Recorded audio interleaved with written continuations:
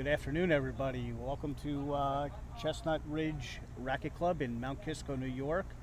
This is Brian Meisner here with Bob Chevier. We're here for the 2020 Summer Chestnut Ridge Pro Shootout. Thank you for joining us today. I'm going to, as I said, I'm here with Bob Chevier, who is the Director Emeritus of Chestnut Ridge Racket Club, and we're going to be the hosts calling the matches today. We hope you enjoy it. I'm going to, Bob, would you like to say hello to everybody? Yeah, hi everybody. I'm really looking forward to this opportunity. I hope to be able to share with all of you not just some great tennis, but many of you tuning in are club players, and I'd like to be able to make clear to you how what you're seeing out here, it applies to you the same way it applies to the players that we're going to be watching. So we're also going to have a very user-friendly format.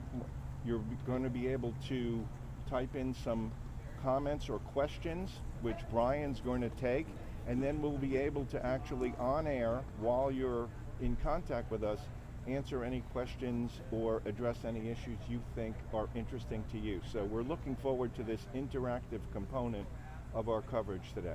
We are very much so. The format today is actually a very interesting format. We have 12 players out here today, all either current college players, former college players. 6 out of the 12 players we have here have ATP points, meaning that they are ranked on the same list as all of the pros that everybody else knows out there, like Novak Djokovic and Rafael Nadal. Some of them are further down the list, getting started in their careers, but they are on the same list. We have an international field. We also have 11 out of the 12 players that are playing today either played or are currently playing Division I college tennis, and the 12th player is actually the number 2 player in the country currently in Division II college tennis. So we have a very, very competitive field. I think everybody is going to really be interested, Bob, to see the level of play of the players that are out here and how strong they are. But Bob. Yes, so what we're looking at now is the draw of the winner's bracket.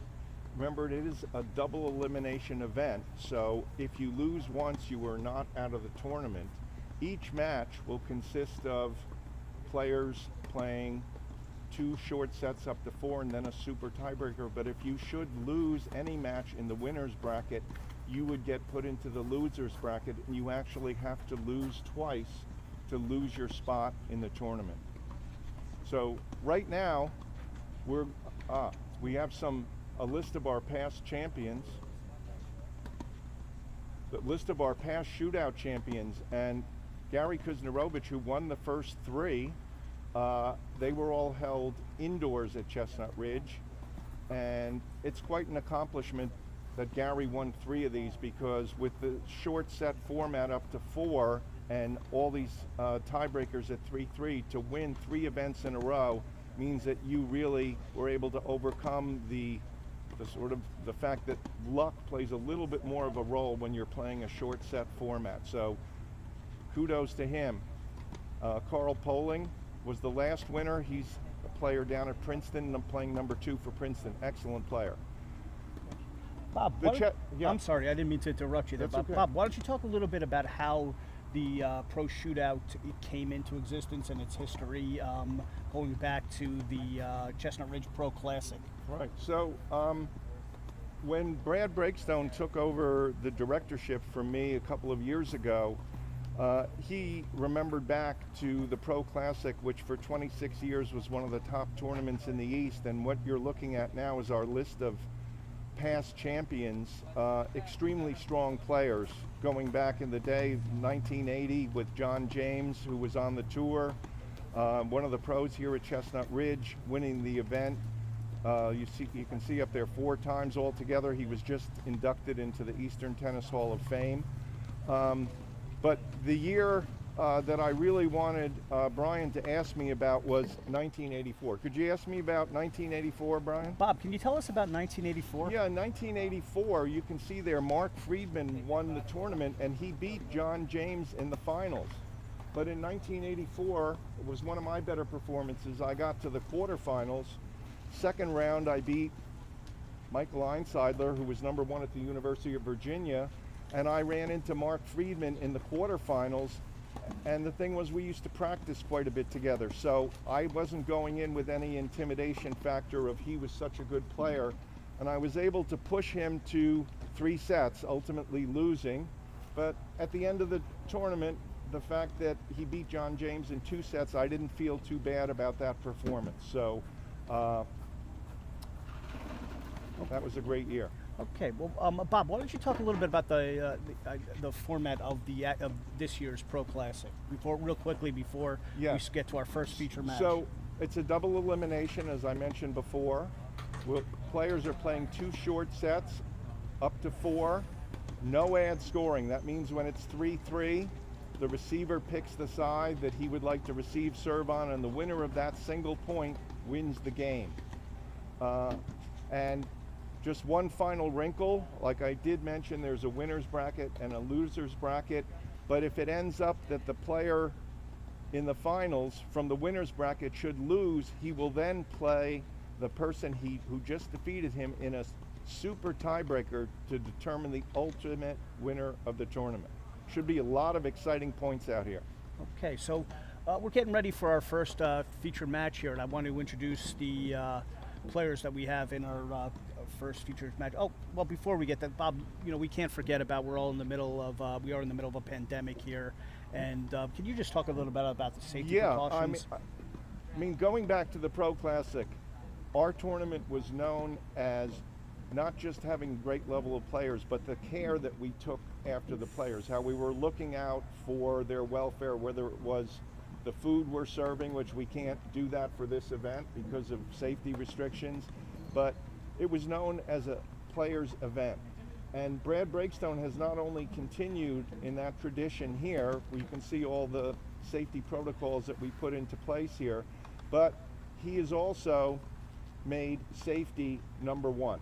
Even before the players is the safety of us here in the broadcast booth, all the players, all the kids that are helping out with keeping score and sweeping the lines.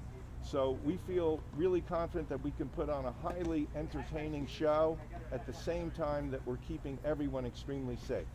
Okay, so we're about to start our first feature match. We have on court 10 here, and we're actually this match is going to be Rodrigo Oliveira versus Alvaro Regalado. Alvaro Regalado is one of the players that I'm interested to get a look at here, because when we were looking at the players for the tournament and looking at their UTRs and all that, I noticed that Regalado absolutely tore through the last year and a half at his college, which is Columbus State University in Georgia. He's the #2 Division II player currently in the country, and the only loss he has had over the last year, he actually avenged that loss in a big way, and it was to the #1 player currently in NCAA in Division II. Alvaro is on the court on the near side right now wearing the white shirt, and on the far side wearing the dark colored shirt we have Rodrigo Oliveira. Rodrigo Oliveira he's from Brazil, was ranked as high as #5 in Brazil in the juniors, played at Illinois State University from 2012 to 2016, and he more recently has been a hitting partner for Roger Federer at Indian Wells. And I believe he currently is employed locally at Westchester Country Club teaching tennis. So we have a very competitive match. Bob, just before we get to that match, can you talk a little bit about the prize money that's available today, and how the prize money is being paid for? Well, I think you can all see on your screen now the prize money distribution. There are numerous sponsors that are contributing to the total prize money of $3,500 today, and I just wanted to talk a little bit about Chestnut Ridge Racquet Club, the hosts here for the event. Founded in 1969, Chestnut Ridge has become the tennis players' club of choice in Westchester County. Our 6 indoor and 4 outdoor Hartrue courts allow Chestnut Ridge to offer many programs for tennis enthusiasts of all different ages and levels. Former top 100 WTA Tour player Olga Warshaw has a strong group of pros specializing in making and developing junior players. And you've been coming around Chestnut Ridge, Brian. What do you feel about the atmosphere here? I have. I've been playing at Chestnut Ridge now for a few years, become very friendly with the staff here, and I absolutely love Chestnut Ridge. It's a players club. It's a very friendly atmosphere, and it's a fun environment to be around. So we'll talk more about that throughout the day, but we're getting ready to start our first match here between Regalado and Oliveira. And like I said, I'm very interested in getting a look at these two guys who I've never seen play before. So it's interesting, when we, as a committee, sat down, Brian and I were part of it with Brad, to make the seedings for this event. There's something called a UTR, which is a way of rating players, and Regalado had an extremely strong record, but his UTR wasn't as high as some others. But one thing that he is used to is winning. So let's take a look at this. Okay. Well, we have Regalado serving and put in a first serve and missed an easy forehand down love 15. And look at his positioning here. That's actually a very wide kick serve there to drive Oliveira off the court and force the backhand error on the return. Interesting strategy.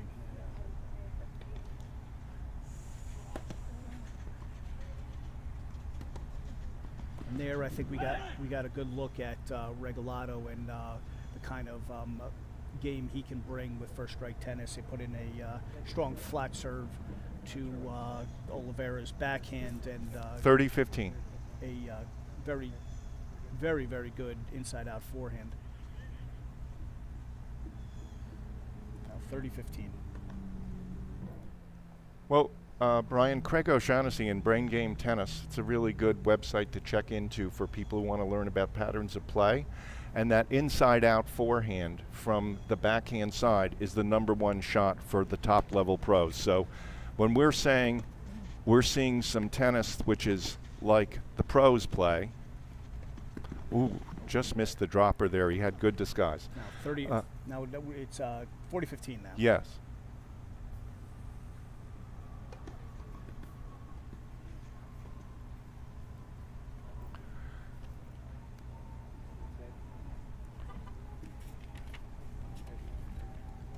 Players look like they're feeling each other out a little bit in this first game. Oh, an interesting underhand serve.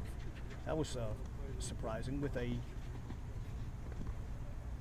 that was a very awkward play there by Regalado. I'm not sure why he did it at especially with no ad scoring. I don't think we're in the mood to just throw a point away here. That is very true. And he uses the big kick and gets another backhand, forces another backhand error. That kick serve is really nice on the ad side that he's got going there. I agree. It's an interesting strategy, and it looks like Oliveira has a little bit of trouble with the backhand return. He's a little bit late on it each time, so I suspect that Regalado saw that. Maybe he's picked it up in the warm-up because he's now used it twice, and he got 2 backhand errors. So it's 1-love Regalado, or Oliveira serving at love 1. The players on the changeover just got a quick drink and quick towel off, and we're now going to see Rodrigo Oliveira serve down love 1.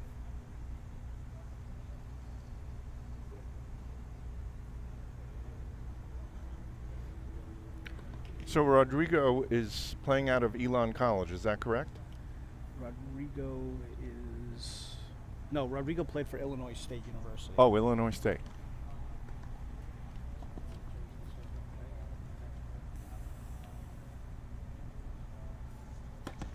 And Rodrigo puts in a big serve. Oh.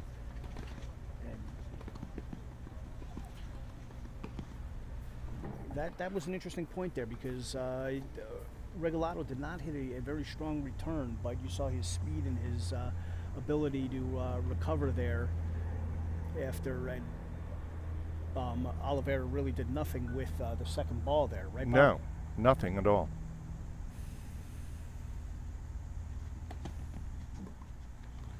Oh, Oliveira he's got used his own big kick serve. Yes, his own kick serve. And it looked like it threw Regalado off a little bit. His timing was a little bit off there. I suspect, though, by the mid towards the end of the match, he's going to start stepping in and taking that ball a little bit earlier.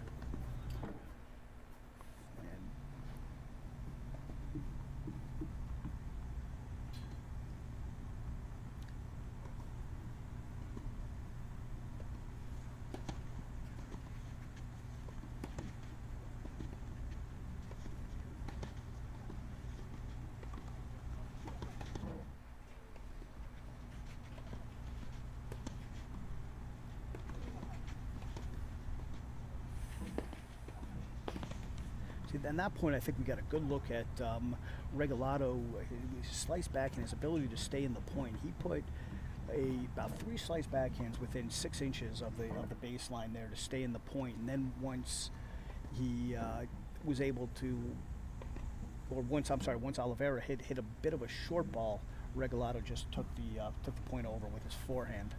And once again, he set it up with that inside out. He did. Yes. He did. It was very nice.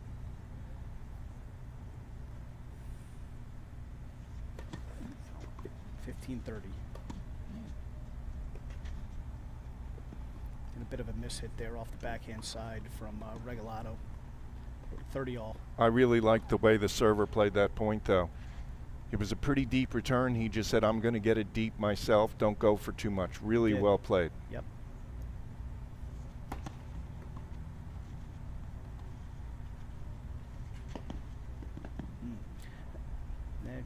These two are playing a little bit of touch paddywhack tennis, and I'm not sure I like it. Well, we just agreed on something, Brian. I felt that Regalado could have done a lot more at that point. You got actually the boom coming off of Oliveira's serve is big, but it's a flat serve without much on it, and it hasn't caused any problems for Regalado yet.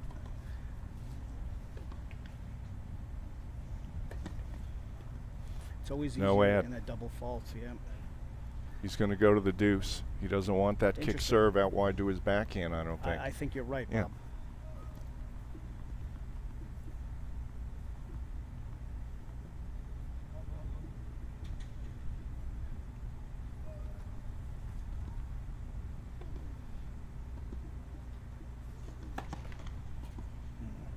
On a deuce point, he goes for the big serve, and it's not even close. I'm not sure that was the smartest thing to do.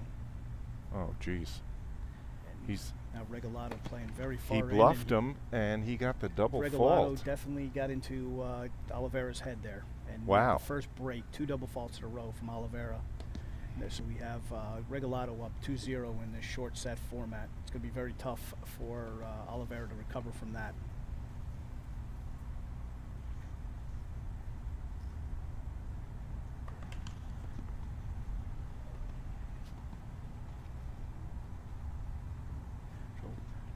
Regalado now serving up 2-love in the first set here.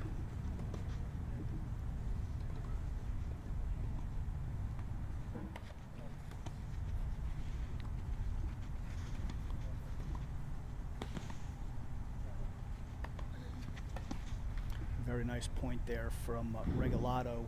Came in very short, low slice, and probably could have done a little bit more with that first volley, but Phillip, he ended up getting the someone point. Just texted me they're watching. 15-love. They said they're not picking up Brian well enough. They're hearing my voice, but not him.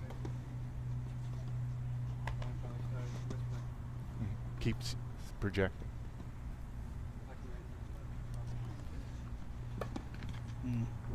Now Oliveira is just he looks like he's lost here. He's not putting a ball on the court after 2 double faults that caused him a break. He missing a forehand off of a very short second serve.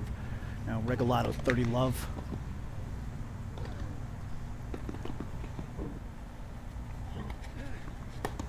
Wow, again the second serve rather short. Not really much on that second serve, and Oliveira just ran around it and smacked it right into the bottom of the net. No, I'm a big believer in, my expression is build a fire at the start of a match, which is get a bunch of balls in easy and get hold there. I'm sorry to interrupt you, Bob. We have an easy hold there, and Yeah. the racket goes flying from Oliveira. Regalado is now up 3-love, and Oliveira is not really causing any problem here for. Well, what I was going to say is I thought he just came out firing too much too soon. Like that double fault on the no-air point, he went for a very hard, flat second serve and didn't make it. He really fell for the bait there of Regalado moving into an intimidating position. He did. And then here in this game, he just tried to clobber some winners as a way of getting back in the match instead of saying, okay, I've got to play this guy. Let me see what's going on. Okay, we want to say thank you to one of our sponsors here, GAF. GAF is the leading roofing manufacturer in North America with plants strategically located across the U.S. As a standard industries company, GAF is part of the largest roofing and waterproofing business in the world. So now we have Oliveira serving down love 3. Well, I was telling my wife the format earlier today, and she said, these matches are going to be over in 20 minutes. And I said, no way. Maybe she's right. Well, these guys are going to have to play a lot of tennis today. Yes. And today and tomorrow. I figured out that to win this tournament, it could take anywhere between 4 and 9 matches. That's true. So the more you keep winning, the less matches you have to play. And big serve from Oliveira. But Regalado handles it nicely. He's gotten back to neutral, but misses the forehand in the net. Love 15. See, I think that was a great example for club players. When that extremely good first serve went in with plenty of placement and power, he just blocked the ball back high and deep and said, I don't want to miss this, let's get in the point. And he gave himself a chance to win the point. He did. He gave him, and that's what you want to do.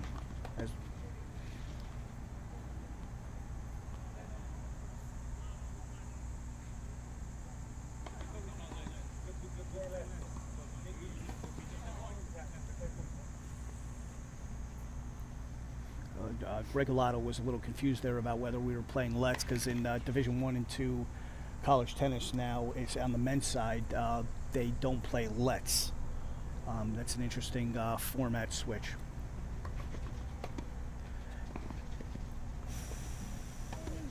And that was an excellent play, really well played point there by Regalado, where he hit a forehand return, just blocked it back nice and deep and forced Oliveira off the court and hit a beautiful inside-out forehand on the line.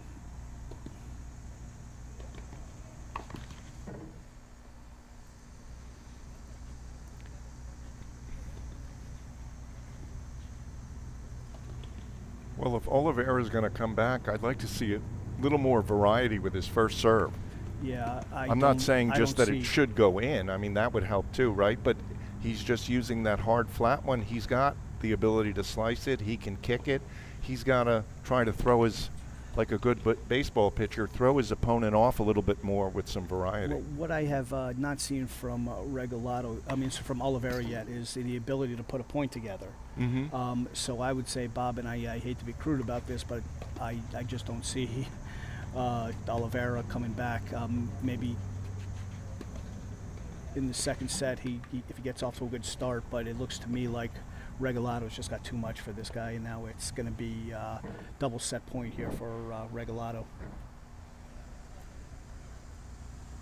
No big surprise how he won that last point. Took a short ball, attacked the backhand, finished him off. It was very nice. Very standard, good basic tennis. Got very close to the net there. There was no way that a volley was getting past him.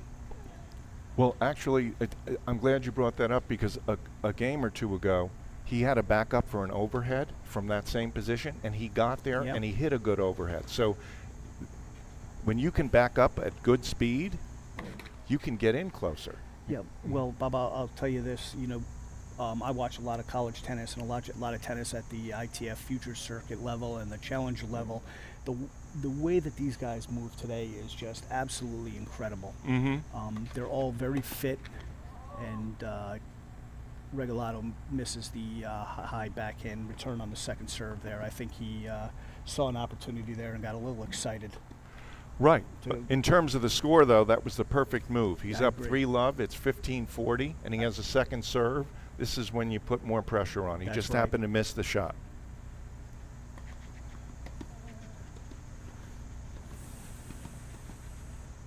Oliveira. Well, there it is. That's the first set for Regalado, 4-0. Okay. Now, in order for Oliveira to come back here, he's got to change something. He has to come up with some kind of new strategy. He's got to put some more balls in the court. He does look like he's got some ability to hit a sharp slice backhand, so I'd like to see him use that a little bit more, but he's got to put more balls in the court. He's got to extend some of these rallies and figure out a way to shut down Regalado. And now I'm going to say thank you to another one of our sponsors, to Perry's Roofing. Perry's Roofing is a locally owned and operated company that values honesty and integrity in all aspects of our business. These guys are not socially distancing. Our services are customized to your individual needs, paying close attention to the details of each project that they are involved with. Check out the new bar just outside of Court 10 at Chestnut Ridge Racket Club. I understand that was donated by Perry's Roofing Company. For that? Okay. Okay.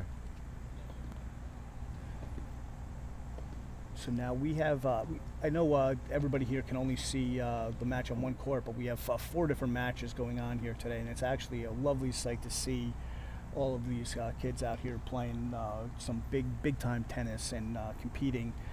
You know, a lot of these kids, especially the ones that are currently in college, like Udayan Bhakar, who's playing on court 9 from St. John's, had his season cut short. We also have Patrick Maloney out here from the University of Michigan, had his season cut short as well. So these young men are getting a chance to compete, and some of them, first chance they've gotten to compete since early March. So, and I think all of them are a little nervous about the upcoming college season, about what's going to happen, whether they're going to have a college season at all this year. So the opportunity for them today to get out and compete and sweat and see maybe some of their old friends and is really a pleasant surprise. Yes. So, and I actually got to hit with Bhakar before the match today. And he was talking about how excited he is to get out here and compete for the first time in almost 4 So how's your arm? months. How's your arm after hitting it? My arm is pretty good. I kept up with good. him okay. I think Bhakar was a little surprised that I could actually hit the ball, but it was a lot of fun. Great. Bhakkar's playing Josh Williams, who plays for the University of California, Santa Barbara. Josh's father is also actually an old friend of mine. So now we have Regalado serving first point of the second set. And that was not I don't see that we're going to get much of a strategy change from Oliveira based on that first point. Now we just smacked the forehand out. Right. I agree.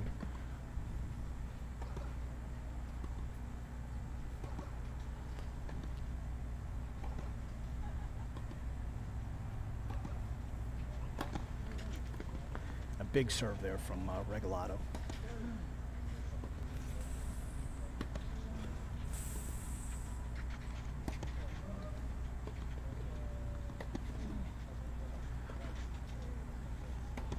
I really like the way Regalado was working the court here.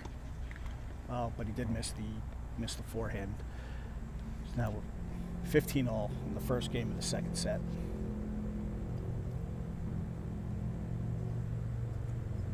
Well, Oliveira did do a good job there, making his opponent play. He did.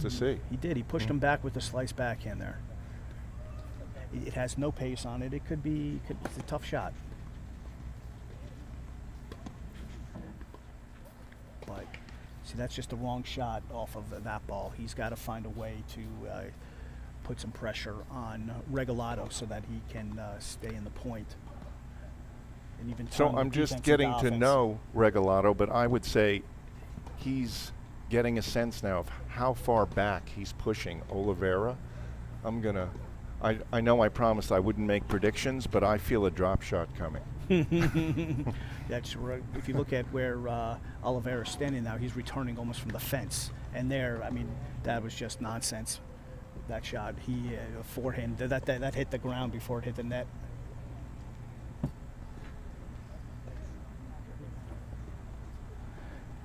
Now, Regalado serving up 40-15, first game of the second set.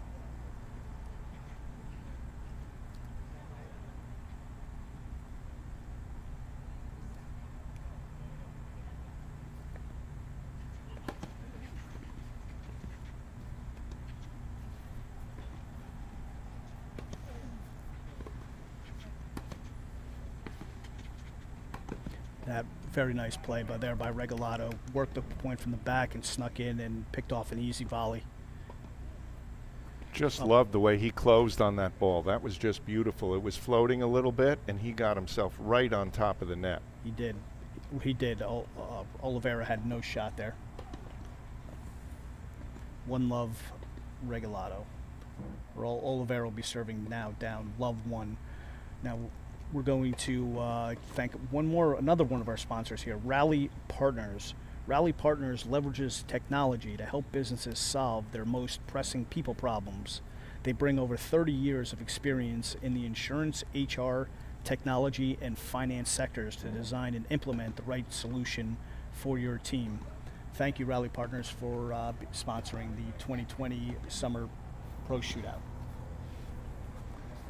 Okay. Well, this is a key game. If it's going to become a match, this is where it happens. Exactly. This is a very crucial game here for Oliveira. Good serve and forces the forehand error from Regalado. 15-love.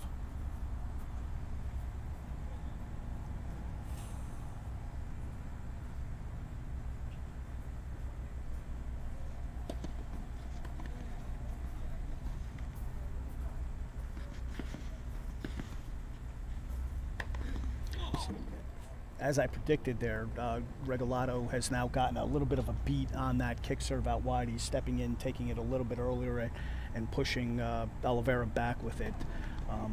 You know, that drop shot from Oliveira was not a bad drop shot. It was pretty deceptive, but Regalado moves around the court like a cat. And very good serve. He does. Very strong serve there. That's the first time we've seen a very real strong serve down the middle there from Oliveira. I think you and I both started the match, though, by saying we thought that Oliveira was using touch too much. So even though that one on the previous point was executed, he's seen enough of them now that it's no longer a surprise. That's true. And I think that might be the first one that Oliveira made. Oliveira has got to up his first serve percentage if he thinks he's going to get back in this match. And that was a good second serve, but he got a little lucky with the let cord there, keeping him in the game. It's now 40-15. Okay, so something happened on that point, which I would encourage all club players not to do. When you serve a fault and the ball comes out midway through the box, clear the ball. Do not serve your second serve with the ball there. I agree with you, Bob.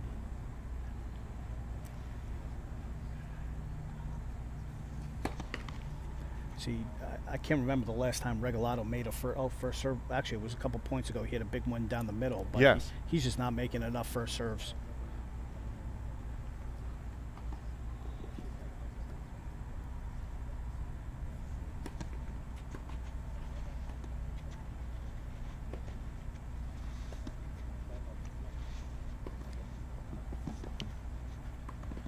And there, Regalado just pushed Oliveira way off the court and made came in and picked off a very easy volley with the whole court open. Well, very one impressive. thing I haven't seen from either of these players is a topspin backhand from the baseline. That's true, Bob. And from Regalado, I think he's had a couple of opportunities where after a first serve, the ball's been returned to his backhand and he could have stepped in, but he still elected to use a slice.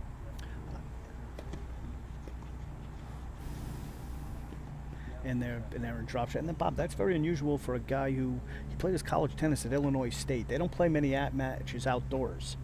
So, you know, the fact that he's not hitting over the ball, you know, I can't see this slice backhand working very well on an indoor hard court.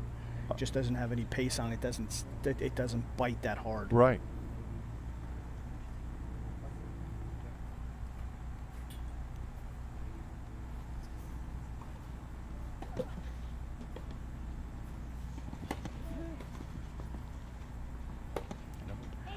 And now that Oliveira is in big trouble there, losing the game he was up 40-15 in that game and lost it after losing 3 points in a row on a deuce point. Well, one thing I talk about all the time is playing the correct targets, but with the right gear.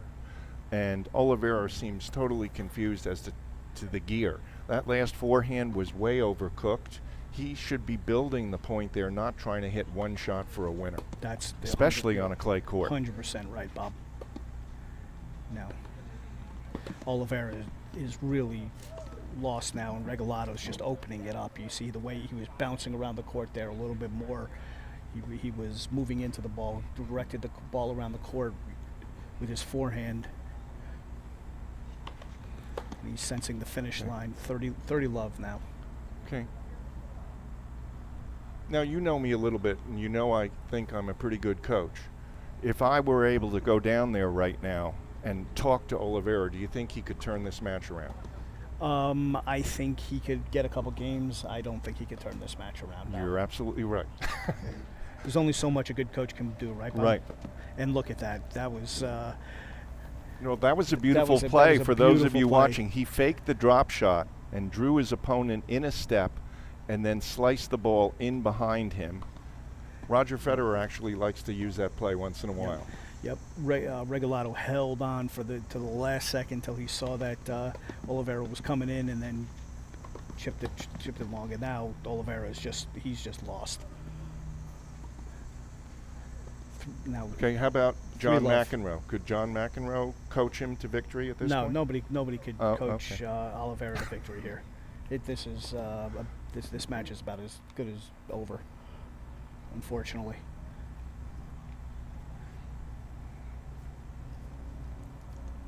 Now, time to talk about another one of our sponsors. We have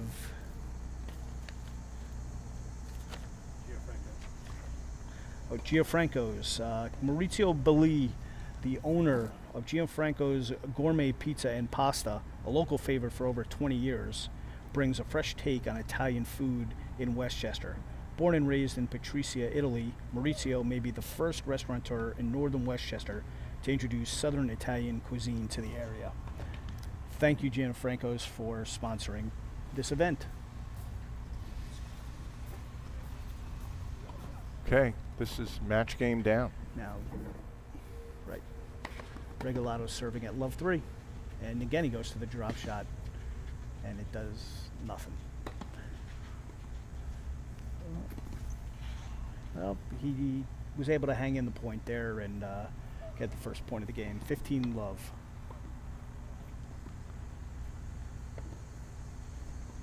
Tricky slice on that last one. Couldn't quite handle it. Yes.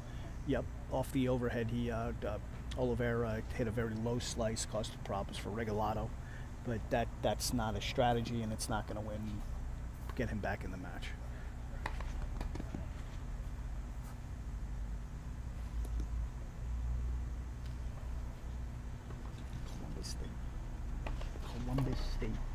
Columbus State. Now there would have been a good example to hit a topspin attacking type backhand. I agree. And he was right in his zone. He just elected to try to keep it in play, and then he missed that one. I agree. You know, he could be just having a bad day. I'm going to be looking forward to seeing him in the back draw and seeing if there's something else that we're missing here. Well, hopefully he can get it going and pull off a few wins when he does get to the back draw. But in the meantime, it's 15 all here. And that was he went for the Daniil Medvedev second serve there. Yes. It worked. 30-15. Perhaps Oliveira can pull out this game, get himself on the board.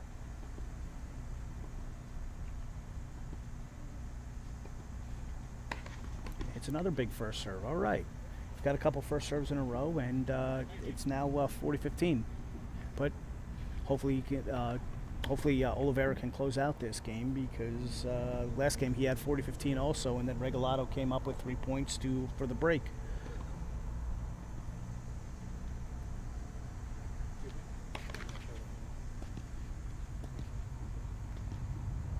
$30 all. No, 40-15. 40-15, sorry. 40-15. Okay. And he went for the Daniil Medvedev second serve again, and that one was missed by about 20 feet. I don't think I'm exaggerating either on that one, Bob. He did miss by about 20 feet.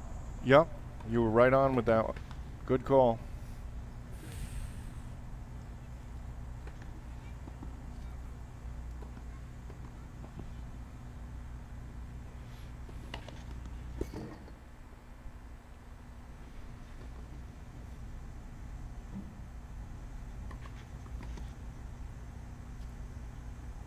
Another double.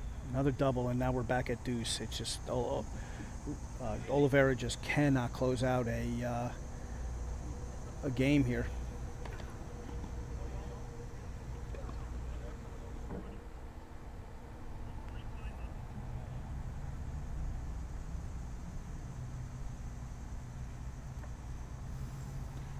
So Brian, when you were competing more, did you ever have difficulty keeping track of the score, or you'd lose the score repeatedly and not really know what was going on? When I was competing back in college, no, never. Never. Now I forget all the time. Oh, you do? Okay. We're not going to talk about why that might be, but I've always just seemed to always be able to just know exactly what the score was without any difficulty. It's odd that, to me, players of this level would be unsure. Well, I think that, that's a little surprising. And he's on the board. He's on the board. Something you also got to understand, Bob, is just because it looks to us like Regalado didn't remember the score there. I wouldn't put it past these guys to play a little some mind games with their opponent. These guys at this day and age and playing big-time college tennis and out there fighting for their lives on the future circuit, the mind games are extraordinary. Now, Regalado serving for the matchup, 15-love.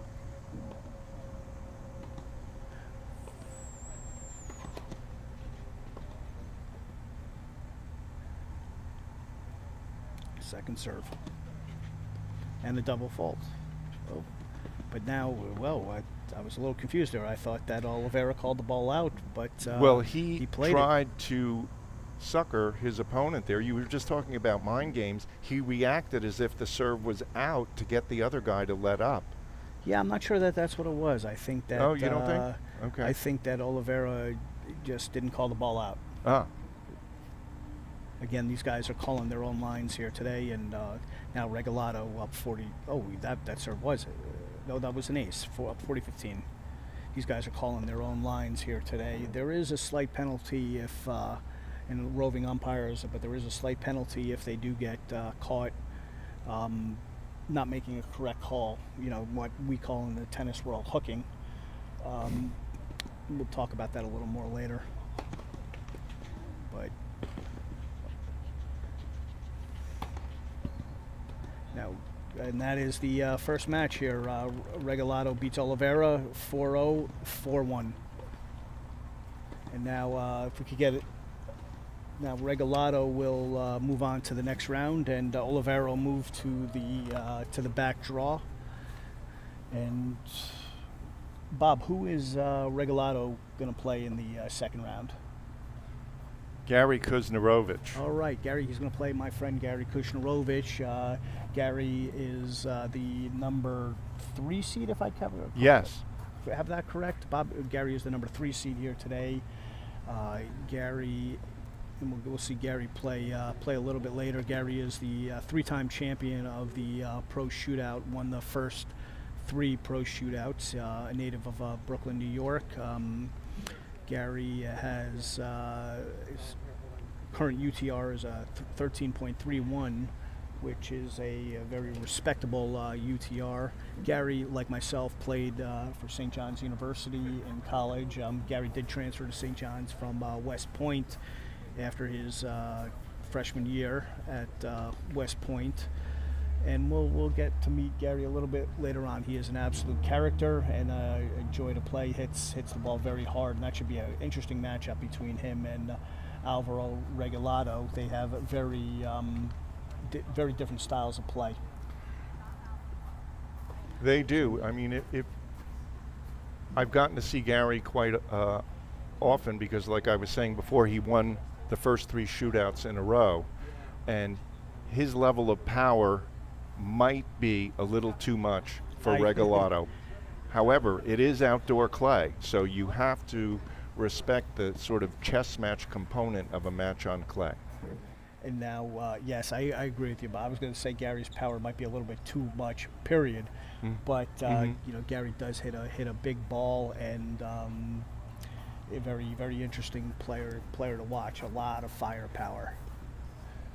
So now, scanning around the grounds we have 3 other matches that are out there now. Unfortunately, I don't know the scores of any of those 3 matches, but it's right up for us right now. The score has been recorded for everyone to see. Well, I see the score.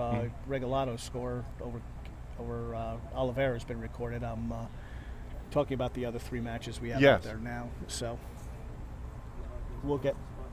What's that? Yes. Sure. We'll talk about another sponsor here. We're going to say thank you to RC Power. RC Power Products in Bedford Hills is a repair shop for small engines on 2-cycle and 4-cycle equipment for landscaping. They also retail parts and equipment for landscaping. Call them at 914-242-3557 for your small engine needs, or stop by their store at 57 Plainfield Avenue. And again, that's in Bedford Hills. And thank you, RC Power, for sponsoring this event. The sponsors obviously are very important to this event, because we couldn't do it without them. Couldn't recruit these wonderful players to give them some prize money, give them the opportunity to play out here today. And I can tell you, we do have a few fans out here today. We've kept it very much at a minimum because of to keep it safe out here, but it's a very interesting, very fun atmosphere out here today at Chestnut Ridge Racquet Club.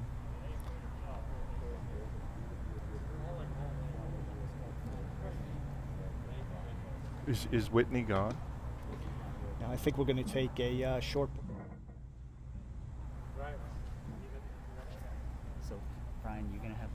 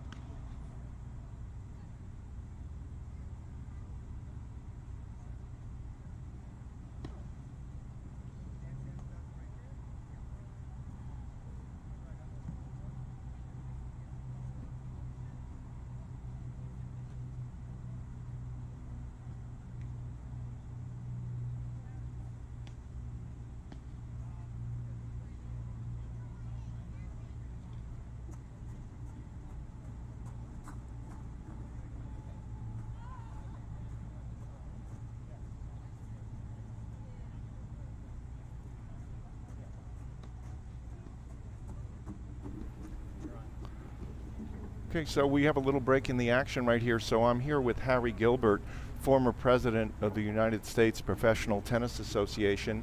And here in the summertime, he's the director of tennis at Wacabuck Country Club. And the player we just watched, Regalado, he works at your club, is that correct? That's right, Bob. It's his second summer here at Wacabuck. Uh-huh. So have you ever had a chance to see him actually play for real before, or was this one of the first times? Actually, no. Uh-huh. We've played a lot. The boys have played a lot of points, and we've played some dingles and some rally games, but I've never really seen him play when it mattered until today. Okay. Well, I was very impressed. I mean, one of our questions as the tournament committee coming in was, the rest of the field is all D1 players, and here is a D2 guy, but right at the top. But he's got maybe a little lower UTR because he hasn't faced the competition. But the interesting part is he has confidence because he's been beating people. So I thought it was a really interesting thing to see, especially as he goes a little deeper into the tournament. How much is that confident thing going to be important for him to move on if he can? Because some of these other guys with the higher UTR on paper would seem a little stronger, but I'm a big believer in confidence and building a winning mood for yourself. And that's a great question and also a great point. You know, he did tell me after his freshman year when they won nationals, he considered switching to D1. And he actually had a few coaches that talked to him about, because I believe he lost maybe he was ranked maybe 3 in the singles, and of course the team won nationals. So he considered switching, and then he didn't. And then his sophomore year they were runner-up, and then this year they were named the national champion because they won the indoors and they were undefeated, but of course they couldn't play the spring. Yes. And to the best of my knowledge, he hasn't lost a match in 2 years, you know. Right. Now he may have lost some that I don't know about, but not in his regular college year. And they don't get enough chances to play. You know, years ago it seemed like some of the D1s would mix in some D2s, like maybe they'd play Georgia or somebody because they're in Georgia or Yes. Georgia Tech. But that doesn't really happen anymore. And so that may be one of the reasons. I'm not even sure what his UTR is, but I'm not surprised it's a little bit lower because I don't think he's had the exposure that some of these guys have. Right. Also, you know, he works hard all summer, as you know, the summer scene up here. So he doesn't get a chance to play this time of year where some of the other college guys are out playing the ITAs. Maybe not this year because of the virus. So that's a great question, but I do think A, he's confident because he's done a lot of winning. Yes. But B, I think to your point, I think with a little more exposure, he's probably underrated in the UTR. Well, I must say, watching the way he started the match and then his shot selection within the points, I was very impressed with someone who's well grounded in knowing his own game and how to be effective. So I think Gary Kuznarovich is his next match, who's won the shootout 3 times in the past. He's very strong. Extreme, a whole other level of power with which he serves and hits the ball. But I'm not ruling out Regalado by any means. I think that's going to be a great match to watch. Yeah, and also and the viewers and you also just got to watch. One thing that I recognized when I first hired him and got to know him, and also I watched a few of his college matches, some tape, you know, just to see what he looked like last year.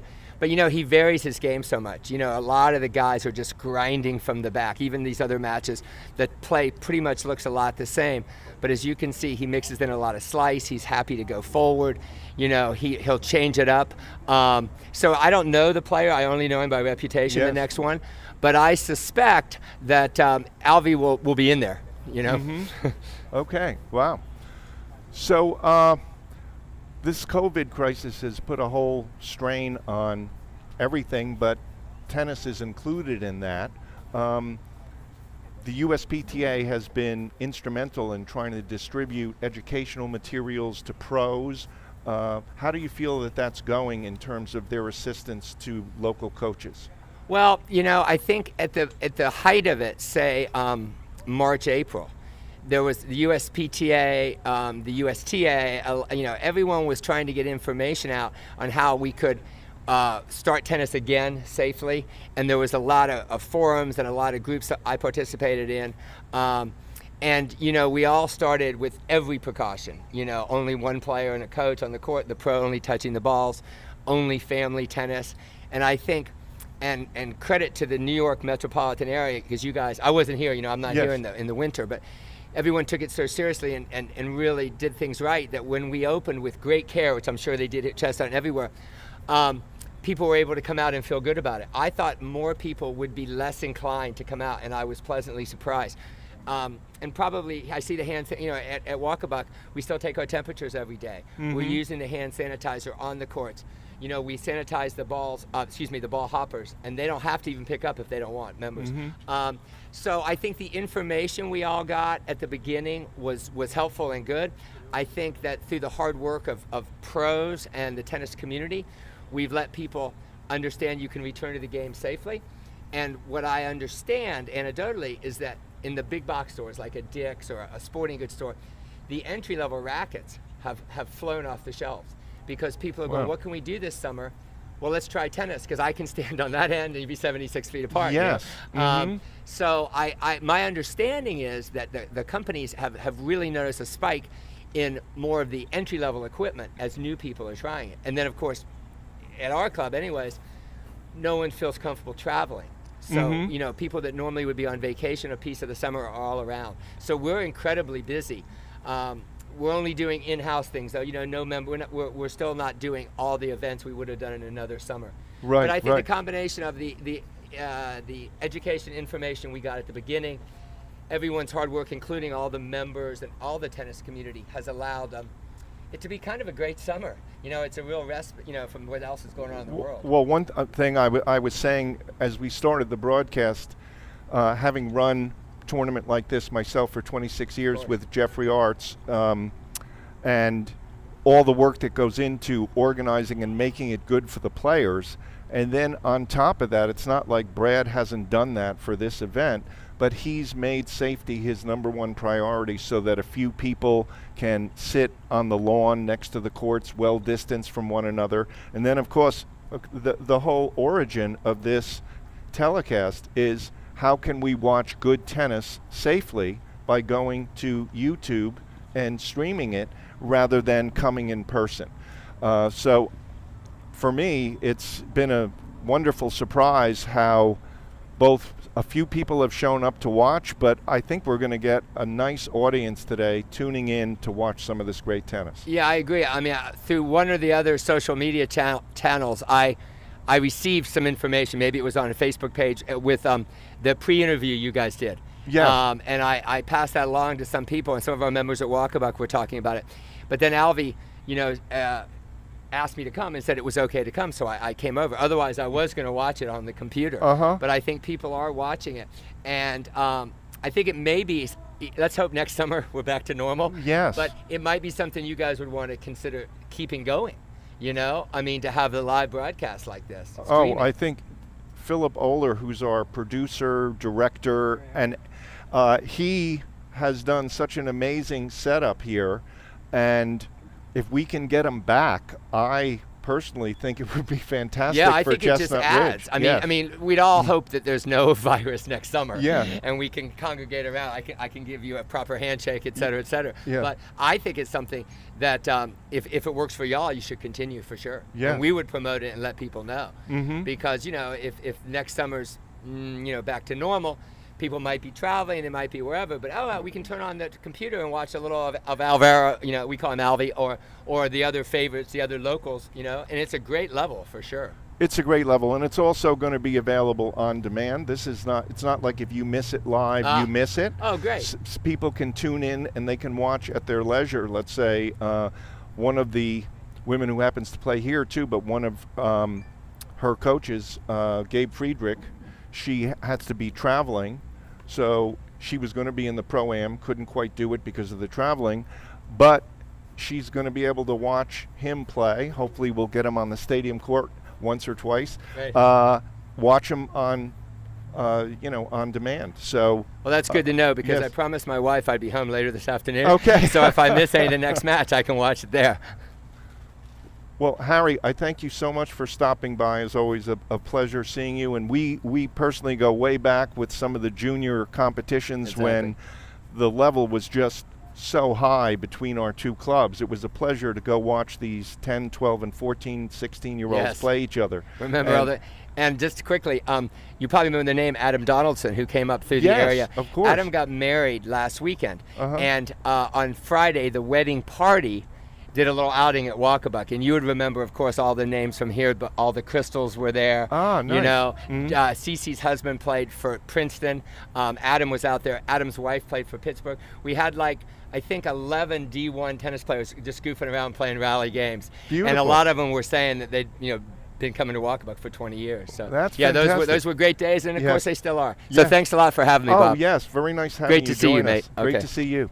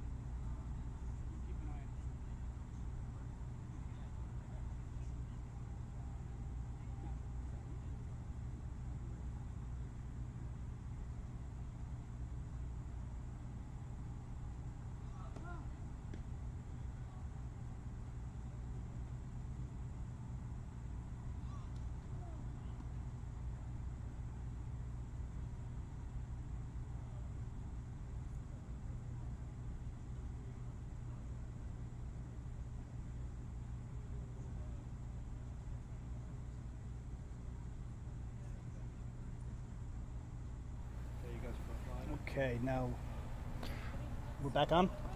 We are.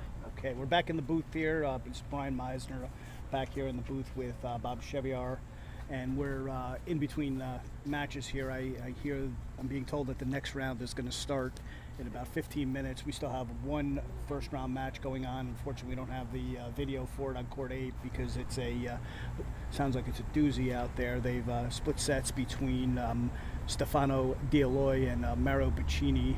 Mario is a former player from Elon College, and Stefano played at Georgia Southern. They actually competed, I believe those, I may be mistaken, but I think those schools might be in the same conference. Or not, maybe not the same conference, but they do play each other fairly often. They're in the same region. So these two players, I think, are probably, they probably know each other fairly well. Even if they haven't played in college, you kind of know all the other players and, their weaknesses, their strengths. So unfortunately, we don't have a video of that, and it looks like I'm not sure what the score is out there. But in the meantime, let's talk a little tennis between you and me, Bob.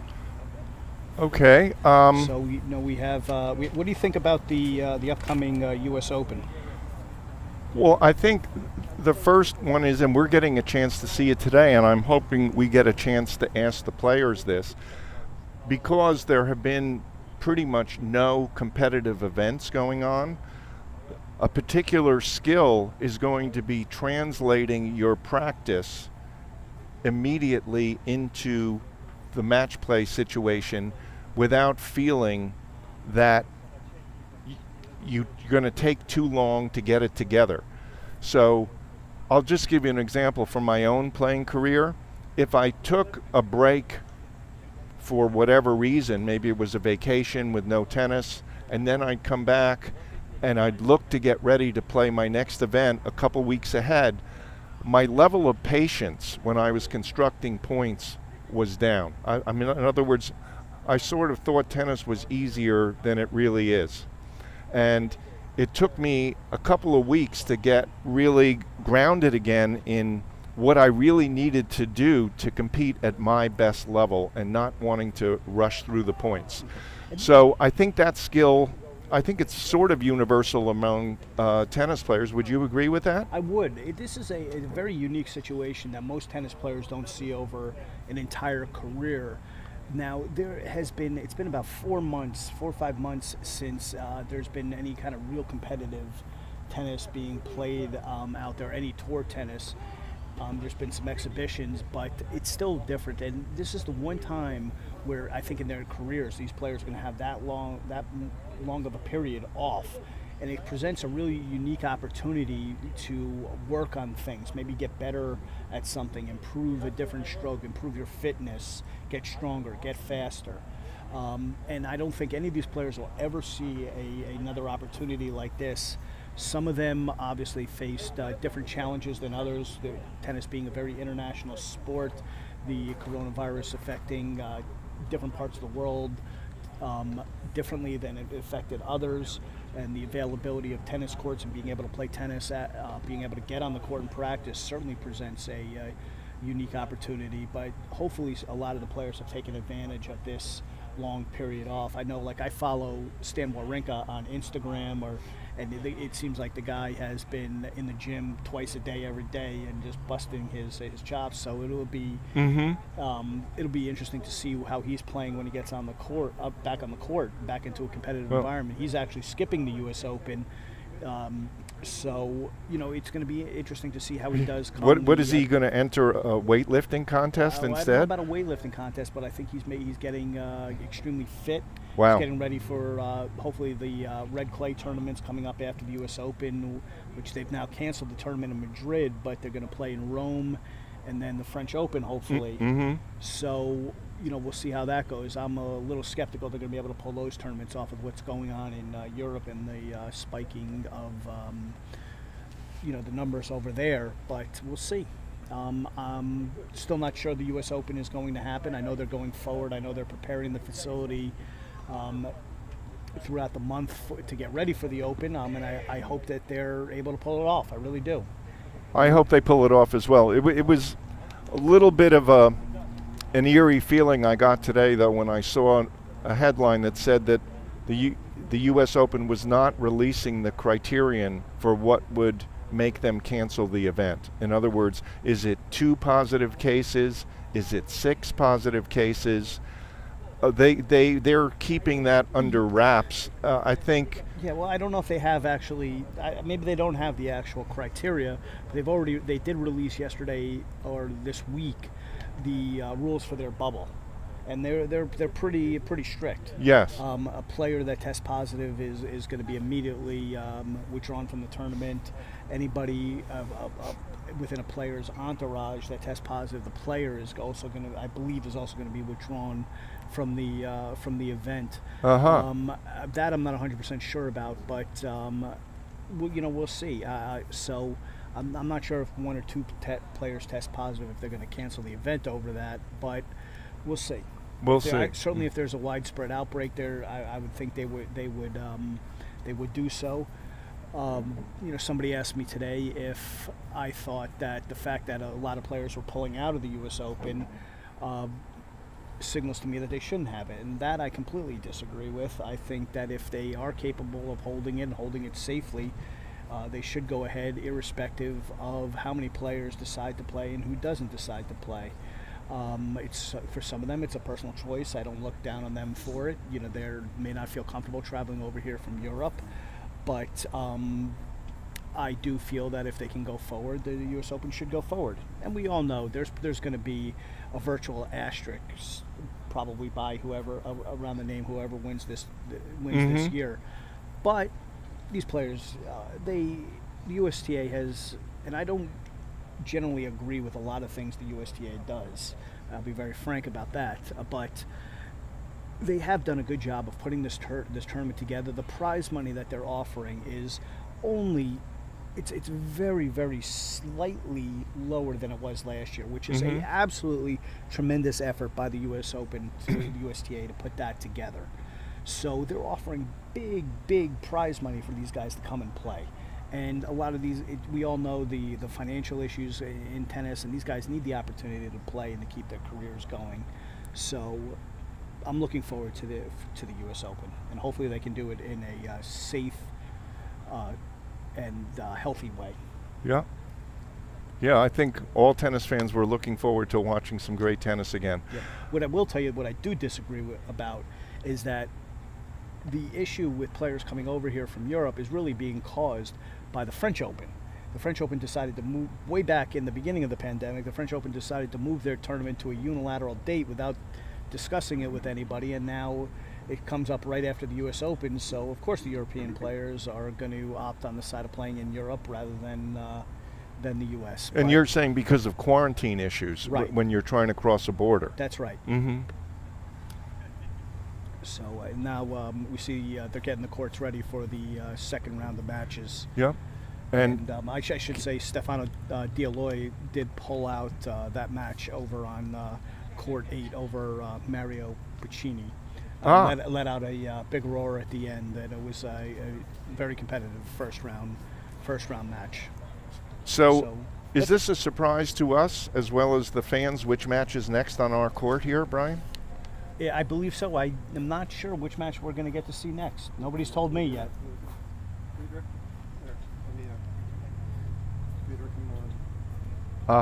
Okay. We're going to get a look at Gabe Friedrich and Patrick Maloney. This should be a pretty good matchup. Patrick Maloney is a current player at the University of Michigan. I believe he played towards the bottom of the lineup, and maybe in the 5 or 6 spot. They were a very strong team last year. I think their team ranking before the season ended got up to about 4 or 5 in the country. Wow, that's. And I actually went to watch them play this year when they played Columbia at Lifetime over in Harrison. It was a fantastic college tennis match. Came down to the number 1 singles match between Michigan's Andrew Fenty and Columbia's Jack Lynn, and Fenty ended up beating Lynn 6-4 in the third set to take the match for Michigan 4-3, and got to see Adam Steinberg, who was the head coach of Michigan, who was actually the coach that brought me to St. John's back in 1994, I believe it was. And Patrick Maloney and I had a good laugh about Coach Steinberg earlier today. He might be watching now. I don't know if you are, Adam. Hello. And I really enjoyed seeing that college tennis match. It was just a fantastic match. There was about 350 people there watching the match. Michigan having a big contingent, obviously in the New York area and in this area, especially. Got to see that match. Columbia has been a very strong tennis program over the years, especially the last 5 or 6 years, has maintained their spots. Pretty much, they've been a perennial top 20 team for the last 5 or 6 years, and it's have put together the Howie Endel's man. Well, Gabe is one of our seeds, and was a 4-year #1 singles player for the University of South Carolina. So he comes in with very strong credentials here to this event. Very strong credentials. Was an excellent college player for Josh Goffey down at the University of South Carolina for the Gamecocks down there. And the interesting thing, about that program, Josh Goffey's father, Carlos Goffey, was one of my coaches when I was a kid, and really, Carlos was the first coach to teach me how to train like a professional. That was an absolutely fantastic coach. I spent a couple summers at his academy down in, first it was in Weston, Florida at the Bonaventure Club, and then up in Palm Beach. Carlos was really the first coach that I worked with who used video technology to break down strokes And Josh, at that time, Josh was a few years younger than me. Josh Goffey, Gabe Friedrich's coach at the University of South Carolina, was a few years younger than me. Hadn't really come into his own as a tennis player yet, but Josh ended up being a fantastic player at Clemson. I believe he might have played Davis Cup for Brazil. And has put together a fantastic program down at South Carolina. And I think Gabe was one of his first real big-time recruits back probably about 6 years ago. So I'm looking forward to see Gabe. I've seen Gabe play live a little bit. I'm looking forward to seeing how he does today against Maloney. Should be an interesting matchup. So. But I must admit, while we're watching that one, I'm going to be peeking over against Regalado and Kuznarovic because I'm really interested to see how the D2 player matches up against someone of Gary's skill and power. So the players are actually starting to head out now for their second round matches. Great. Yes, I'm looking forward to seeing Gary and Regalado as well. I had a word during our break with Regalado. He asked me to say hi to his family, and some of his family I think are watching online. And oh, fantastic! Say how he appreciates them watching, and I see he's got some friends and family here with him today as well. Seems like a very nice young man. So now we have Patrick Maloney in the forecourt, putting on his hat and getting ready to play. And we're waiting for Gabe Friedrich to step out on the court. You can see Patrick out there with his Michigan uniform on, and we'll probably. I don't think anybody's going to be able to mistake that.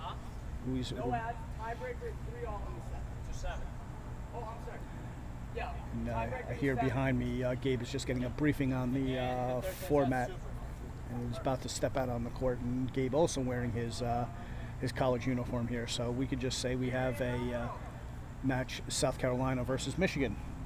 So an SEC versus a Big Ten matchup.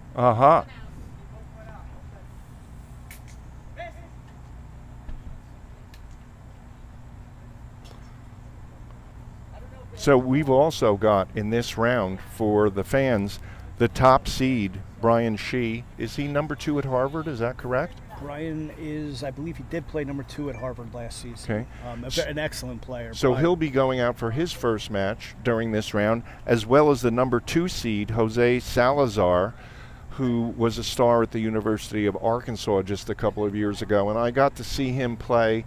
We had this interesting event here at Chestnut last season. It was one-on-one doubles, and he was the winner of the one-on-one doubles. And I've rarely seen a player who's as smooth and relaxed as this guy playing every ball. I really enjoyed watching him play, and I'm sure because of his level, we're going to get a chance to have him here on our stadium court as well. Yes, well, I'm interested. I'm going to be keeping an eye on his match. He's going to be playing Bhakar, who is, as I mentioned before, is a current player at St. John's University, where I played. Bhakar is played between the numbers, anywhere between the number 2 and the number 4 spot for us last year, and nice young man from India. I actually hit with him this morning, and just he's been a real treat to have around the program for the last year and a half. So I'm looking forward to Bhakar being able to see how he does against somebody of Salazar's ability. So, did you have anything to do with recruiting him or no? I did not. I had nothing to do with recruiting him. Bhakar, we have another player on our team, Aditya Vasisha, who's also from India. He was a friend of Bhakar's that grew up, and Adi, for short. Adi did have a hand in helping Dylan, who's the head coach at Dylan Potish, who's the head coach at St. John's, bring Bhakar to St. John's. But I got to give credit to Dylan, because Dylan did go over to India to make sure that he got Bhakar and get him to St. John's. And so we're going to have two Johnnies out on the court there. We have Gary Kuznarovic out on court 9 playing Regalado, they're warming up right now. And Bhakar and Salazar are taking the court on court 8. But you see Friedrich and Maloney are working through their through their warm-ups here. And I have Maloney is he's a tall, lanky kid. He's got a lot of length. Saw him hit a few balls in the warm-up, and he really can unload on his forehand.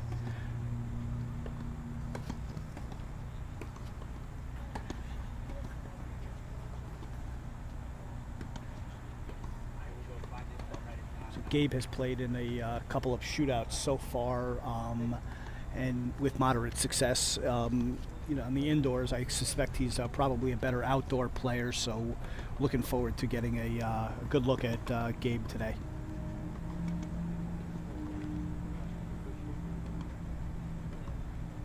Yeah, I think this format will give Gabe a little bit more of a chance in addition to outdoor versus indoor. When you have those round robins, which we did in our earlier shootouts with just one set, and it's the tiebreaker at 3-all, just like we're doing today, but it's only one set, you have a little bit of bad luck, and next thing you know, you're not in the final four. So he's definitely got the potential to make it where he's seated as the fourth seed. And in the shorter formats, obviously, the player with the bigger power, the more power, probably has an advantage, wouldn't you think? I would think so, yeah.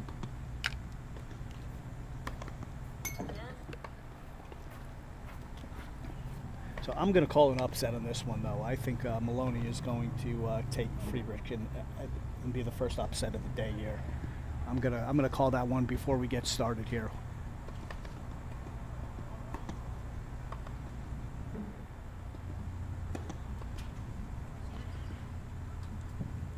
You're picking Maloney?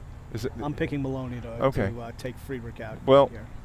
We did clear this with our attorneys before, and it's okay. So Brian and I, this is going to be our first $2 bet, and we're on right for this match that you guys are going to be watching right here.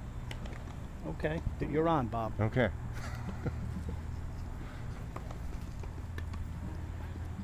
And I see. Now, just to be clear, Brian is doing this willingly. He was warned by tournament director Brad Breakstone, when it comes to tennis, don't ever bet against Bob. He was read a couple of paragraph long disclaimer, but he's elected to go on with this bet nevertheless. So let's just see what happens. We're gonna be calling these matches for about 5 hours today and about 5 hours tomorrow, so we might as well make a little fun out of it. Yes, right? for sure.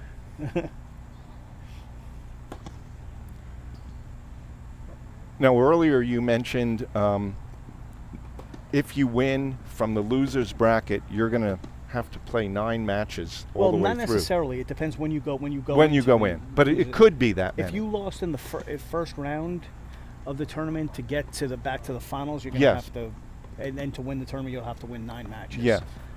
But okay, so I stand slightly corrected, but one thing that's also true is it doesn't matter who wins or loses. Brian and I are going to be in the booth for at least 10 hours over these 2 days. So you and I have our own endurance contest that we're just beginning right now. That we are, Bob. Yes. Thank you for bringing lunch today. You're welcome. That was very helpful.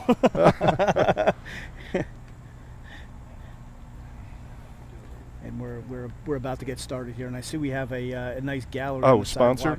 Watching. I'm sorry. It's a sponsor time. It's my time. Okay, for my go ahead. book. Yeah. Okay. Well, now we have Deconstructing Tennis, one of our sponsors, and luckily we have the inventor of Deconstructing Tennis here with us in the booth to plug his own product here, and it is our own very I'm very proud. It's Bob here. I'm very proud to have Deconstructing Tennis be supporting such a great event. The book is really sort of a revolutionary approach on what do you do between points. About 80% of the time the ball is not in play, and it gives not just a cursory but a very detailed look about how you'd like to use your mind in between points. So Bob, why don't you tell everybody where they can get it's available on Amazon, and I'm also going to offer, I'm hoping we get some interactive questions, but whoever gives the most thought-provoking question, I'm happy to send you a free autographed copy of the book at the end of the weekend. Okay, so we have the first point here. Patrick Maloney serving 15 love.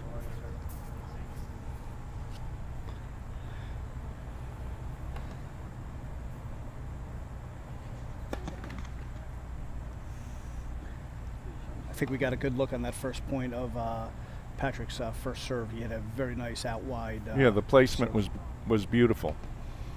Patrick's a tall kid. He's got to be about 6'3", 6'4" maybe, and a very strong second serve. Pulls Gabe way out wide there and gets the backhand error. Now 30 love.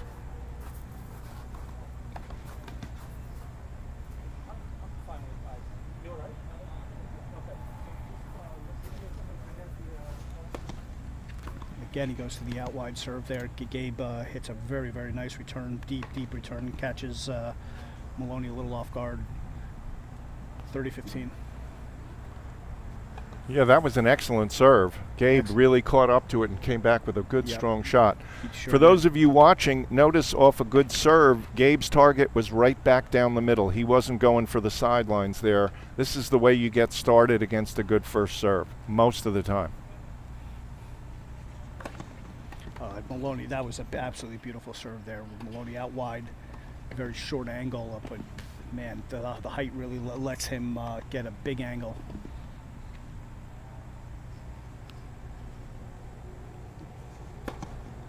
And another ace from Maloney. Well, that was beautiful there, because I know I'm supposed to be rooting for Gabe, but I told Maloney after two good wide ones, you're up 40-15, pound one down the tee, and he heard me. Did you see that, Ryan? I think I heard you telepathically. Yes, yes. So that's the great thing when your players are following directions, and you've done such a good job with them. That was excellent. Excellent, Bob. Yeah. All right, so now we have Gabe Friedrich to serve. Love one.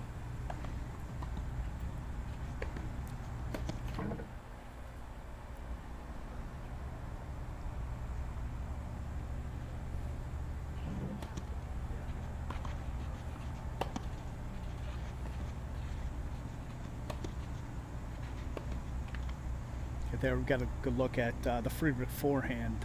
Lot of pace on that forehand. Yes. A lot of racket speed. Very, very quick racket speed coming through the ball there from Gabe Friedrich. 15 love. And I see, looking at the crowd on the side, Jaime Frontera has made an appearance here today. Jaime Frontera is a legendary Gamecock, played on their team back in the late 80s when they made the semifinals of the NCAAs, and you just saw that Friedrich hit a big serve out wide. I'm sure Jaime is rooting for Gabe Friedrich here in this match.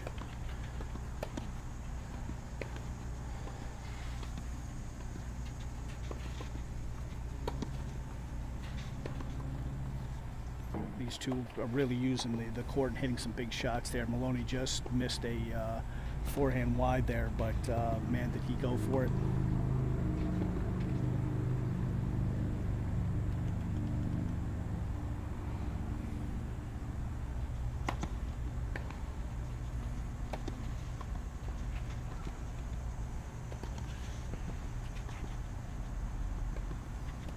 Big forehand from Gabe there to set up that easy put away. 40-15.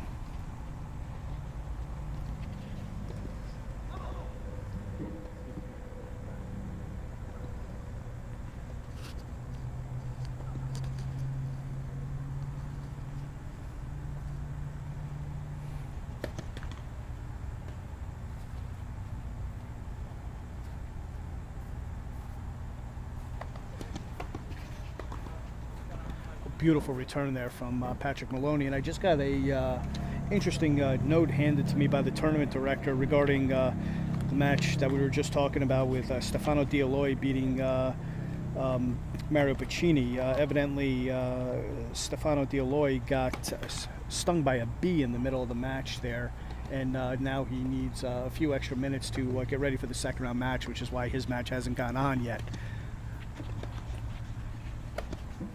Oh, boy. Oh, now Maloney has No gotten ad back point. to a deuce point here after Gabe misses a forehand wide.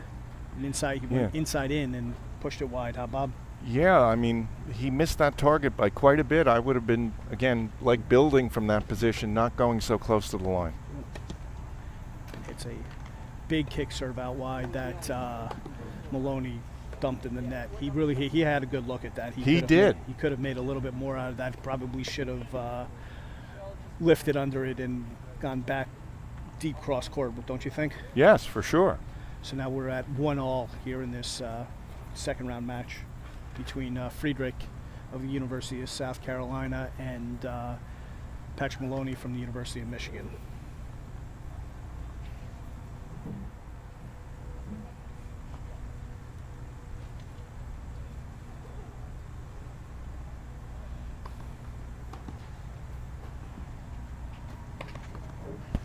And it looks like Maloney just missed that. Just missed it. A little bit wide.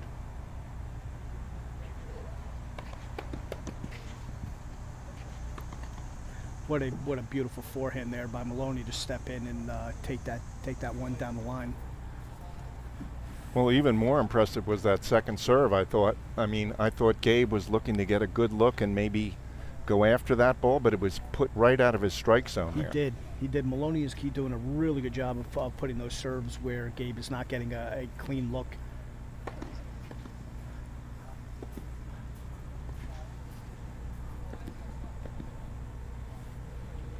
Love. Well, that's a very, very tough serve to defend there in the out wide on the ad side in the corner. Watching Gabe's gesture there reminded of a match where Andy Roddick was playing against some big server. I don't remember who it was, but the big server had aced Roddick like the third time in a row, and Roddick threw up his hands in complete frustration. And I said to the person I was watching with, what do you think people feel like when they play you? Because Andy Roddick was one who could easily ace people 3 times in a row as well. His serve was a level above when he was young on the tour. Well, now we're at 40 love here. We are, and Maloney. the serve is doing so well. And he's put in 3 first serves. Or, I'm sorry, 2 first serves and a big second serve. Now 3 first serves. And I have to tell you, watching Maloney's service motion is really impressive. It's very, very easy. He does not look like he was putting much effort into his serve, but that's the sign of a very clean stroke, and it's it's helped a little bit by his height. It's very impressive. Well, you've got a couple of things going for you when you're staying that relaxed. Your racket speed is actually potentially better because you're not tightening, and the kinetic chain as the energy flows. So, founded in 1927, the USPTA is the global leader in tennis teacher certification and professional development, and is the first USTA accredited association under the USTA accreditation program. With more than 14,000 members worldwide and 17 divisions nationwide, the association's mission is to raise the standards of tennis teaching professionals and coaches to promote a greater awareness of the sport. So, I can say for myself at various times in my life, I have been a member of the USPTA, though I am not anymore because I don't teach tennis anymore, but it's a wonderful organization. Wouldn't you say so, for Bob? sure. You're a member of the USPTA. I'm a you? member, and I was speaking before with Harry Gilbert, former past president, and they've done a great job helping local coaches get tennis started again during the virus. Okay, so Maloney Friedrich serving at 1-2. Very nice wide serve out there, spin serve out wide there from Friedrich. 15 love.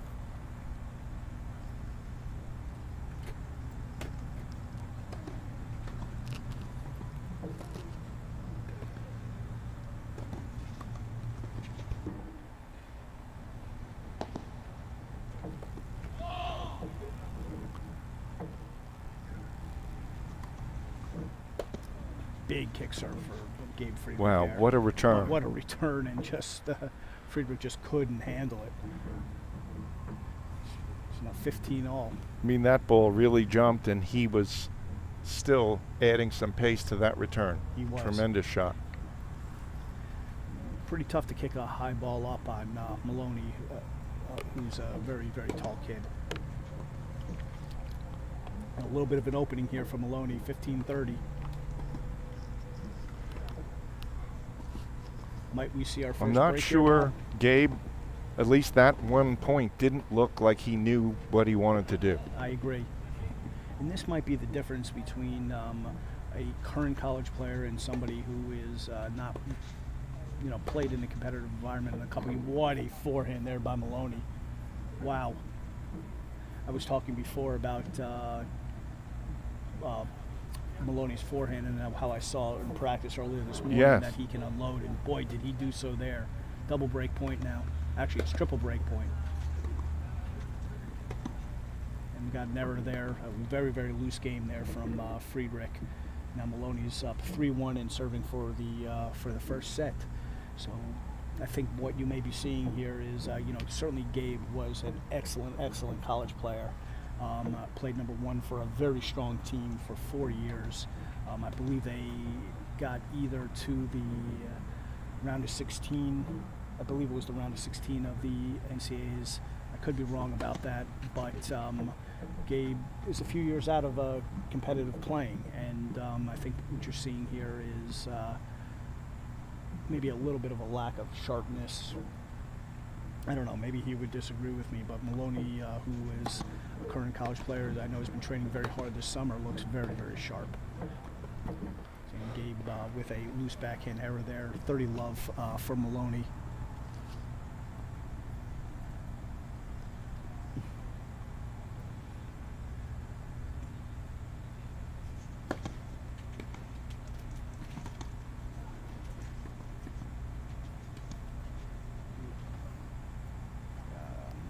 Now that was a real drop shot. By that I mean he didn't just bunt the ball, but he went through it and added extra spin. Tremendous disguise. I'm not really sure what happened there. I thought Gabe looked like he stopped there. I thought. Well, because he didn't read. That drop shot was so well disguised, he didn't make that first step, and it had so much spin that there was no chance to get there. Set point for 4 set points here for Maloney. And another great serve. Another great serve. Okay. So what I'm going to do now, Brian, usually I wait till the end of a bet to pay it off, but I'm going to actually move $1 now onto your side of the booth as sort of half payment, the way that first set looked. That's bad luck, Bob. Keep your dollar till the end of the match. So that was a very, very impressive first set there for Maloney. Maloney definitely came to play. Okay, so now we're gonna talk about another sponsor here, Lexum. Lexum Private Investors is a commercial real estate owner, asset management, and development company located in Connecticut and Los Angeles. Lexum, thank you for sponsoring our event here today. We couldn't have done it without you and all the sponsors. It's an impressive list of sponsors, and the level of support to get this event off the ground. Really, I thank all of them so much.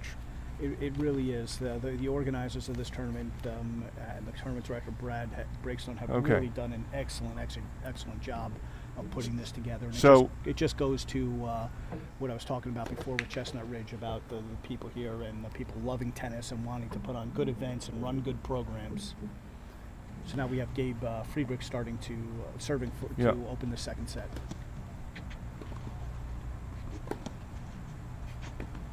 So I'm going to say, I'm not giving up on my man, but I'm saying he learned a tremendous amount about what level he needs to bring to the match now. I think we're going to see that he was woken up. He had some water splashed in his face there, but he's going to come out a different player in the second set. Gabe Friedrich did not get to where he was as a player by just rolling over in matches, and I expect that he did learn something from that first set, and will make a run here. Believe me, you don't get to be a 14-point-something UTR, one of the top players in Brazil and one of the top players in college tennis, if you don't know how to make adjustments. So far we've gotten 2 unforced backhand errors. That could be a sort of a sign of what he's looking to do here, because Well, there he went to that forehand, and like you were Yeah. saying, you watched it in the warm-up, and it's a special shot. Maloney, he really extends it on that forehand, and it just kind of like his serve. It's an easy swing, but he generates a lot of pop on it. Maloney is a tall, athletic kid, and he just stronger. I think he's stronger than he looks, and just steps into the ball really nicely, and has a lot of power, a lot of easy power. And look, Maloney is not playing for one of the top college teams in the country for no reason. We could have something here. I mean, I think the ball might have been good, but who knows? It's a little tough to tell from here, Yeah. but it looks like these two are going to work it out on their own. He gave him the call. And he gave him the call. Mhm. Okay. Good sportsmanship there. Excellent. So now Friedrich serving at 40-15.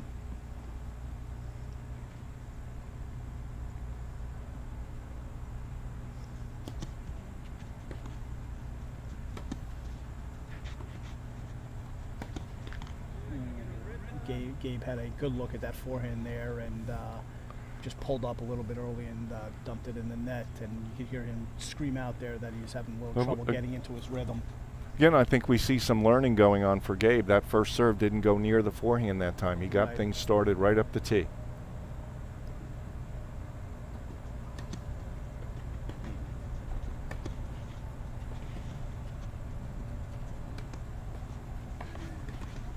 Well, there I think you saw also Gabe got the kick serve way out wide there, and actually moved over after the serve to make sure that he got a forehand on the second shot there, and then he went inside in. It was really a tremendous shot there, and I suspect that was one of his go-to plays when he was playing down in Columbia, South Carolina for the Gamecocks.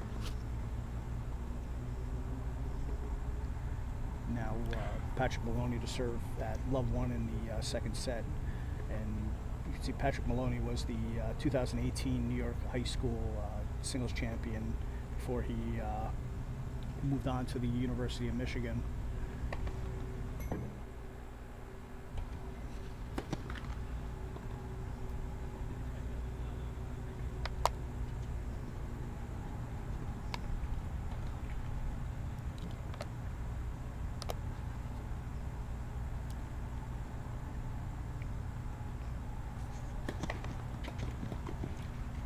Very, very nice second serve there up the tee from Maloney. You can see that Friedrich tried everything he could to get around that kick serve to hit a forehand and just couldn't do it.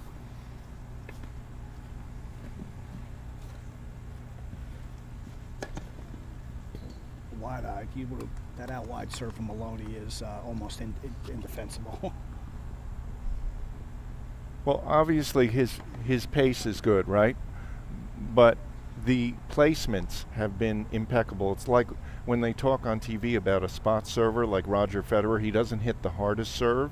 Right. But I don't think Federer would mind hitting the targets that we're watching Maloney hit right now. I think you're correct, Bob.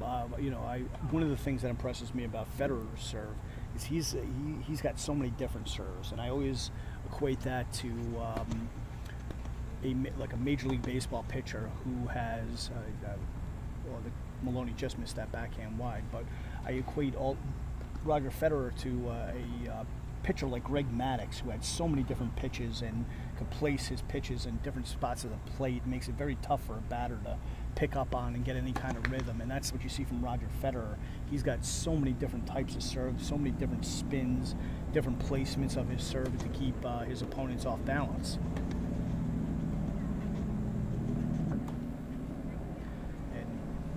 Maloney took care of that short ball there. It was up, I believe, 40-15 in this game now. Love won 40-15. I'm looking around now at the other courts here and just watching the quality of tennis that we have going on out here today is really, really impressive.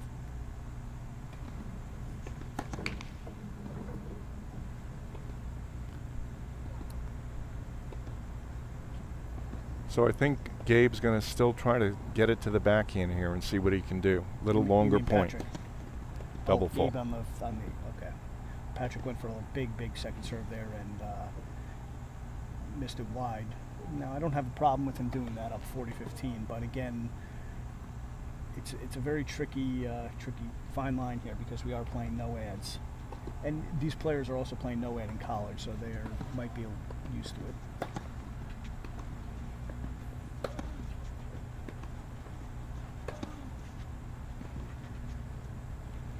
That was an excellent combination there from Maloney with the big serve, then 2 big forehands to keep pushing Gabe wide. He's not. Maloney forced. He's not letting Gabe extend the points. He's not. playing high quality, and it's not like those ground strokes are going right next to the line either. He's just hitting big shots to big spots. Yeah, I'm very impressed by watching Maloney here hit the ball.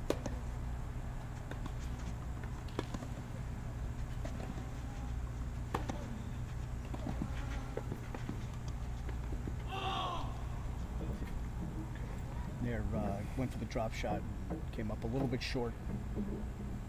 Friedrich serving at 15 love. I think this is a crucial game for Gabe here.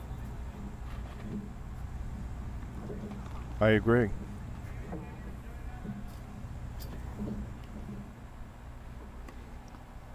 A very nice kick serve out wide from Gabe, and Maloney can't handle it. See, one of the key things what you're trying to do when you're playing someone, in my opinion, is to get them to try. If he can get Maloney's tension level up just a little bit, where now he's super relaxed and letting it flow, if he can actually get him to try, I think he can get himself a shot in this match. He has got to keep the ball out of Maloney's strike zone. It's not easy to do because it's a big strike zone. There's that dropper again. Maloney's just showing us a lot of different looks, a lot of different dimensions of his game. He's got some touch. He's got power. He's got a serve he can pretty much hit on a dime.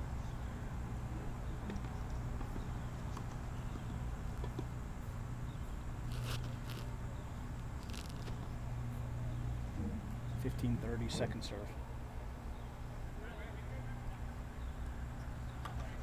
Oh gosh. The error from Gabe. He went for the big kick out there and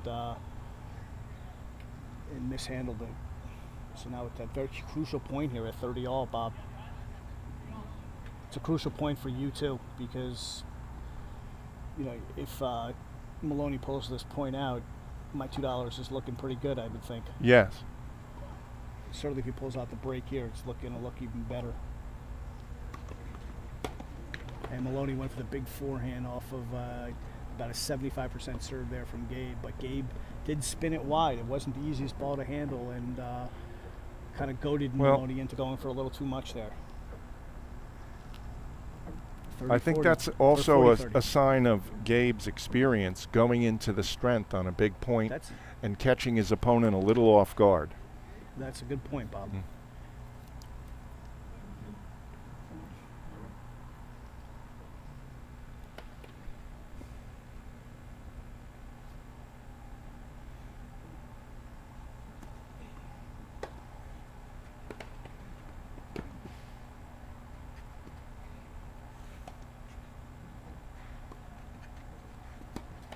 Oh, wow, what a fantastic point. I really like the way Gabe moved Maloney off the court there. He just didn't do enough with that approach shot. Gave Maloney a little bit too much time to set up and hit the cross-court forehand. So we have a absolutely huge point here for both players. Now, one shot that we haven't talked about that Maloney's been using quite a bit, it's not just his explosive driving forehand, but when he's stretched out, we call it different things, squash shot or slice. He's gotten himself back to neutral with that shot several times. Really very good at that when he's on the stretch. Deuce point here.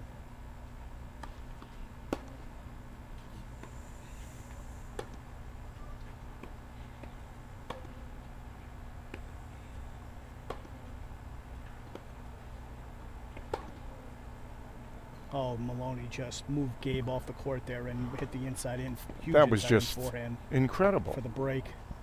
Incredible tennis. Maloney's up 2-1 now in the second 2-1 set and with the break. serving. So now the Little Shop of Tennis. The Little Shop of Tennis, located here in the front near the front entrance of it, Chestnut Ridge Racket Club, carries a wide selection of equipment and attire. Owner Courtney James is always helpful, whether it's choosing a new racket, ordering team uniforms, or getting a restringing. Thank you to the Little Shop of Tennis for sponsoring the event, and I can tell you I've been a frequent customer of the Little Shop of Tennis, bought many things there over the years, and it's a wonderful little shop here at Chestnut Ridge. Oh, me too, obviously. It's my home club shop, and the string service is always within 24 hours if you need it badly, and always so well done. And it's a family-owned business, Yes. correct? For those of you that don't know, one of the pros here at Chestnut Ridge Racket Club is a fellow by the name of John James, who is an excellent man, an excellent individual, and an excellent tennis player, somebody that I play with quite often, and Courtney is part of the family as well. Yeah, And John James Jr., quite a player too. quite a player in his own right. Maloney's serving a 2-1. And that is just an excellent play where he has Gabe standing so far back to return the serve that Gabe is just pretty much giving up the short court, and he didn't do enough of that return there, and made it very easy for Patrick to hit a drop shot. Gary's volley, I just peeking on the next court, is letting him down a little bit here. Could be. Mhm. Could be. 30 love now. Gabe dumped the forehand return in the net. Who's that guy? Hmm? Who was that you just said hello to? That's Rich Sapala, who's the assistant tennis coach at St. John's, Ah, and was one of my hitting partners this morning.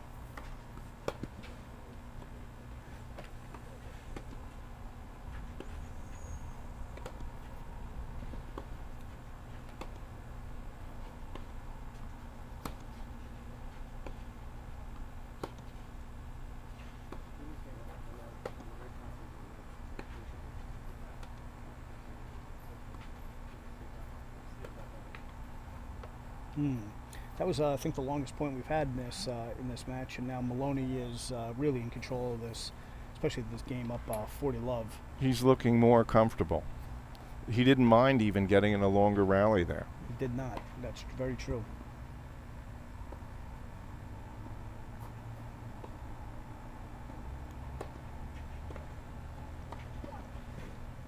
And that was an excellent second serve there, way out wide from Maloney. And he's now held. He's up 3-1. Again, that's 40 love second serve, though. You notice he went for a little bit more. I mean, it's been good the whole day, but that one even had a little extra as a second It serve. sure did. Good time to take a risk. Not only did he have a incredible angle on it, but the kick got way above Gabe's head.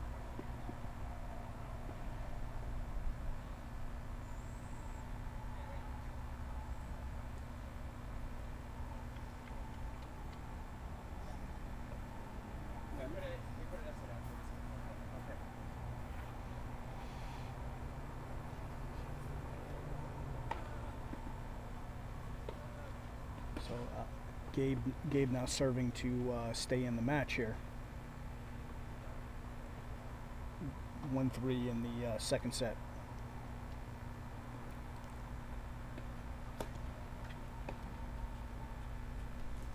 Gets the backhand error from Maloney. 15 love.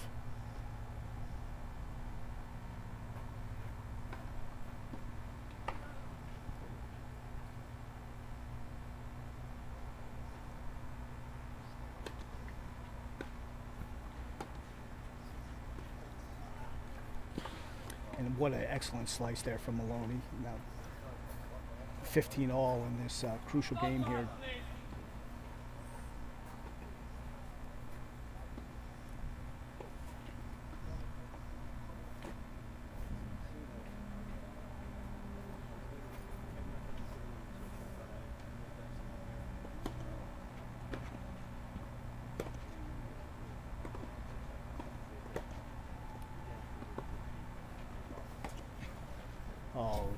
Gabe looks like he's working very hard to try to get back in this and get some rhythm going there and just overcook that backhand. Yeah, but I thought he hit one good forehand, then he had a real good look and just sort of kept it in play. I think he needs to, it's getting late, but he should have been more aggressive there. It's possible. I really think that Gabe is really needs to hit a lot of balls to get into this match. To get his rhythm going here. And I suspect that Gabe will be dangerous in the more matches he plays today. And so now we're looking at Gabe's really in some big time trouble here.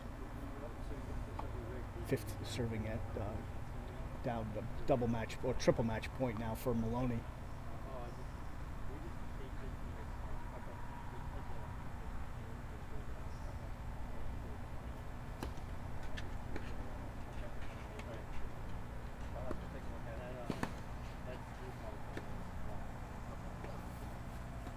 Forehand error there from Maloney brings this game to 30-40. Still a match point for Maloney.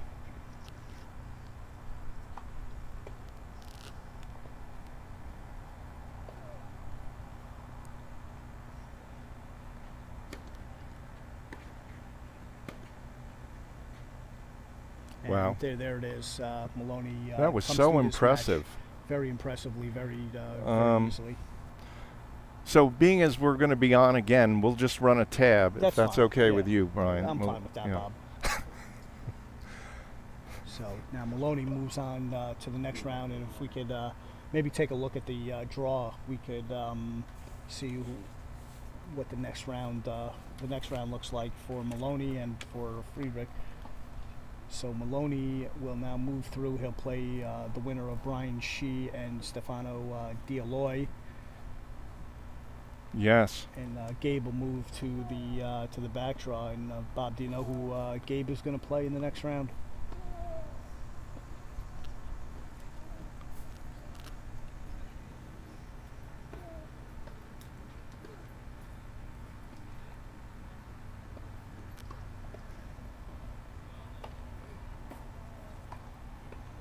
Yes, Oliveira.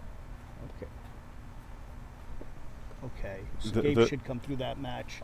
From what we saw in the first couple matches, Gabe will get a little bit of his confidence back and make a run through the loser's draw. And just so everybody knows here, there was a lot of debate between Philip, our producer, Bob, myself, and Brett Breakstone, the tournament director, about what to call the losers bracket, because we don't really consider these guys losers. But it is the loser's bracket. You've lost once and you're coming through the draw. Even though you're not out of the tournament, you do have to come through the loser's bracket to get back to the winner's bracket. And we could have called it the relegation bracket, the bottom draw, a back draw, whatever. But we did settle on calling it the loser's bracket. And walking in front of the camera right now is the infamous Jaime Frontera. Jaime, say hi to everybody for us today. Give us a wave, Jaime. The legendary South Carolina Gamecock. And a good friend of mine, often practice partner of mine.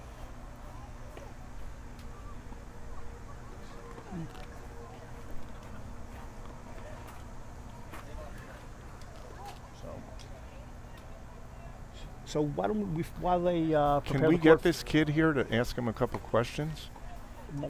Or no? Is it? While they get the court ready for the next match, let's take a short break. A short break? Okay. Yeah.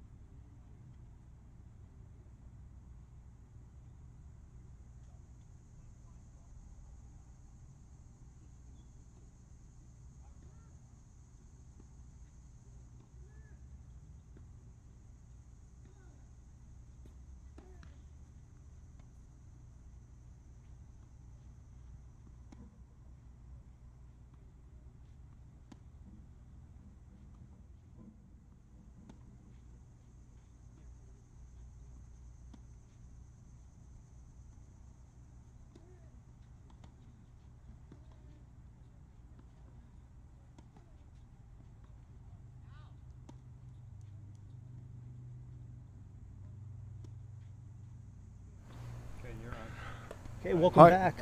We're now going to watch a match in the losers bracket between Jan Bhakar, and who we just call Bhakar, and Mario Paccini. I'm going to talk a little bit. This is the first match we're going to see in the back draw. So let me talk a little bit about these two players. Can I just go one place sooner? Of course. Okay, thanks. So after the last match which you saw, which was a main draw match between Gabe Friedrich and Patrick Maloney, I had a chance to speak with Patrick, and I asked him a couple of what I thought were good questions, and he gave some great answers. So the first one was about the accuracy of his serve, because it was uncanny the way he had one double fault that missed by a little bit, but his first serves were going within 2 or 3 inches of the line every single time, and he never gave Gabe Friedrich a chance to get in the points when he was the server. And of course that can make you really comfortable when you're the returner, because you know you're not in too much danger if you're serving like that. So in any case, he said he changed his motion recently. He used to do an abbreviated just pull the hand straight up to more of a longer sweeping rhythm motion. And he also said he changed his toss placement to more of a like a 12-30 toss instead of back behind his head. And both of those have really helped him improve his accuracy. And certainly he was getting tremendous pace. And then I asked him about how did he manage to be so sharp in this COVID era. And since he came back from college, he conveyed to me from mid-March till May 20th, he did not play any points. He simply worked on his technique with people feeding him balls and him hitting tossed balls.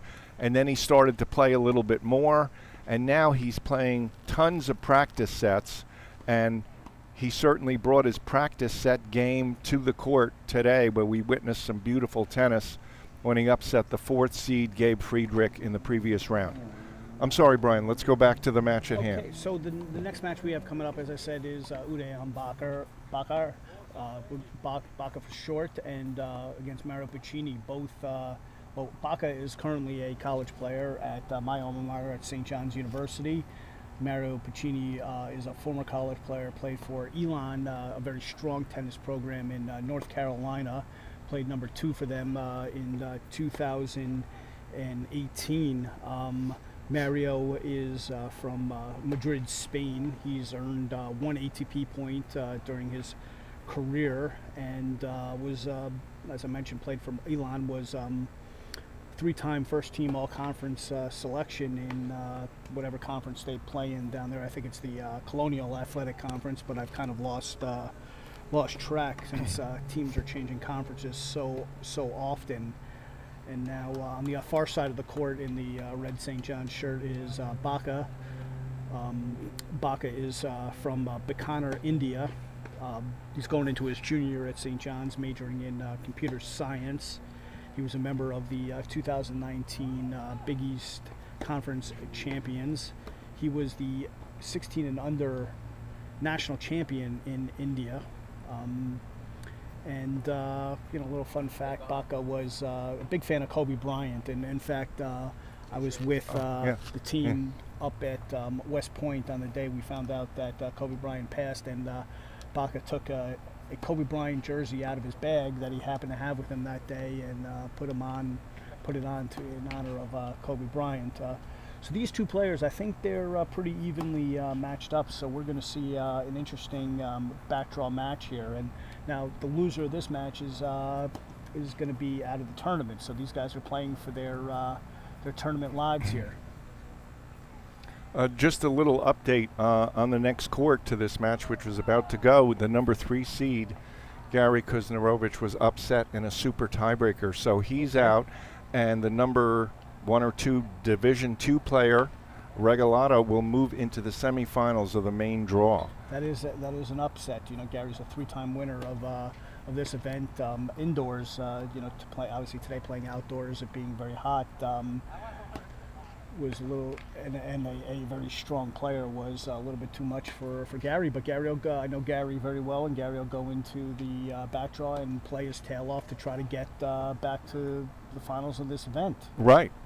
So, and I see Gary walking out in front of us now. He looks like anybody would coming off of a tough match, and I know Gary's going to go into the back draw now and fight his tail off to come back through. He's not out of this event yet. So also, just to update, I have no idea the score, but the number 1 seed has been out there the longest down there on court number 7, so he must be in a battle out there. Well, remember, they started a little bit later than everybody. Oh, because else, of the bee sting. Because of the bee sting. Yes. But they are battling, and I walked down and watched a few points of that match, and those guys they're really playing. Like DiAloy's forehand is just absolutely huge, but she is just such a strong player. He's got every shot. We're about to get this match going between Bhakar and Paccini. Here it looks like Paccini is going to serve first.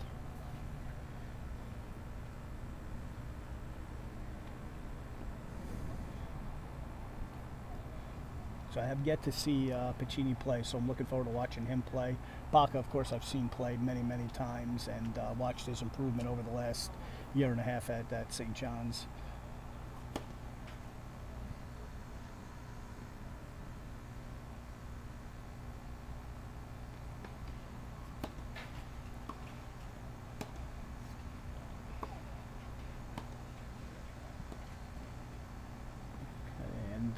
Paccini steps in, hits a nice backhand cross court to get the error from Bhakar.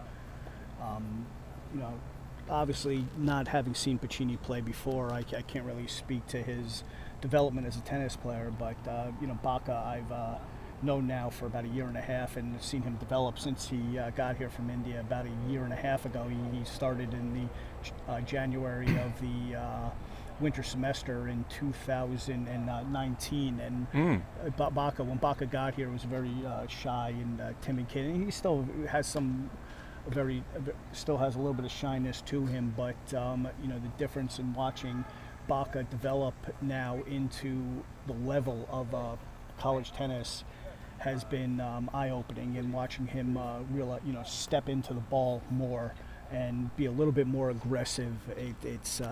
He's becoming the player that we always thought he was going to be. With Bhakar having a very impressive junior career before coming to college.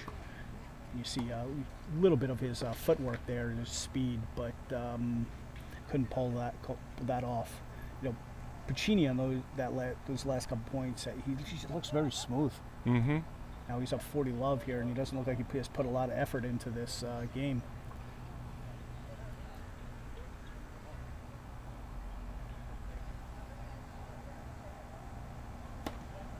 Who did Paccini lose to? DiAloy. Okay.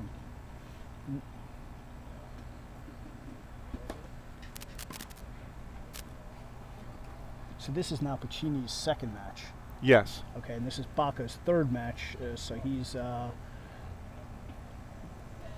Paccini's got a little bit of an advantage there. Even though Bhakar won a round in the main draw.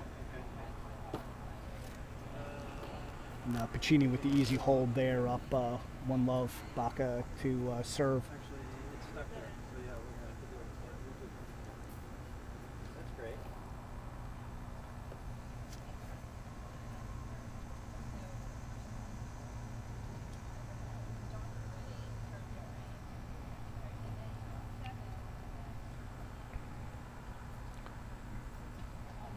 So how's Bhakar serve? He can pump up the MPHs for a skinny kid, but Bhakar is he's a tall kid. I'd like to see him get a little more legs. Okay. Okay. What happened, Bob? The score is down. Okay, so the scoring system is down, so we're going to call the score live for you. It's now 15 love in this game.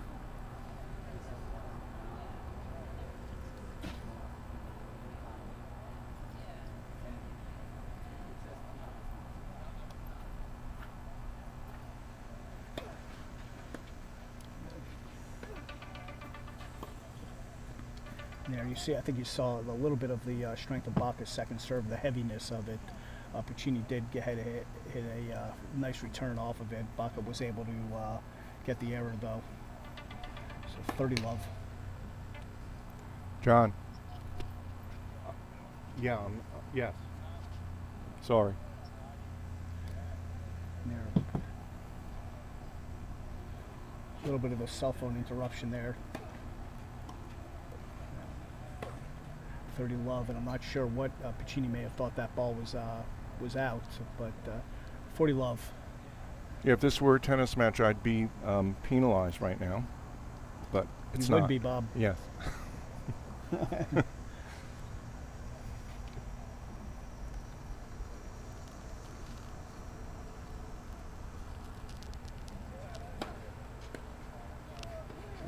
Big flat serve from Bhakar, big forehand, and the easy hole for Bhakar. So we've had 2 holds at One love game here. all. One game all. We're trying to get the scoreboard system back up for you. Now Paccini to serve at 1-all.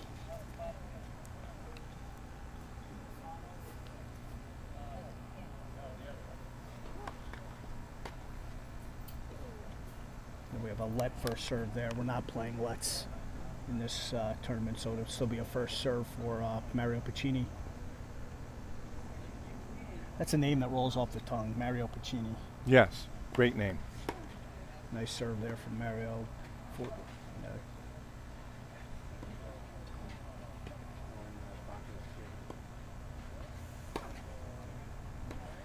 there.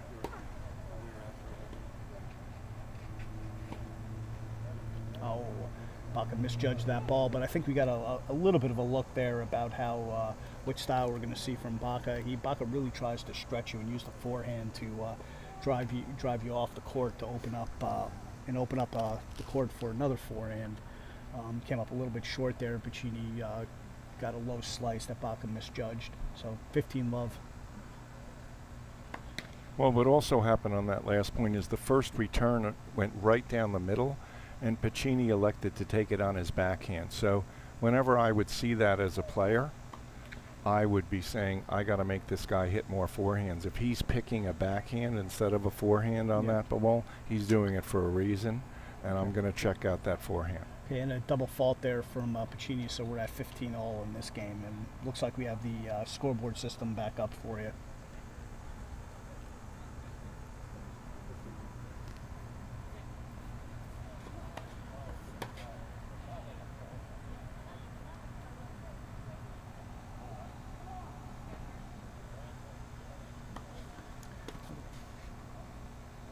Fantastic second serve there from Paccini, but he didn't take care of business, and Bhakar's still on the point.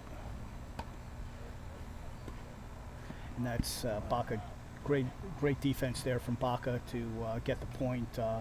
That should have been a sure point for Paccini, but now Paccini is in a little bit of trouble, down 15-30.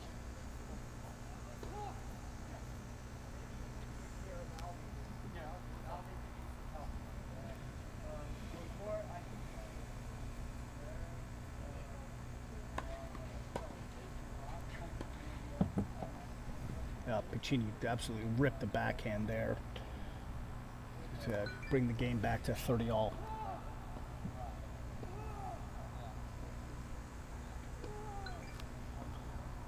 So I don't know who's trying to get a hold of Bob here, but Sorry. it sounds like Bob's in a little bit of trouble, possibly. No, I'm not in trouble. My best friend is tree fell on his house during the storm. Oh, That's boy. not good. Yeah, for those of you not watching from the area, we had a terrible storm in the Westchester area on, I believe it was Tuesday afternoon. Lots of trees down all over the place, and a lot of people without power in the area. In fact, I believe the indoor courts here are without power. The lights don't work on the indoor courts, so there's a little bit of a problem in this area, but we were able to get this up and running for you today. A big point here at 30-all.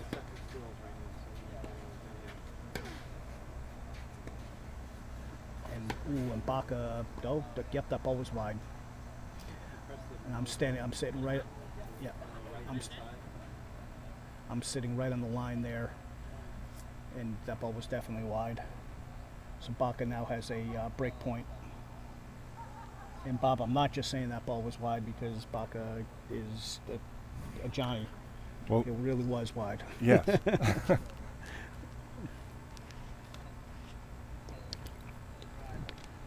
Now, Bhakar just did a really good thing too as a tournament player or any competitive player. Once a call is made with a mark, erase it so it's not mistaken later on in the match for a valid mark. It's over with that one. Absolutely. Absolutely. It's always a good policy.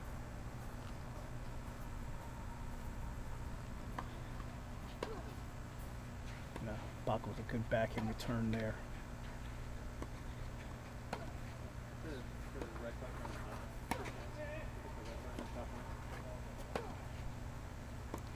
And he gets the error from Paccini. Then Bhakar with the break up now is up 2-1 in this first set.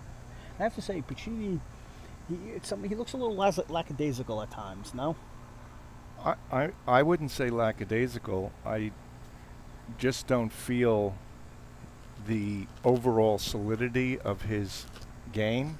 Okay. I mean, his shots are going in okay, but most of them are landing right behind the service line. okay. Well, he does hit the ball very flat. Yes. So, okay, Trophy Central, another one of our sponsors here. At Trophy Central, it is the smile that matters. Nothing makes us happier than when a customer sends us a picture of kids smiling from ear to ear as they receive their end-of-season awards, or of an office worker proudly holding one of our custom award plaques for their colleagues to see. Trophy Central is proud to provide the awards for this shootout. Thank you, Trophy Central. Thank you.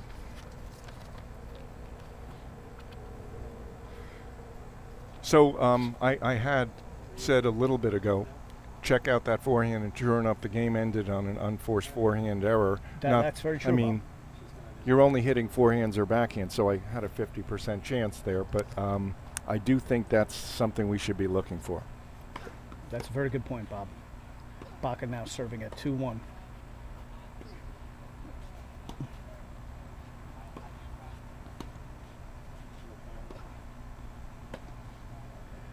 Now, Bhakar really likes to move his opponent around the court with that forehand. You can see he's really getting his footwork going. He's got a big bounce in his step, very quick kid, and a lot of that comes from the footwork, right, Bob? Yes, for sure. Nice. Big serve down the tee for the forehand, but wasn't able to do anything with it. So now we're at 15-all in this game. Bhakar serving at 2-1, and now turning here at the end of the facility. DiAloy and Brian Shee are still going at it.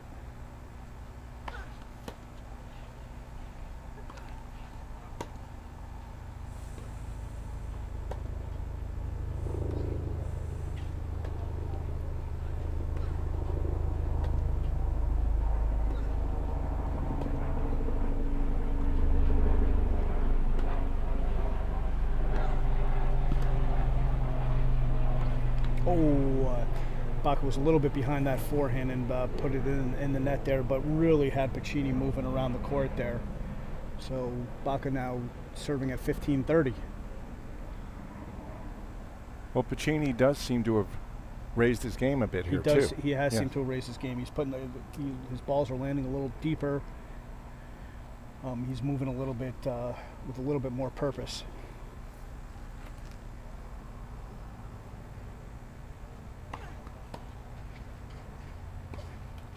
And that's just an excellent 1-2 punch there for Bhakar to get the short return and put the next ball away with a big forehand.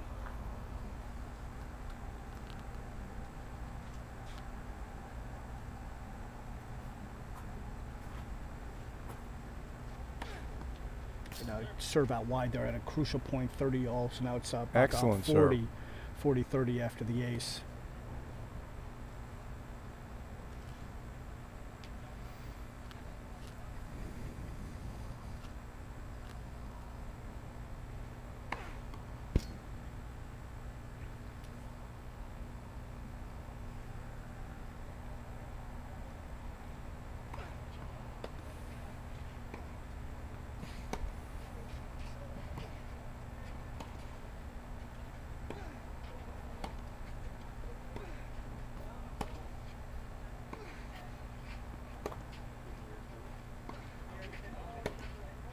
And another forehand error for Paccini, so that forehand is really breaking down, Bob, like you suspected. Well, that time, if we go to deconstructing tennis, that error was obvious. He lifted his head right up off the ball and never looked it into the strings. And mostly these guys, obviously, they're really good because they know how to play.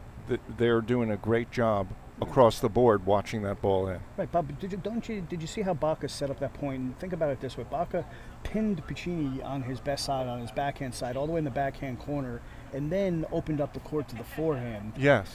And knew he was probably going to get an error on that wing.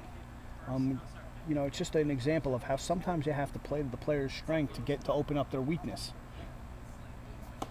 And now Bhakar up 3-1, Paccini serving at 1-3. And what a backhand passing shot there on the stretch from Bhakar to take the first point of this game. Love 15. To tell Bhakar's been doing his yoga.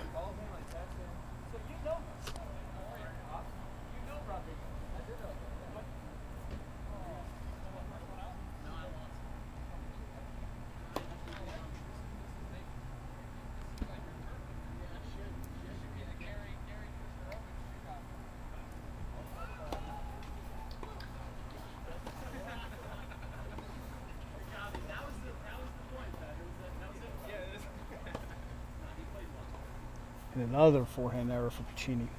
That forehand is really, really breaking down. Love 30. Paccini serving to stay in this first set. So at the end of this game, I'd like to make a point about stats in tennis.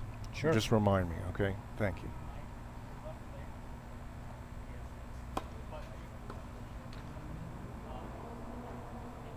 Very strong serve there for Paccini. Flat serve down the tee. Now, good serve. 15-30. Bach is still with a slight advantage in this game.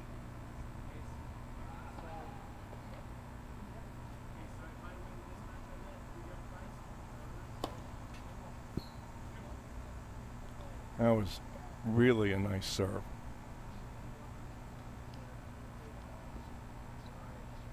Another nice serve there from Paccini to level the game off. 30-all.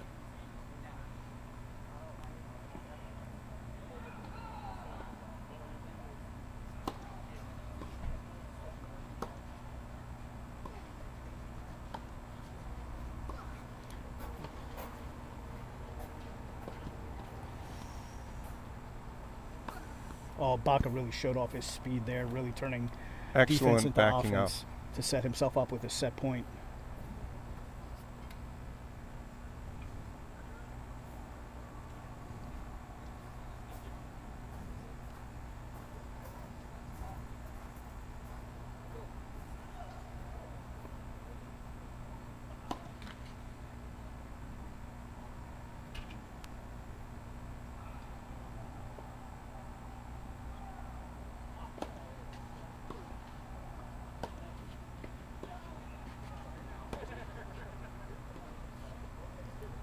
Oh, well, excellent play point there by Paccini. Excellent point for Paccini. Now we have an interesting deuce point, break point, set point. So the triple killer.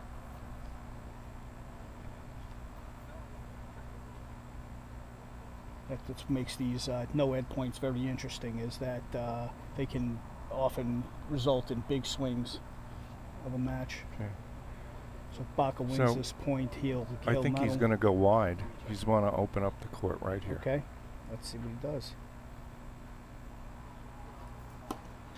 And that was you were right, Bob. He did go wide, but he missed the first serve.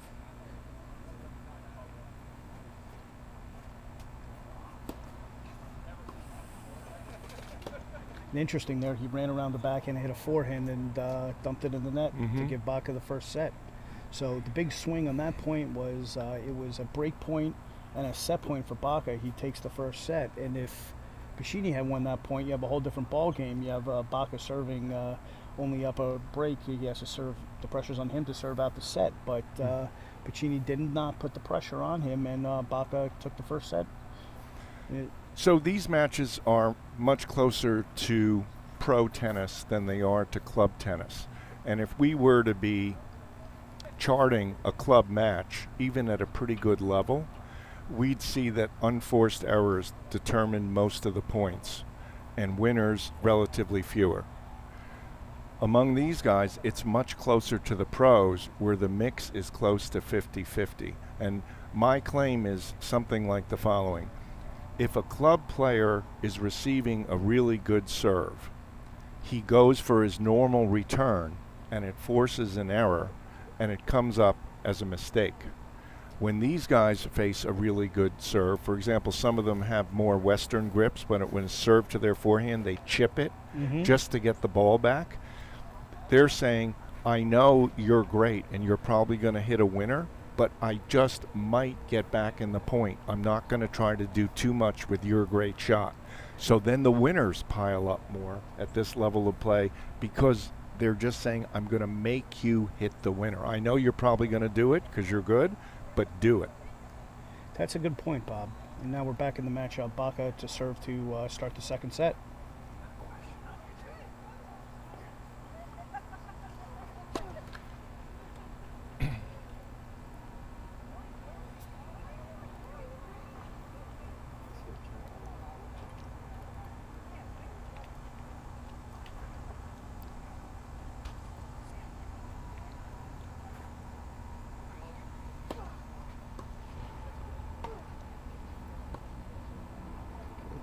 And Bhakar takes the first point. And we have our first question of the live chat now that we have on YouTube from a gentleman named Stephen Klurfeld, who asks, do you know the UTR on both players?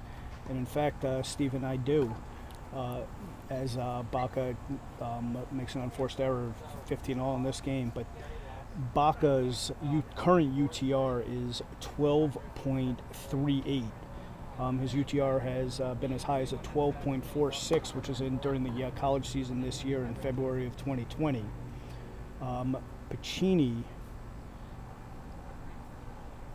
Paccini's current UTR is an 11.69. However, Paccini is not a current college player, and so he is it's a little bit less reliable, but his high UTR was 13.55, and that was in April of 2017. I believe that must have been during his junior year at Elon. And I can tell you the interesting thing about the UTR, when I looked at Paccini's UTR, was that every year his UTR just kept going up and up and up and up in March and April, which showed that he got better and better as the season went on. So now Bhakar serving, I believe, at 30-15, now 40-15. So yeah, and that was just indicative of a college player who got better and better as the season went on. And I'm talking about Paccini's UTR. That's always a good feeling when you've completed a season and you have concrete evidence that you made some progress. That means you're learning as you're going. That's correct, Bob. And some players just keep getting better and better as the seasons go on, and they play more matches. You know, Bhakar was a top 4 junior player in a big country from India, and is currently playing in the top 4 of a Division I college tennis team. So, I mean, for those of you that don't watch a lot of college tennis, I urge you to get out there and support college tennis. The level of players in college tennis, especially at the Division I level now, is just so extremely high. And Bhakar there puts in a huge serve down the tee to go up 1-0 in the first set. But especially that was a in the New beautiful York serve. area, So Bhakar was top 4 in India? Bhakar was top 4 in the Indian juniors. He actually won the national championship in India in the 16 and unders. Wow, that's impressive. Bhakar also had a very respectable worldwide ITF junior ranking. I believe he was his highest was at I will tell you in a second. It was 186, and coming from India, where you don't have a lot of resources and you don't get to travel very much out of the region, getting to 186 in the ITF rankings without going to Europe or coming to America and playing or South America and playing in the big point tournaments is absolutely nothing short of amazing. Bhakar won a grade 5 ITF junior tournament in indoor India in January 2015. He was also a finalist at the same tournament in 2016 and a finalist at a grade 4 in New Delhi in 2015. But coming from India, you're not going to get a lot of chances to play at in the grade 1s and the grade 2s and even the grade A's and the slams. It's not very easy. So now, love 15.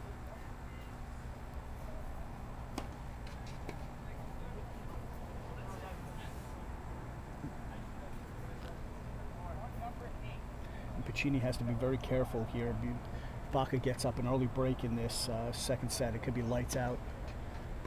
And that was an excellent second serve by Paccini. A very sharp kick into Bhakar's backhand, drove him back, and Bhakar was unable to control it. It was more into his body than kicking out wide.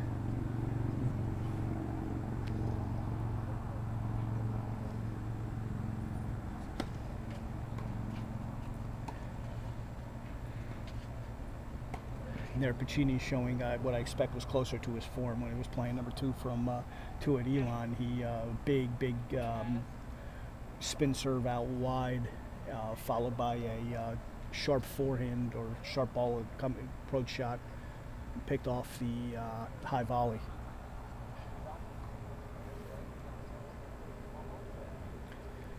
As I mentioned before, Paccini is from Spain and played number 2 for Elon College, and he has earned 1 ATP point in his career.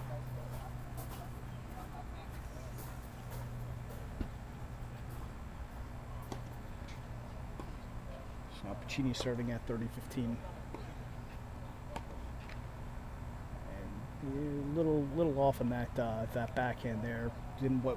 Wasn't the best footwork and wasn't the best spacing between him and the ball, and ended up putting it in the net. So now a very crucial point here at 30-all.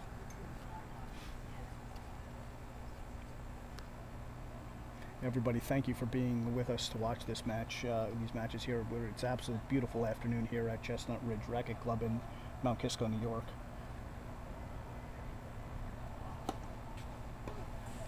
And another very nice out wide serve there from Paccini. Bhakar was unable to catch up with it.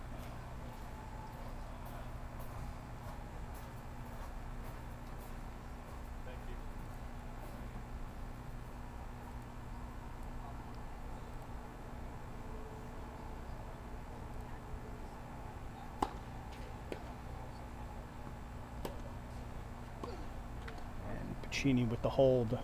We're now at 1-all in the second set. Bhakar up 1-0. I thought he was going to actually do a little more with that forehand, but Bhakar had a good shot at making that ball back in play. Just seemed to miss time. I think Bhakar was expecting a sharper reply, and that kind of caught him off guard.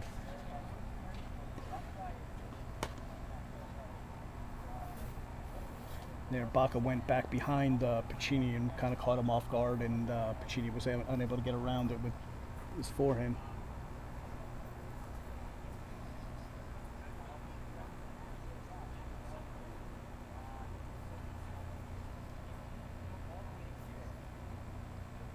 $15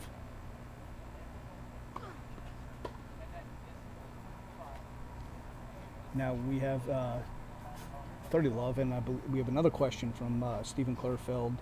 He writes, in short formats like this, do you feel losing players have time to switch to plan B? Okay, now I see what he's saying. Do you feel like the player that's behind has time to switch to plan B, serve and volley, or try for more margin? Well, Stephen, that's an interesting thing. Obviously, in the shorter format, you do have less time to go to plan B, but the fact that we are playing two sets here with a third set tiebreaker, I do think that in the second set there is time to make slight adjustments here. But obviously we're trying to get this. Is he talking about within a match or across matches? I think he's talking within a match. Within a match.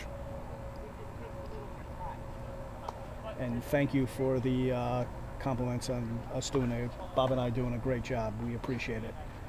And Bhakar with a big backhand down the line there. I think also part of it is how skilled you are starting a match the right way. Like the first match we saw that we televised, where Oliveira, I thought, just came out of the box and tried to kill every ball right off the bat, showed that he didn't really have a well-developed skill set for how do you begin a match. Right. When the format is short, you really can't afford to be off for very long. And the best way to give yourself a chance to get on is, guess what? Be solid and consistent and learn about your opponent. Okay. Now we're going to thank another sponsor here. We're going to thank our host here today, Chestnut Ridge Racket Club. And I'm going to send it over to Bob here to talk a little bit about Chestnut Ridge. Yeah, thank you, Brian. Chestnut Ridge was founded in 1969 and has become the tennis players' club of choice in Westchester County. Our 6 indoor and 4 outdoor Hartrue courts allow Chestnut Ridge to offer many programs for tennis enthusiasts of all different ages and levels. Now, Brian, you've been a member coming up here for quite a few years now. Can you tell us a little bit about your feeling when you come over to Chestnut to play? Sure. I absolutely love coming to Chestnut to play. You know, some of the members here and some of the pros here have become very good friends of mine. This is an actual, it's a tennis players club. It's people that all love tennis, love to play tennis, love to watch tennis, talk about tennis, and that's a really special thing. There aren't a lot of clubs out there like that. We have a fun time playing, and all throughout the winter in our Sunday doubles and Thursday night leagues, and I really enjoy Chestnut Ridge Racket Club, and I'm glad that I've become such good friends with you and Brad over the past 6-7 years. And now Mario Paccini serving down 1-2 in the second set, Bhakar up 1-0. So that last error was one of the ones I was talking about that was more of a, sorry to say this, a club player mistake. He was on that return, and it wasn't an exceptionally good first serve. It was pretty good, and you've got to make that ball back in play and force the other guy. Right, and these guys do make mistakes. Yes, from they do. From time to time, certainly. You know, I think that was a better serve than you had thought. It was a big flat serve into Bhakar's body, and didn't allow Bhakar to extend, and that's why he ended up putting it in the net. But I do see what you're saying, Bob. And Nice Paccini volley. closed that one off very nicely. I do wish Bhakar did a little bit more with that passing shot. Now, Paccini serving at 30-15.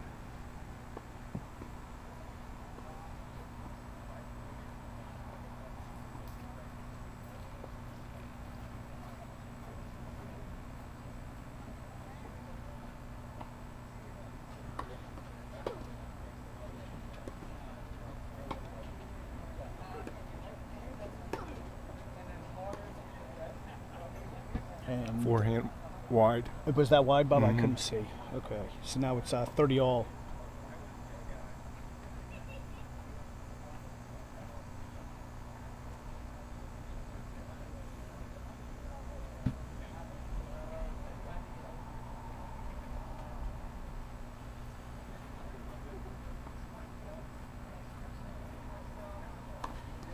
It's not 30 all. And Bhakar with a big stretch on that return, and Bhakar playing some great defense here, and came up with a huge point. Bhakar was out of that point and just really fought and stayed and stretched in that point, and was able to come up with a big passing shot to be able to turn Well, that defense was into actually one of offense. my pet peeves. When you open up the court so completely like he did there, the number of times you should hit behind a player is actually 0. You don't hit behind a player when the court is that open. I don't care if he's the fastest player in the world, make him run and get it. Well, And that's why he got in trouble there. If he had gone into the open court, he was in great shape.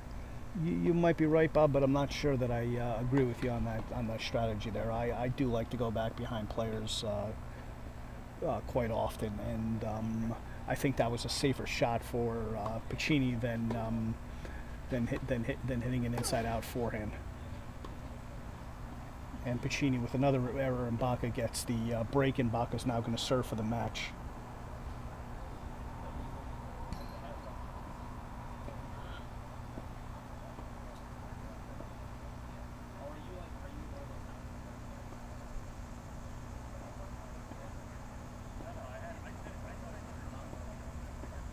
But, you know. So is the guy playing Gary now? Is that your buddy?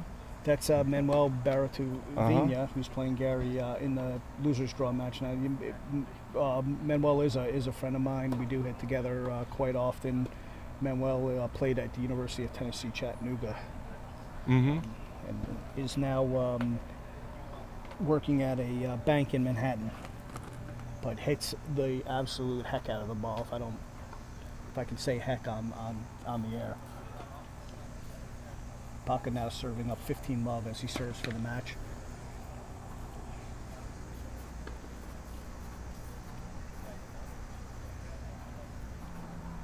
So, you know, one of the Chestnut Ridge pros here, Akash Lamba, was on the Junior Davis Cup team in India back in the day. That's right, yes. Played with Leander Pace in the junior program. Yes. Leander may still be out there on the tour. Who knows? It's like he doesn't want to ever stop. But yeah. But Akash had and still has a phenomenally beautiful game. He does, yes. I played with Akash. He is a very tricky player.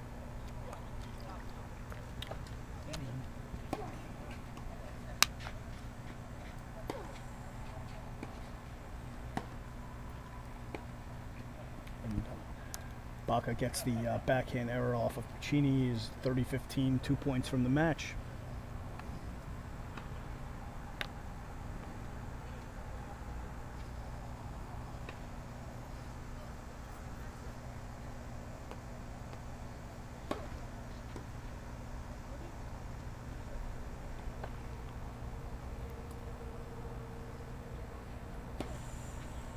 And went for the big second serve there and pushed it a little bit long. Now 30-all. Bhakar up 3-1 in the second set, up 1-0. Practicing a little bit there for his next match. Could be.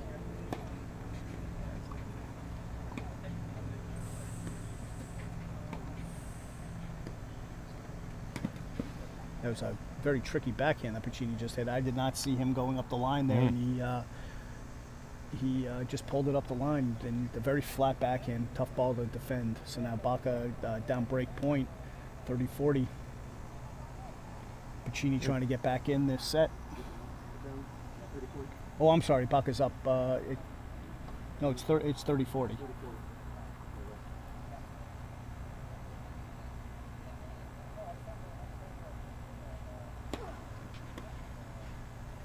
And a big serve from Bhakar to get the error. So now we're going to have a deuce point, match point, break point. Here we go. Now this, you talk about a big point. If Paccini can win this point, gets back on serve, and if he doesn't win this point, he's done. He's out of the tournament. Talk about a big point, Bob.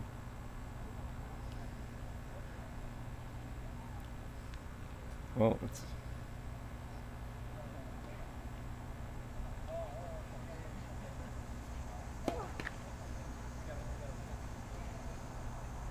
Second serve.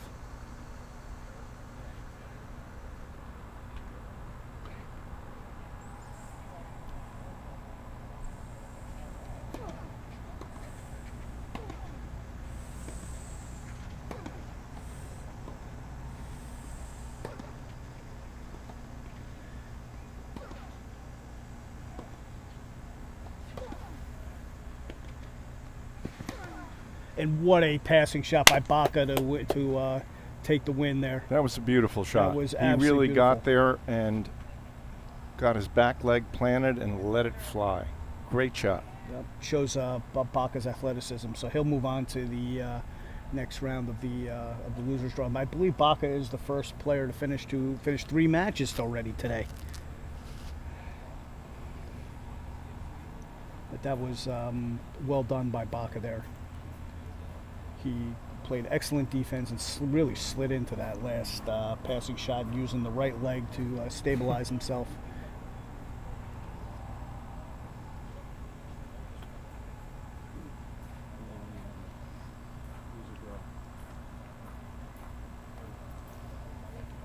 So, all right, so we'll take a little break. We'll get the court ready for our next match. And again, thank you for joining us, and we'll be back in a few minutes.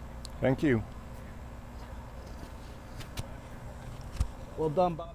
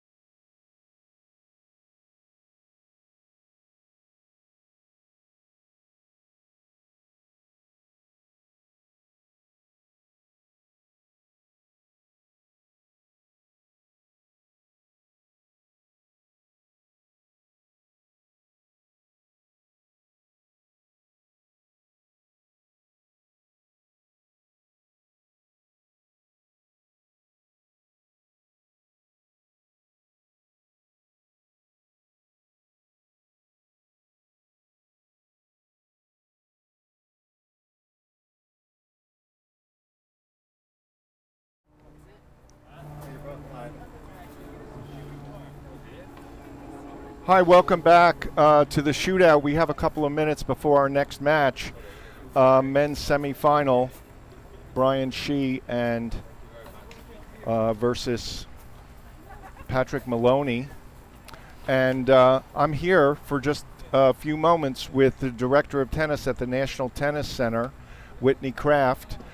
He was here. He's the chief tester for the USPTA. He was here doing some USPTA testing this morning. They were one of our sponsors, so we want to thank them very much. I think many of you know that the National Tennis Center was transformed into a hospital way back in March, April, when things were really bad in New York. But there was another dimension to what the National Tennis Center did during this crisis, and I'm going to ask Whitney to tell us a little bit about that right now. Well, Bob, first of all, thank you for having me, and congratulations to you and Brad for again, organizing and initiating an innovative format, and getting the top players in the area out to play. Brian won our qualifier for the New York Open, hosted at the National Tennis Center, and of course plays for Columbia, where they play a lot of their matches along with St. John's at our place. So what a level of play, and yes. Great job letting people know, and this innovative streaming stuff. So hey, it was a natural for us to help out during the initial stages of the pandemic. I mean, we're so close to Elmhurst, Queens, which was the hospital that was overflowing, and when the mayor and governor came to us and they were looking for places, they ended up converting the Javits Center, and they used our large indoor facility for an extra overflow hospital. It was non-COVID, so they could move patients in there to allow the ICU units and the ventilators to be activated at the Elmhurst Hospital. But as important as that was, Louis Armstrong Stadium turned out to be an area where over 25,000 boxed meals were distributed daily. And by a boxed meal, that was 2 days. That was breakfast, lunch, and dinner for a family of 4 that went out to many of the Queens school kids that couldn't take advantage of their school lunches, FEMA, frontline workers, hospital workers, and other government agencies that were supporting the efforts in and around Queens at the time. So, our facility lends itself nicely to it because, as you know, it's close to, both airports, Kennedy and LaGuardia, and easy to get to for trucks, and there's very little public traffic at the time. So we were very, very happy to help, and it was a special time for the USTA, a real feel-good moment. So who staffed this whole thing? It was staffed not by us. Not by you. We got out of the way, and it was frontline workers whose sole job was to deliver on this critical mission at the time. Great. Well, thanks so much. And Whitney, also, did you start this game, beach tennis, or you're promoting beach tennis? Well, I'm one of the pioneers. Back in 2007, interestingly enough, it was 2 New York guys, Mark Altheim and Jim Lorenzo, who started Beach Tennis USA. And 13 years later, I'm disappointed that there aren't more legs in this country about a great sport that has little infrastructure cost and is so much fun. But it just goes to show the difficulty of launching an alternative sport. It's super complementary to tennis. It's a great skill developer. So it's immensely popular in Italy and Brazil and Aruba, and the ITF has a whole dedicated department with a tour worldwide. If you get a chance, go to the ITF dashboard and check it out. We use it as just another innovative space and activity for our kids. I mean, as you guys know, you run camps here, whether it be rain that you're waiting on or just trying to mix it up during the day. And today we had a nice demo of pickleball as well. Kudos to Bob Bull for staging a great educational 40 minutes there where we learned the scoring and the nuances of that sport. That's also... And again, Bob, tennis is difficult. It's got a high level of these sports. You have perceived competence, and you can bridge levels and rally and play within 10 minutes. That being pickleball and beach tennis. So I'm a big advocate of all these alternative sports, and beach tennis should have its day in the sun again. There was a lot of momentum out in Long Beach, Long Island, pre-Sandy. There was a dedicated courts and tournaments, and Mother Nature has a way of changing things.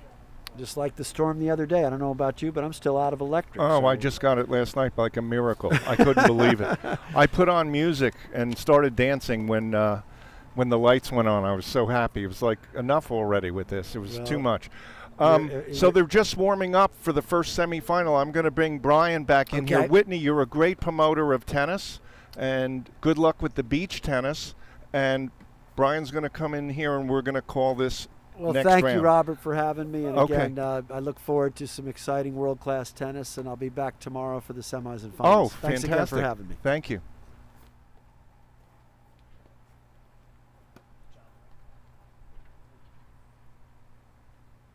All right, we got the score up for them, right? Yes. All right, Brian, let me know when you're ready.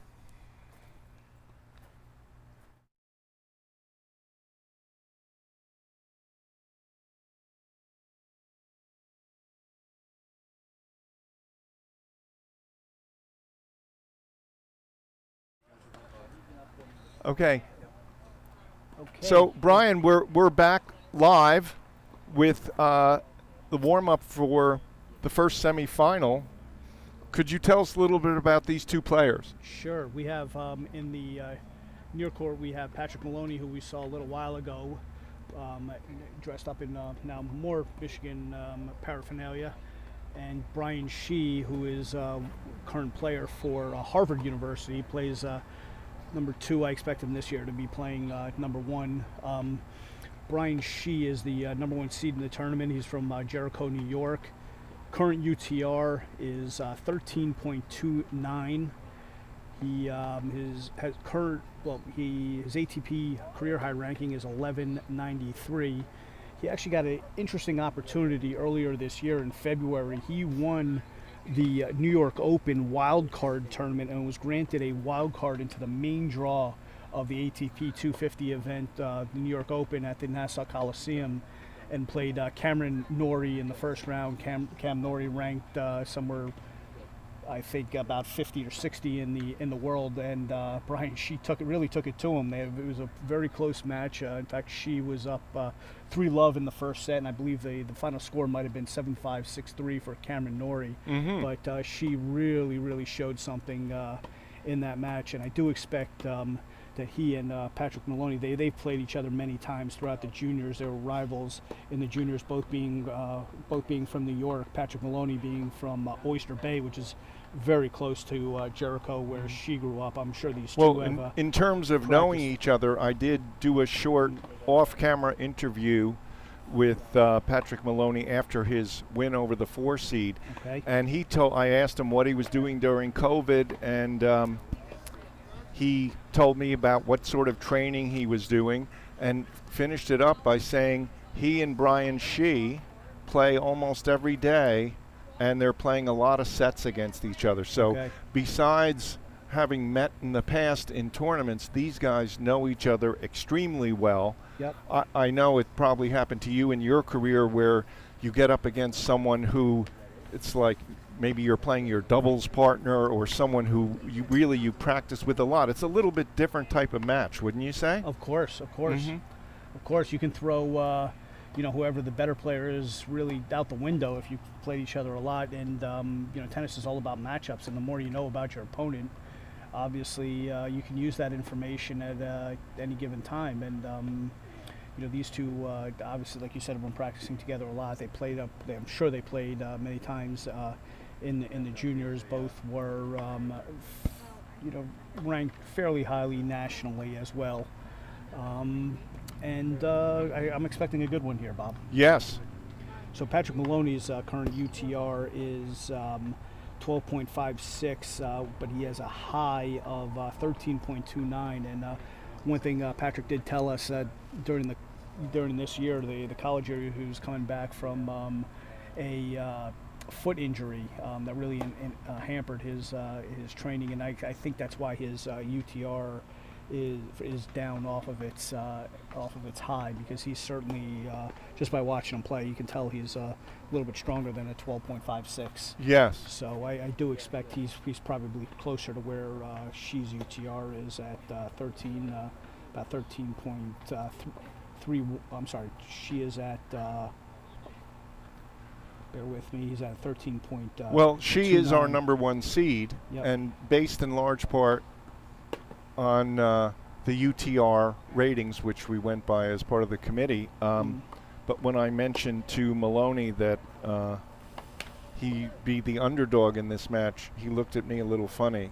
So I think both guys are going out there thinking they're going to win this match, and that makes for very interesting tennis, as you know. Well, that should be. I mean, you look at some of their results, and both of them have had very, very strong results at a very high level. I think she has had a little bit more success at the pro level than Maloney has had. She has, like I said, he won the wild card tournament, got into the ATP 250 tournament at the New York Open, where he lost a tight match to Cam Norrie. But she also was a quarterfinalist at the 2018 Winston-Salem Futures Tournament, which I believe is a 25K. And he was also a quarterfinalist at the 2018 Cordoba, Mexico Futures. She also had a little bit more success in the ITF Juniors. He won a ITF tournament down in Costa Rica, which I believe is a grade 3 or grade 4. I don't have that information, but he also won a grade 4 in Barbados in 2017 and a grade 4 in El Salvador. She reached the 4th round of Kalamazoo, the Junior National Championship in 2018. That's the round of 16. And Patrick Maloney, I know, did play at that tournament also. In 2013, Patrick Maloney advanced to the 3rd round. One other dimension that I think is interesting to view a match through is the steady versus aggressive decision. And I think from just hearing about Shi, I haven't seen him play, but we saw Maloney in the last round. He's going to go through the aggressive door as much as he can, and I think Shi is going to go through the wear him down door more. Not that he can't attack, but that'll be more of his plan. Would you agree with that? Or? I would. I think that's an interesting thing to look forward to. And I forgot about this stat with as we get ready to start this match. But here's an interesting stat about Patrick Maloney. At the 2017 USTA 18 and under clay court championships, the National Clay Court Championships, Maloney won 9 matches in the same tournament. Wow. He won 2 matches in the main draw and then won 7 matches in the back draw. He lost to the same player twice in that tournament, to Timothy Sa, who is a current player at Stanford in that single tournament. But that is an absolutely extraordinary effort to win 9 matches. So he's going to last the weekend. We know that. And that tournament's played in Delray Beach, Florida in the middle of summer, where it's about 120 degrees every day. So, and then we just saw the first point there with she getting a backhand error off of the return from excellent depth on that second serve. Excellent depth off that second serve.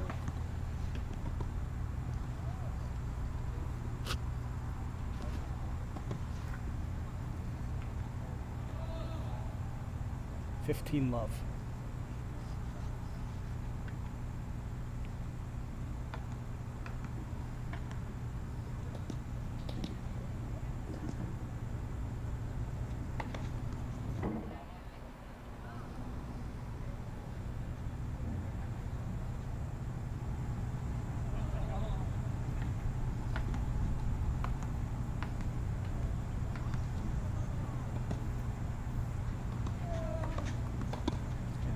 She with the double fault there went for a big second serve. That was a fine line there to me in terms of interruption of play. If he might have been offered a first serve by his opponent, what did you think there? I don't think I would have given my opponent a first serve there. You wouldn't. It didn't interrupt his serve at all, and it didn't take away too much. There wasn't too much of a gap in time. But you're right. The line was very close there.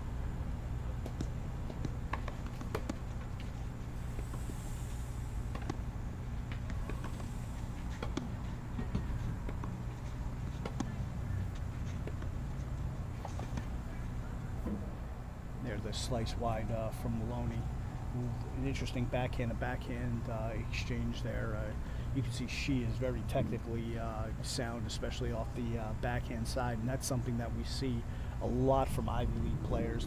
For some reason in the Ivy League, it seems like all the players are very, very sound off the backhand side. I don't know if it's specific to the conference or the type of players playing in the conference, but that being one of the strongest conferences in college tennis, it's an interesting observation.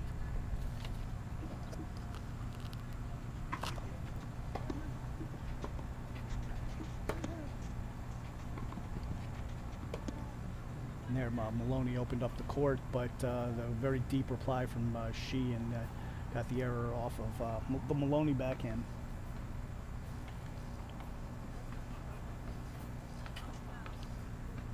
Where is he? Who's here? One of you guys help him, please.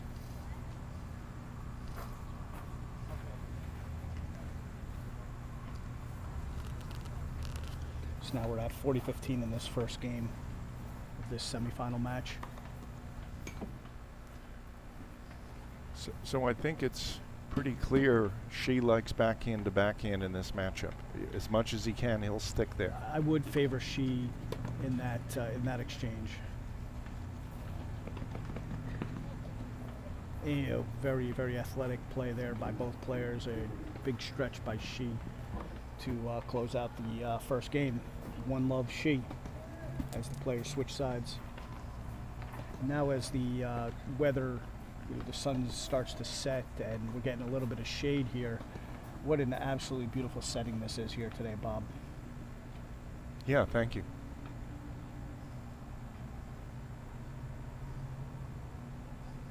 Now Maloney will serve down love 1 in this first set.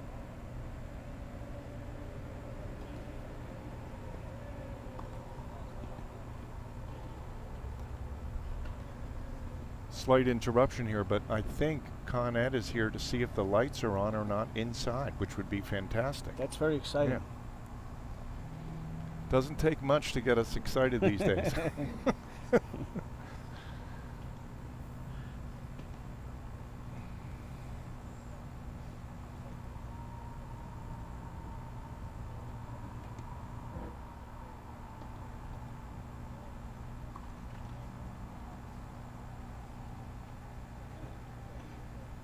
Now Patrick Maloney serving down love 1 in this first set.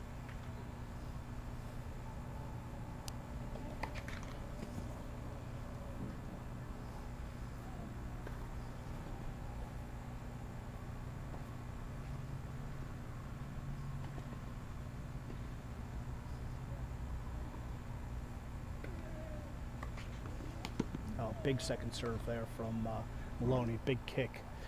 Stretch Shi a little too far onto his backhand side, couldn't handle it. Again, just like the opening match, we saw him serving right near the lines. Perfect placements. Yeah.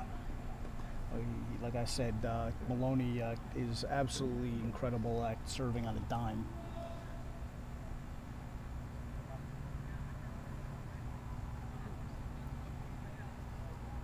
Now Shi is retrieving the balls from straight onto the side courts.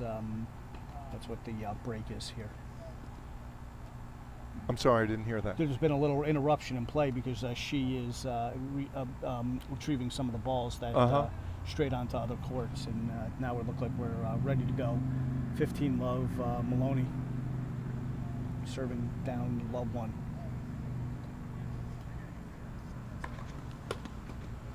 And again gets the miss hit off of Shi, the Shi forehand.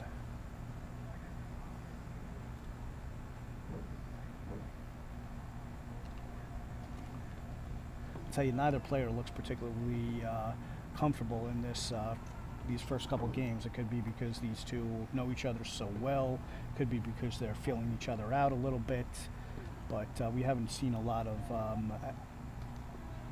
points, actual rallies yet. And man, Maloney's serve is he just can do so many things with that serve. Makes life very easy for him.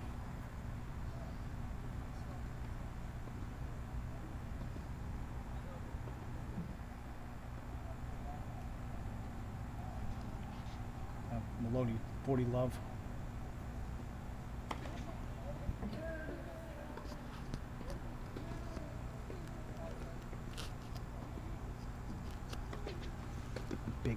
big wide second serve. And there it opens up the court for the backhand down the line. And that was just a classic 1-2 punch. Absolutely beautiful point, beautiful game from Maloney there. See, we were saying about a couple of the earlier matches, players would hit a pretty good serve like that. It would come to their backhand and they would slice it. Well, Maloney just showed us what you want to do with that ball when you get a good look. You want to hit a good solid drive 99% of the time. Yes. Yep, they did that very nicely. Stepped into the backhand, into the open court there, and even if she did get to that ball, it was going to be an easy put away for Maloney.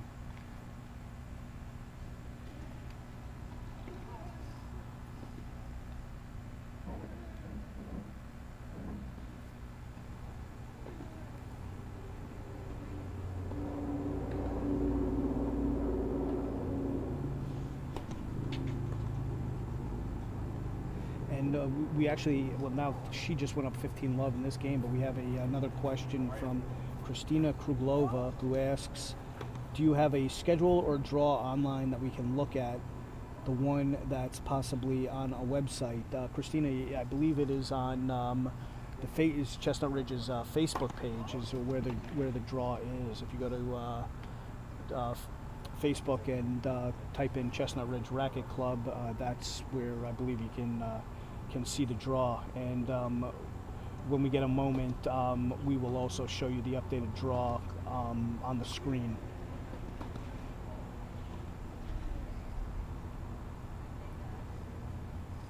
And thank you for tuning in, Christina. Yes. Love 30. I'm 30 love, sorry. I'm sorry, yeah, she is up now 30-love in this game at 1-all. And wow, did we just see a point where these two were going back and forth, bang, bang. Yes. It's now 40-love for she. I believe we have the score wrong on the screen. Now it's corrected. Yeah, we just changed it. We have quite a team here keeping score. There are 4 of us. And sooner or later we get it right.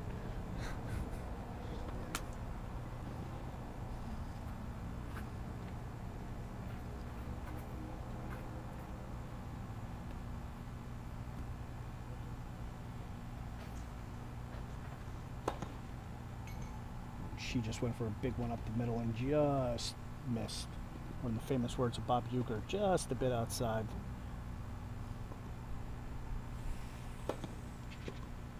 And a big second serve into the Maloney backhand gets the error. So now she is up 2-1. We're on serve in this first set. And Christina, here is the winner's bracket of the updated draw, and you can see we have she and Maloney now playing in the semifinals, and the other semifinal of Alvaro Regalado and Jose Salazar is just getting started down on the first court to our left on court 7 here at Chestnut Ridge, and unfortunately we don't have a video of that one, but man, that is going to be a good match as well. We got another comment from Alan Nunez, my friend Alan Nunez, former St. John's Johnny. Oh, great. And I believe he and Gary Krishnarovich, were they ever? No, they were never teammates at St. John's. They were not on the same team. So Alan is obviously telling lies now because he says I am the best analyst in the East Coast. Oh, but wonderful. Thank you very much, Alan. Yes. You're 100% wrong, though. Well, looking at the way these first couple games have gone, we could start. The players might just say to each other, shall we begin the tiebreakers now? Maybe. So now we have Maloney serving down 1-2 in the first set.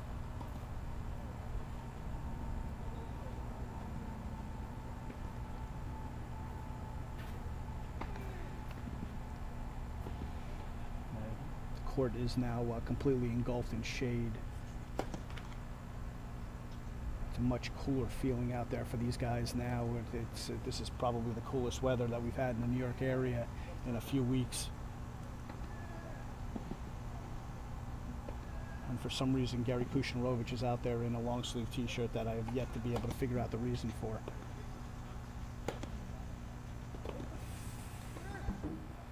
And And that would be exactly what Maloney would like, the simplest pattern, forehand to forehand, as opposed to the backhand to backhand, which she is trying to create. You're 100% right, Bob. 15 love.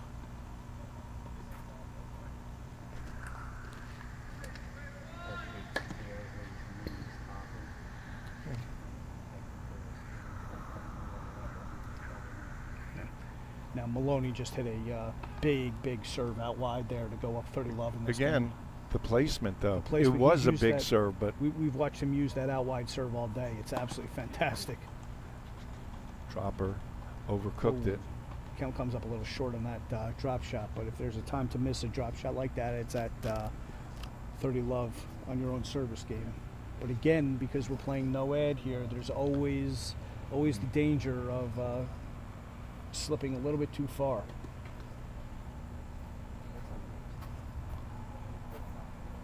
So now I've just gotten word that Gary Kushnerovich, who's out there battling in the losers draw in court 8 against Manuel Bartavena, has injured his knee, and it looks like that match is over. I think that Manuel has taken that match, but I'm not 100% sure.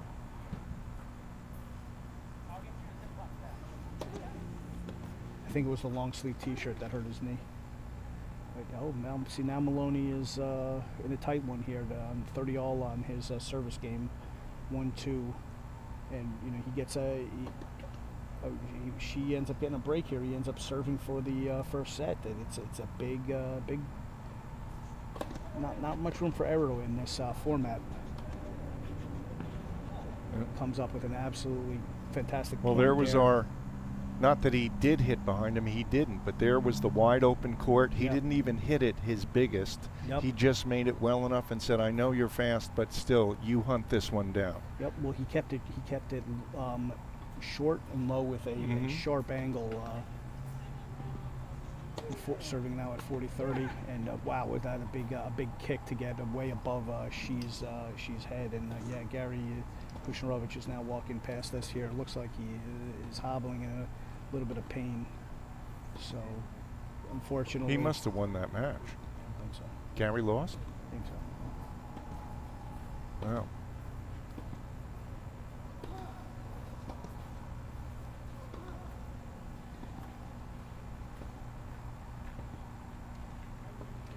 Now she's serving at 2-all in this first set. Down the tee. Bob says he's going down the tee here, and he's right.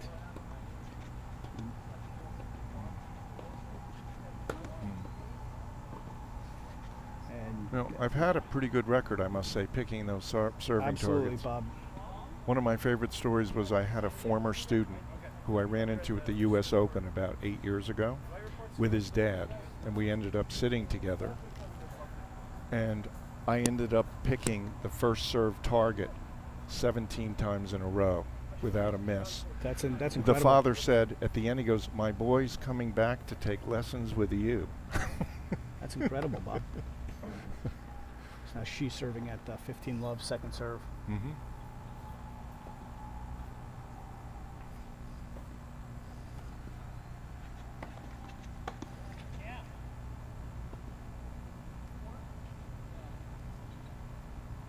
No, I missed what happened there. Was that That was a let. that was a let? Okay. Second serve let.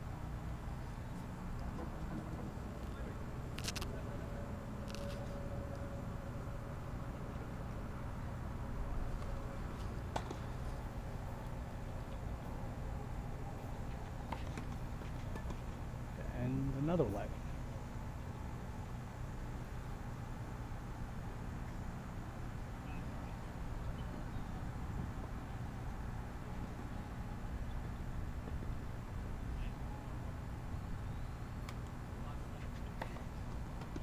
And a double fault from Shi.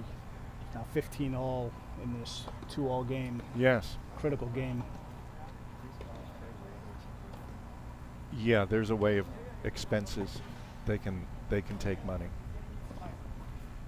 There's a way to do it.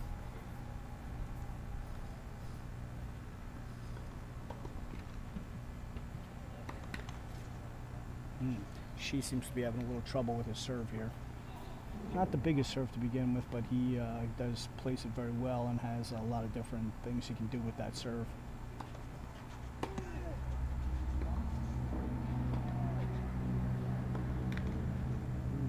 A little bit of an opening here for Maloney. Let's see, backhand error off from Shi, and it's now 15-30. Well, when Shi has timed it right, he's hit some beautiful big first serves too. That last one did look, though, like he really tightened up his body. He was maybe playing with a little nerves behind that shot. Could be.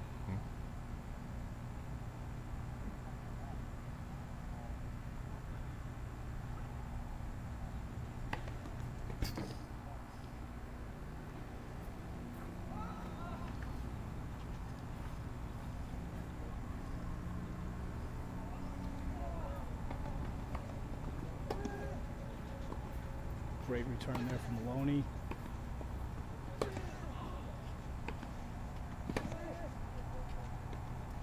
Oh, Maloney really got Shi moving there. And he used his forehand used so his well. forehand. Yeah, he sure did. I thought that last one from Shi was deep enough to keep him right in, and he put him right back in the backhand corner. He sure did. Beautiful shot. Double break point here now for Maloney.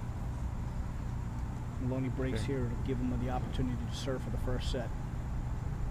Okay, this is where you know your guy, and you're down 15-40. You want to show him you're the boss. You're going to serve wide here to his forehand.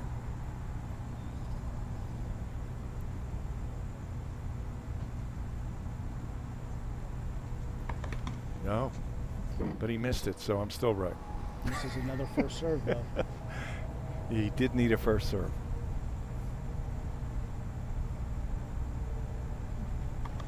And a double fault to give Wow. Maloney the break. Really that's tightened gonna up in really that hurt. game. So Maloney is now going to serve for the first set. Up 3-2. Sponsor. Okay. Now, GAF, one of our sponsors, again, GAF is the leading roofing manufacturer in North America, with plants strategically located across the U.S. As a standard industries company, GAF is part of the largest roofing and waterproofing business in the world. Thank you to GAF. Thank you very much.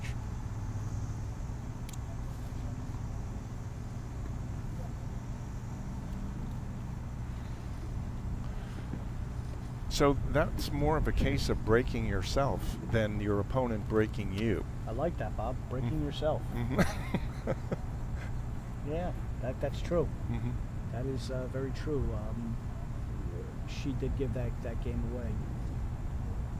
Now let's see if Maloney can serve the first set out.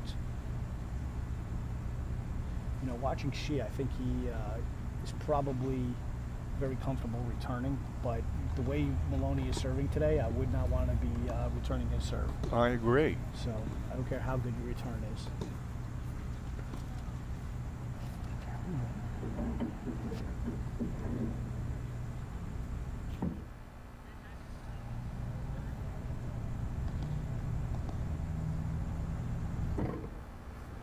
So I was just informed that I was wrong, that Gary Kushnovich did pull out his match over Manuel Baratavania, but he did hurt his knee. So he's out? No, I don't know if he's out, but he won his match. I don't know if he's going to tough it out or bow out of the tournament. We'll see.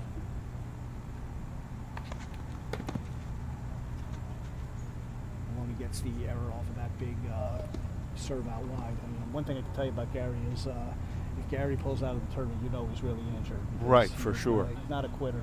So.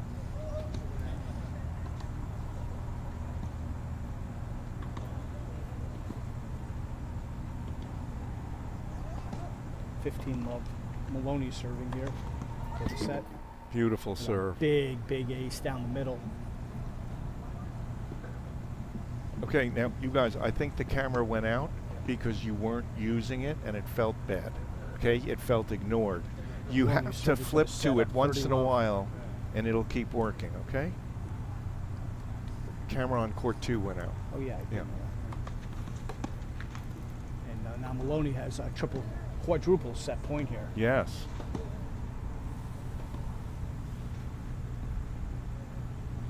So the number #1 seed She is in a little bit of trouble here.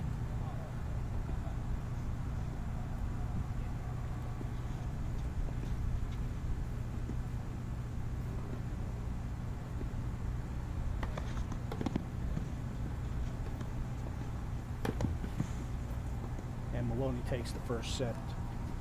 Wow, was Four- that a well-constructed 4-2. point? That was Beautifully done. Beautifully constructed point. Used his forehand to drive She off the court and opened up the court for the easy backhand winner on set point.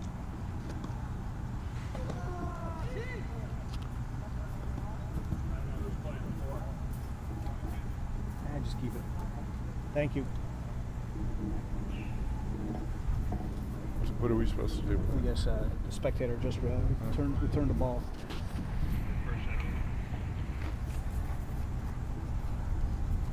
So now she's got some work to do to come back in this match. She's got to find a way to break Maloney's game down and take it to him. So far, he's been unable to do that. Can you tell Brad Breakstone we have a little distancing issue over there again? So the player's taking a little bit of an extended changeover here.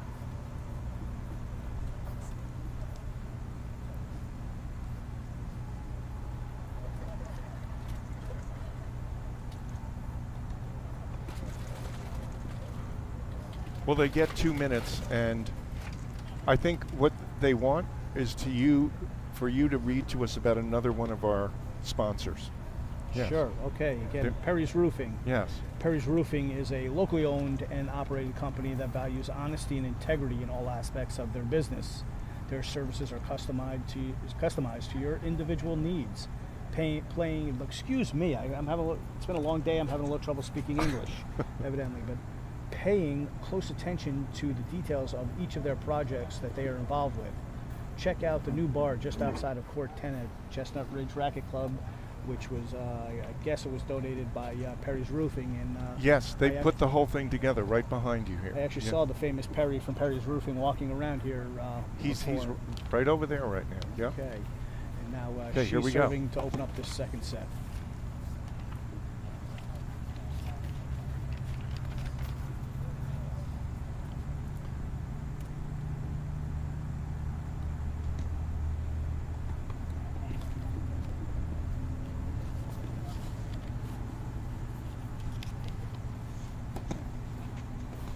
Big kick second serve there from She.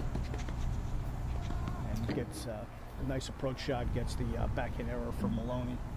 15-love.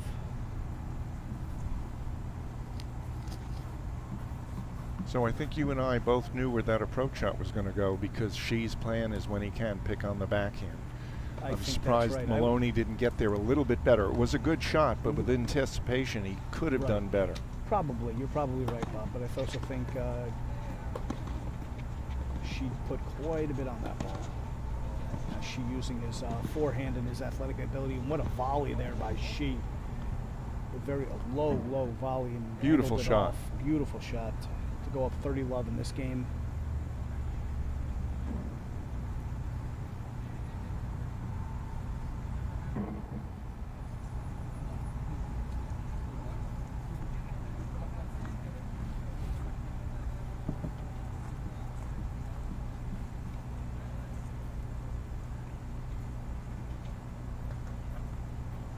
So now She's serving at 30-love.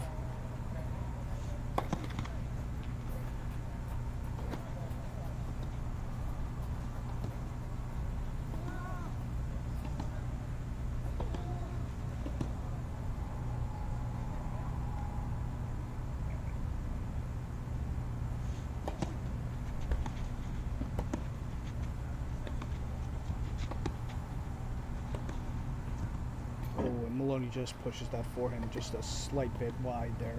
She up 40-love in this first game of the second set. Now that's one of those points I feel if you're Maloney, you're saying, I did it everything right, I just barely missed it. Keep going with that play. Yep. And it's okay for Maloney to go for that, go for a close shot there back on the when he's down 30-love.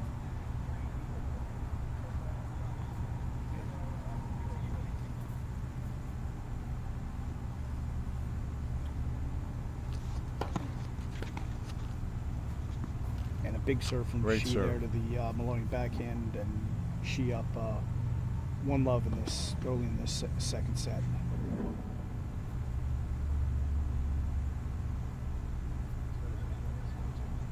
Mm-hmm. Okay, sure. Rally Partners. Rally Partners leverages technology to help business solve their most pressing people problems. They bring over 30 years experience in the insurance, HR, technology, and finance sectors to design and implement the right solution for your team. Thank you to Rally Partners for sponsoring this event. Quick change over here, and Maloney to serve down love 1 in the second set. And we have another comment from somebody named Deucey Lucy, and I'm pretty sure I know who this is, but I'm not going to say. But he says, "Let's go, Alan, the best commentator I know." Alan's not one of the commentators here today. Alan made a comment before, so if Deucey Lucy is whoever I expect it to be, I'm not surprised by the comment. Let's just say. Okay. So now Maloney 15-love in this game.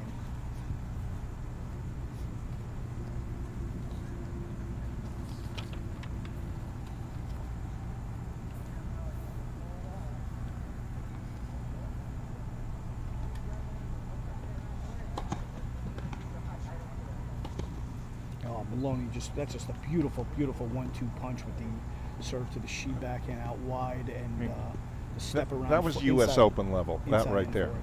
Just It was a pretty high level. yeah. You wouldn't quite go there. I wouldn't quite go to that was U.S. Open level, but it was Okay. pretty high level. And a big serve down. That the also was just pretty good. very high level, very good. And the Maloney is just he's got just such a angle on the ball. He's so tall, and even if Shi got a shot on that, it was going to be above his shoulder. And just misses that serve out wide. Maloney's up 40-love in this game, and goes for the Daniil Medvedev second serve, and that 40-love. That's the right time to go for it. And now we're at 1-all in the second set. Maloney up 1 set to love. It was 40-love. So Shi trying that play, you can't really fault him. Maloney went for the Daniil Medvedev second serve on up 40-love. And then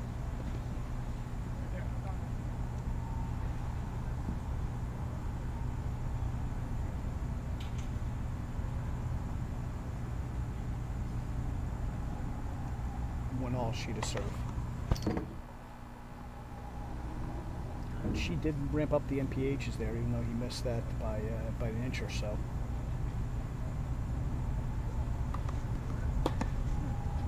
Now, I got to tell you, that was a nice second serve there by Shi that Maloney just manhandled. Unfortunately, Shi probably didn't get it out as wide as he tried to, but it was up high. But Maloney being 6'3", 6'4", however tall he is, that was just right in his wheelhouse. Yep. Didn't bother him. Love 15.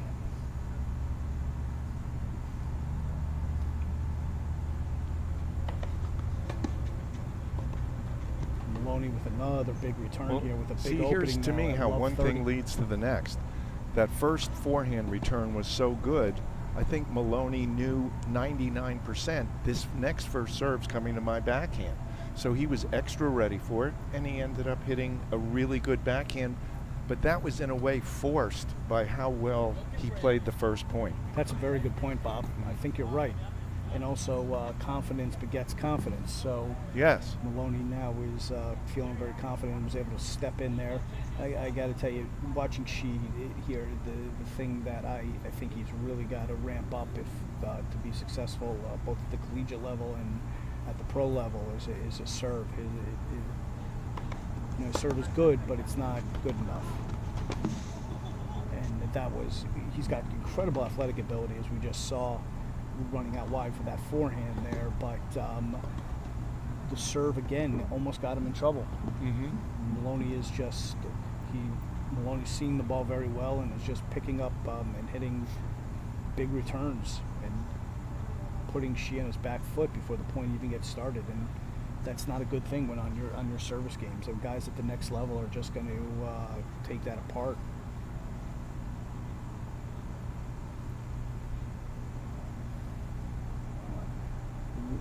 One thing, it does look like she has put on some muscle up, in his upper body, which. Do you need our score, Zoe, or See. do you have the score? Oh, there it is. Yeah. Okay. So now she's serving at 15-30 at 1-all in this second set. Maloney up 1 set to love.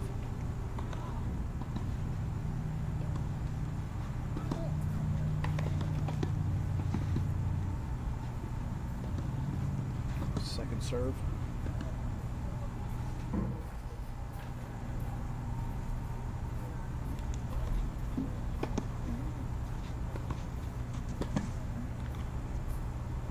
She able to push Maloney back there and get the squash shot error from Maloney. 30-all.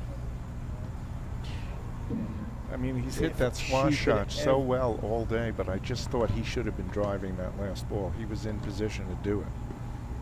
Yeah, I'm not sure he had a real play on that ball. Okay. I think it was a setup by the week of return. But if she ever needed a first serve here, it is right here. A first serve to the backhand. It was a big first serve to the backhand, set up an easy forehand put away. See, and that shows you how smart of a player she is. He knew he needed a first serve there and then a short return, so he went to the backhand, hit just an absolute monster of a serve and made the forehand put away pretty easy. So now game point for she up 40-30.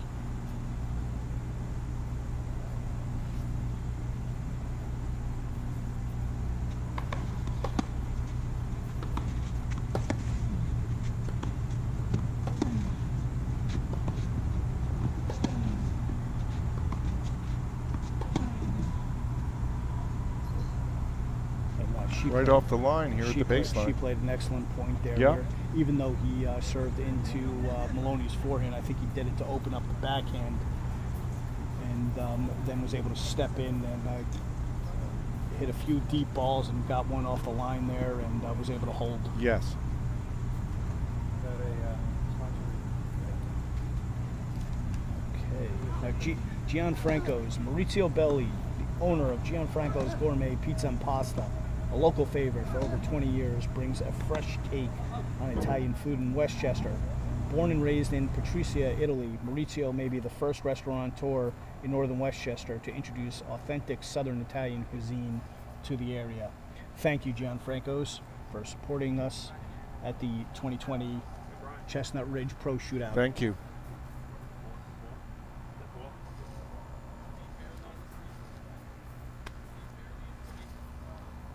What does he want with it? Maybe he wants you to autograph? Was that why he gave it to you, Brian? Oh. Oh, for this court?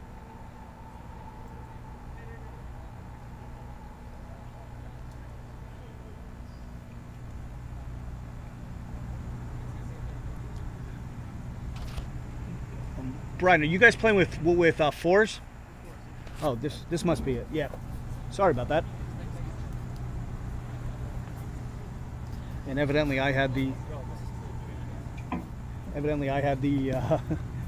the third ball there.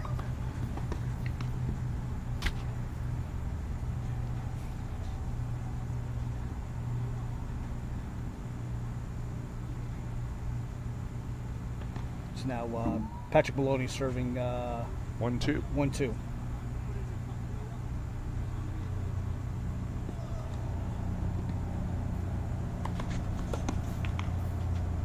Another out wide serve to the Shi forehand. Got Shi a little bit off balance there.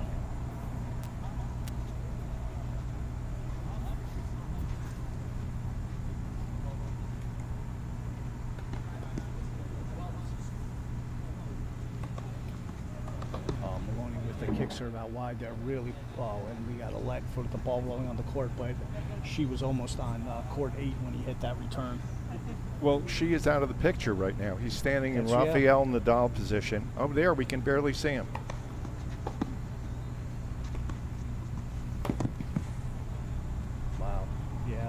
how far Maloney took him off the court. She was out of our picture. 30 love for Maloney. I mean, I think Shee's instinct is good. He's looking for a way to lengthen the points a little bit, but that was just too good again for Maloney. That was too good.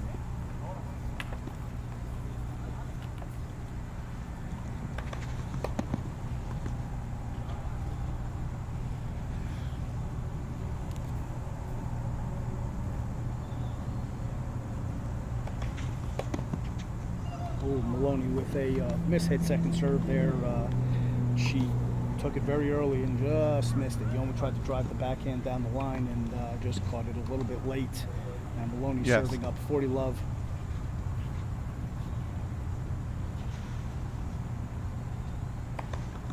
And Maloney with another big serve down the tee. We're at 2-all now in the second set after Maloney won the first set. Now we're getting down to game time here, Bob.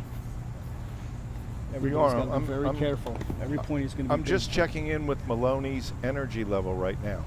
He's either going really deep inside or he's letting up just a touch. And since I don't know him that well, I'm not sure which of the two. Well, I also think that she has upped his game and is taking a little bit more energy away from Maloney.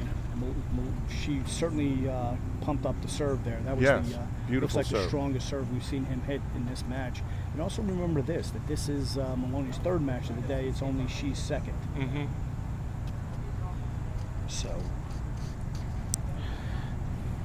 that may be playing a factor. You know, It may be. Maloney played 2 matches. You were the in gentleman who mentioned his USTA National Clay Court winning 9 matches That's or right. whatever he did.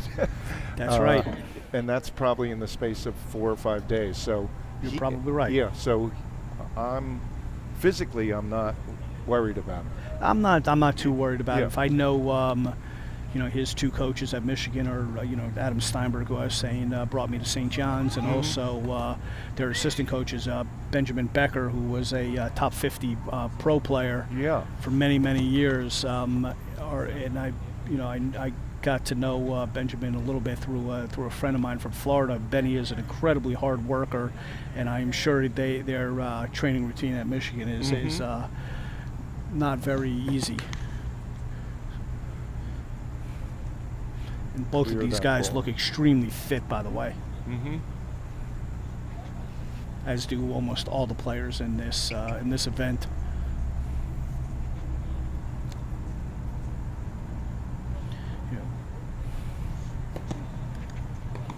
And backhand error there from Maloney. She's now up 40 love in this game. Now I'll tell you, Bob. The being fit these days in men's tennis and men's college tennis or men's professional tennis, it's really the price of entry. You cannot be out there and playing with these guys unless you are extremely fit and extremely strong. And so all these guys are.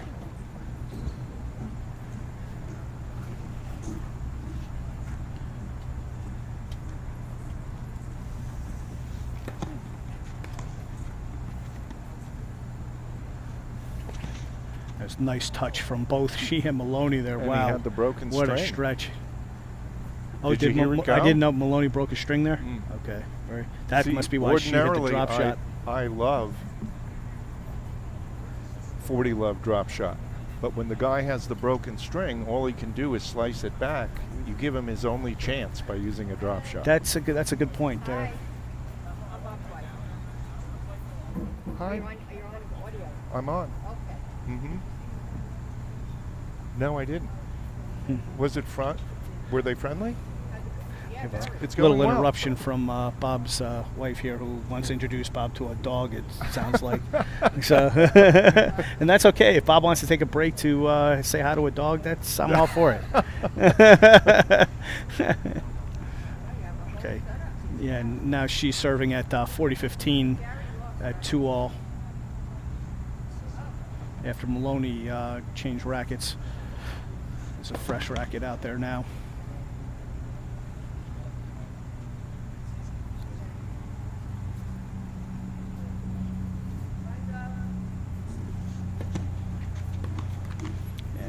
forehand error from there from Maloney gives Shi the hold to go up 3-2.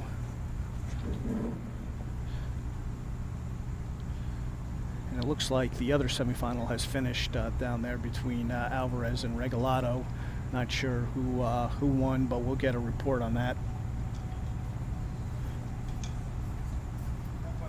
Salazar, you mean? Oh, Salazar. I'm sorry. Did I Yes. say Alvarez? Yes. I meant Salazar. Sorry. I am ready. So now we have RC Power, another sponsor of the tournament. RC Power Products in Bedford Hills is a repair shop for small engines on 2-cycle and 4-cycle equipment for landscaping. They also retail parts and equipment for landscaping. Call them at 914-242-3557 for your small engine needs, or stop by their store at 57 Plainfield Avenue in Bedford Hills. Thank you, RC Power, for Yes, thank you. sponsoring the tournament. Couldn't do it without you. I'm not sure if it was just random or that I did see something in Maloney's energy, but he did play his worst return game of the match right there. Yeah. Okay, I didn't quite notice that, but I also think she played his best service game of the tournament, of the match.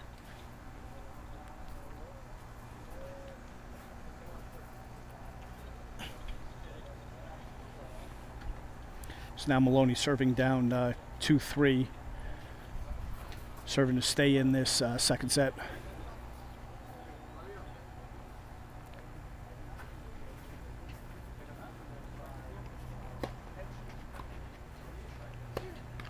And the forehand error there, down love 15.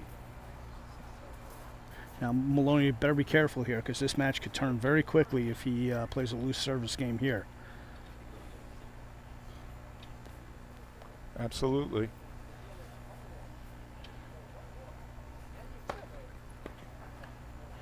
Big serve there from Maloney. Boy, did he to get back to deliver a 15. beautiful target there. And we see Bhakar going out on the court now to play. I believe he's going to play Gary Kushnerovich. So matchup between Johnnies here. Yes. In the losers bracket. It's going to be interesting to see Gary how Gary responds with the knee injury.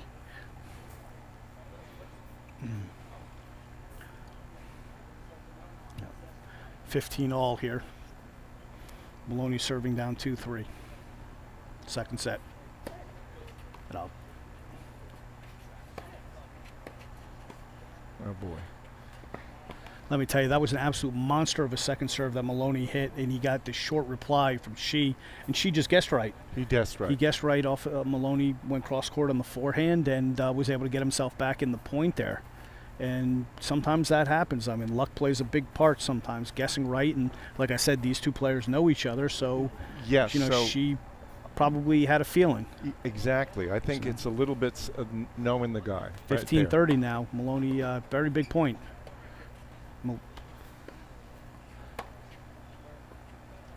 And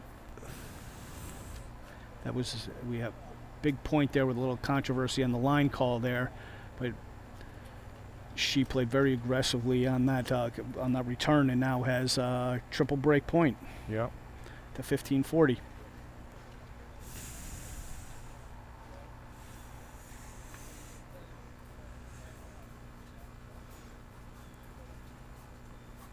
And somebody out there is supporting Michigan. We've got a comment, "Go Blue," from Jeremiah Driansky. He also sends out a shout out to the tournament director, Brad Breakstone, who says, "Great tournament, Brad." And what a forehand that Maloney just hit. Right on the line. Right on the line. Now 30-40. He's still got to fight off 2 more break points, though.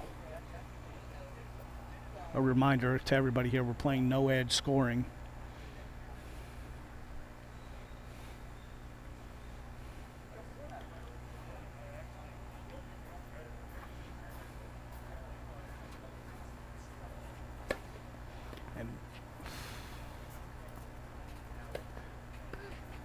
An absolute monster of a serve again. Got the short reply, and then she just guessed right again. Yes, he did. And breaks Maloney to take the second set. So now we're going to see a 10-point tiebreaker for the match. What I see, You know, it's incredible. Well, one of the things I try to teach all my students is when you've hit a really weak shot, you have to take a guess if you just stand there. And that's ended up being the difference in this set. 2 guesses, 2 correct guesses, turned around 2 losing points. You have to give Shi a tremendous amount of credit for feeling what was going to happen there. tremendous amount of credit. Yes.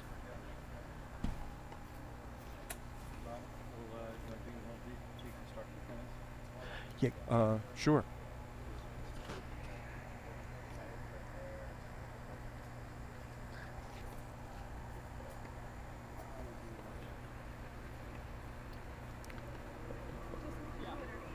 Okay. Now, while we have a quick timeout, Bob's going to talk a little bit about his book, Yeah. Deconstructing Tennis. So I was talking about it a little bit before. It's all about how to use your mind between points, which of course suggests also what you should be doing while the ball is in play. The short version is, a lot of people don't know this, but Gauguin died penniless and undiscovered. Not that many people have read my tennis book, but all the ones that have found it enormously rewarding. Check it out. It's available on Amazon. Sorry Thank to you. interrupt you here, Bob, but we're about to go with the 10-point tiebreaker here with Shi to serve the first point. Now 1-love for Shi.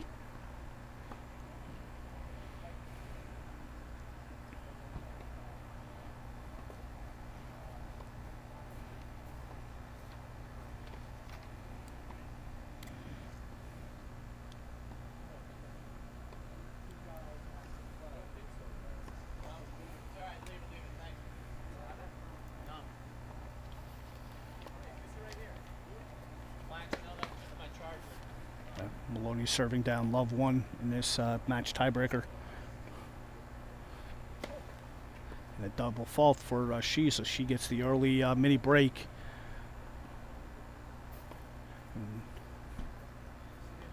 And how quickly things can change in this Very format. quickly. You know, just 15 minutes ago, it looked like Maloney was going to cruise through this match.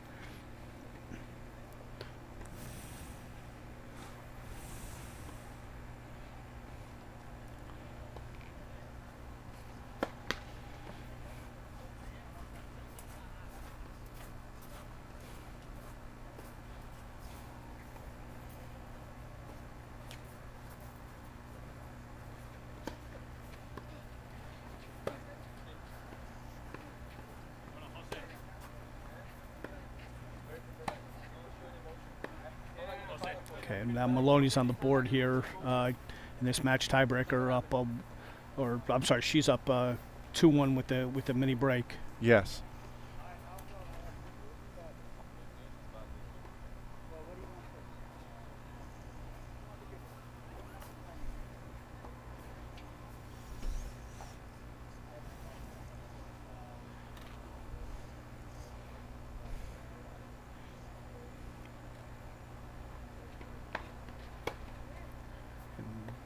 Big serve by Shi. Now we're up 3-1 in this match tiebreaker.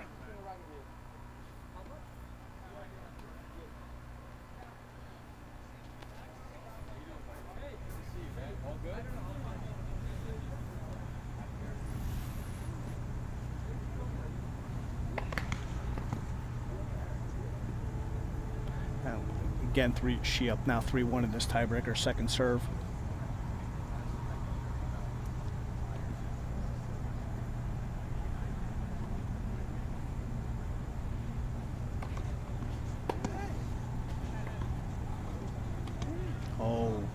Maloney, now I'm starting to see what you're talking about, Bob. Maloney's energy level is down a little bit. That was the first ball I think I've seen him try to slice all day.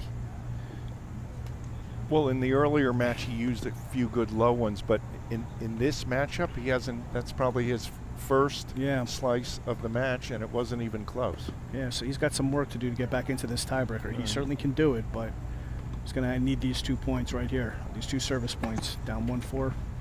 And that's the beauty of having a big serve like that, is you can get some free points. And now they're going to switch ends at Maloney serving 2-4. Well, for all the club players out there who play super tiebreakers, It's not till you get in the middle of one do you realize how long it actually is. It just feels so much longer than a regular tiebreaker up to 7. There is a lot of time to come back, but Yep. when your opponent can serve like this at this level for all the guys in this tournament, you've got to make your move a little sooner. You can't wait too long. There are some typically momentum shifts in the super tiebreaker that Yes. you wouldn't see in a regular tiebreaker. That's correct. And thank you to Jeff Cohen for watching. He says, "Hey Punch, it's Jeff Cohen. You're a good commentator. Keep it up." I assume you're Punch? Yes. It's who, Jeff Cohen? Jeff Cohen. Oh. Jeff Cohen, thank you very much for checking in. Those were the days, my man. So now Maloney Had a great time with you. So now Maloney did his job, won the 2 points, and she's serving up 4-3 with a mini break. But it looked like Maloney upped his level a little bit in those last 2 points. So let's see if he can take one of these 2 off of She.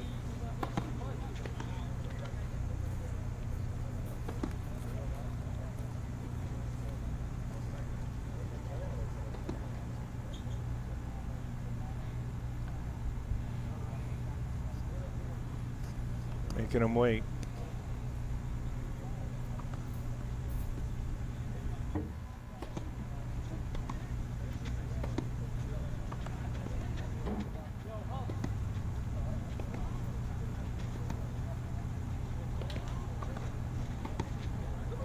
But Maloney just played a fantastic point there. Even though it looked Maloney like, fought off some tough balls there. Really good defense. you know, watching She's backhand, it's just beautiful. The Mhm. way, his two-handed backhand, the way he gets his front shoulder into the ball and gets very low. But Maloney was able to push him back there, and I think She was a little surprised. So now we're at 4-all in this super tiebreaker with She serving.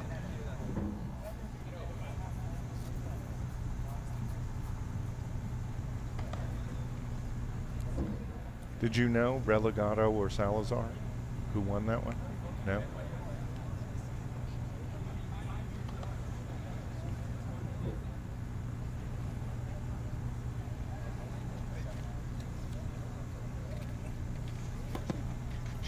She with the out wide serve. Oh, And gets gosh. the backhand error from Maloney. So now Maloney's serving down 4-5, but we're back on serve.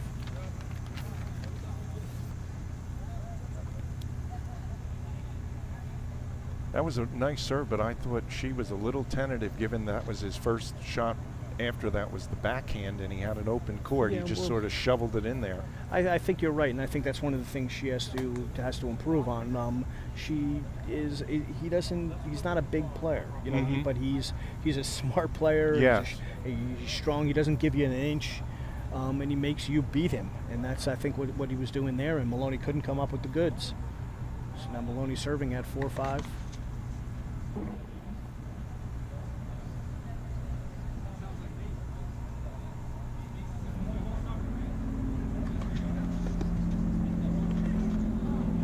And Maloney with a backhand error. Sorry. And She gets another. Those of you mini listening, break. I hope you can't hear me whispering to my microphone there, but that was definitely not the right shot to go for at that time.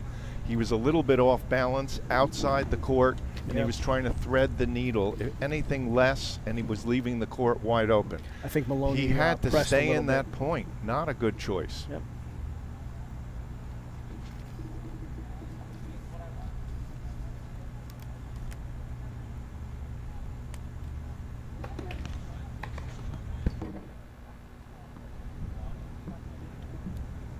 Serving down 4-6 here.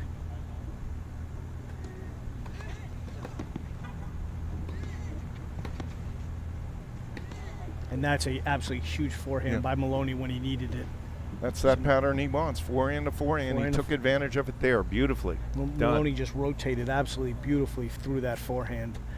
Now She's serving up 6-5. And we're still trying to confirm who won the Regalado Salazar match, but I believe it was Salazar. But I'm trying to get confirmation on that.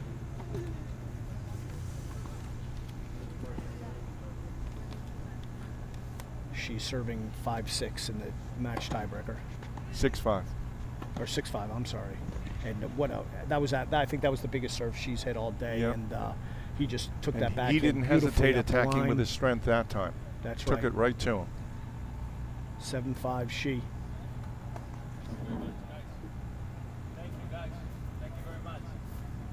He's not coming back tomorrow? I don't know. So it looks like Salazar did win that match. Mm-hmm.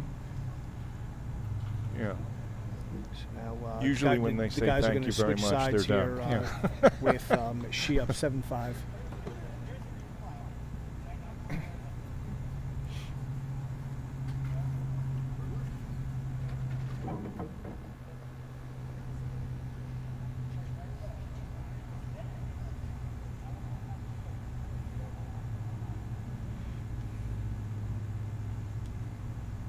A little bit of a break, a little bit of a well, she towels off. So again, she's serving up 7-5 in this match tiebreaker. Maloney won the first set 4-2. She came back and took the second set 4-2, and here we are in the match tiebreaker. She up 7-5 serving.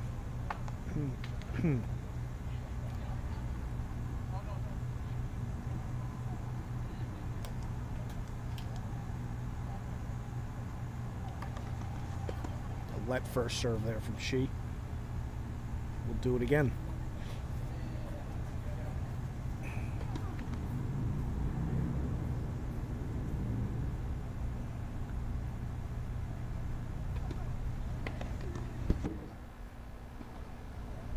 Tremendous serve under pressure. That was an absolute fantastic serve by Shi down the mid tee there to put the pressure on Maloney. Maloney now serving down 5-8 in this super tiebreaker.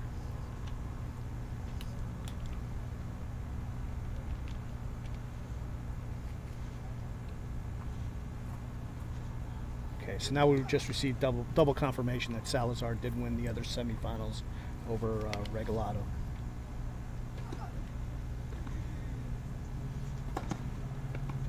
Oh, Shi with a beautiful return off a big serve by Maloney, and has really taken control of this super tiebreaker. And now Shi is going to have 5 match points in a row. So, this, by the way, the score with Salazar over Regalado was 4-0, 4-2.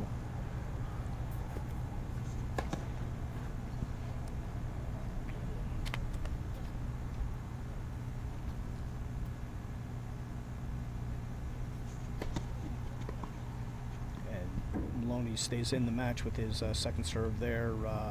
Gets a backhand error from Shi. Shi will now serve with match point, up 9-6 in this match tiebreaker. Okay, so you're Shi now. You going big, or you going placement and control the next ball? No, at this point I'm going big. He's You're got going enough. big. He's got Okay. he's got 4 more match points here. So yeah, I go big on this first one. I go big out wide to Maloney's backhand, and then go into his forehand. Good call. Now- Too bad it was a let. We would have seen Now, what now happened. the let, I'm gonna say she's gonna go down the tee here and try to Okay. open up Maloney's backhand. I was right, but he missed. Second serve.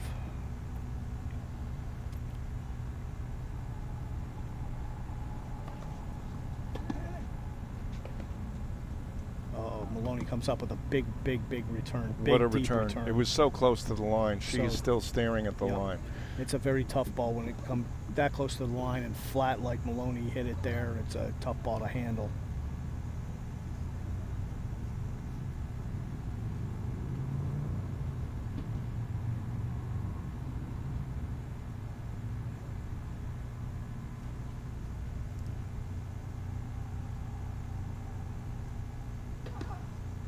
So now she's serving at 9-7 with another match point. This one I would go a little more conservatively on and try to get the point started.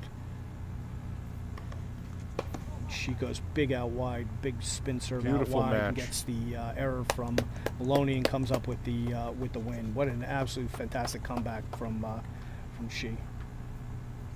And these two, I believe, are good buddies, but I'm not sure what the words were that they had there at the net. But Brian Shee is going to advance on to play Jose Salazar in Yes. the finals of the winners draw tomorrow. But remember, this is a double elimination tournament, so neither Shee or Salazar have lost yet. Maloney is going to go back to the losers draw, but he's got a chance. Still got a chance to win the tournament, to come back and come through the losers bracket and get some revenge.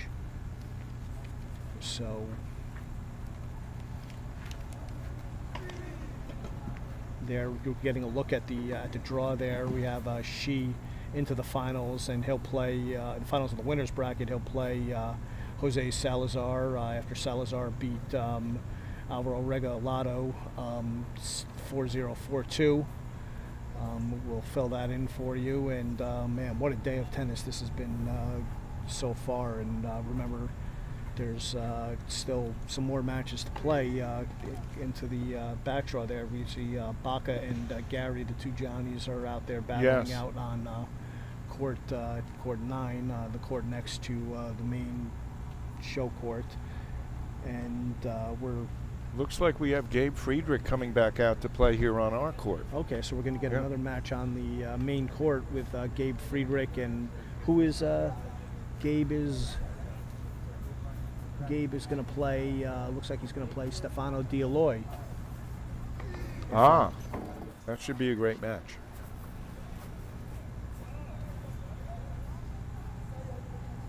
So we're going to take a. We'll be back with you in a few minutes after we're the court taking a gets break? prepared for the next Okay. match.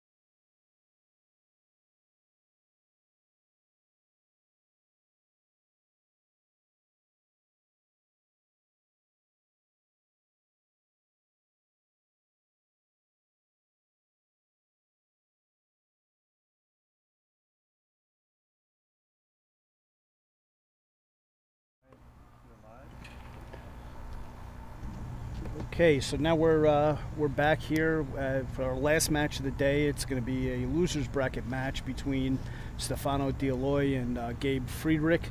We saw Gabe play a little bit earlier on today.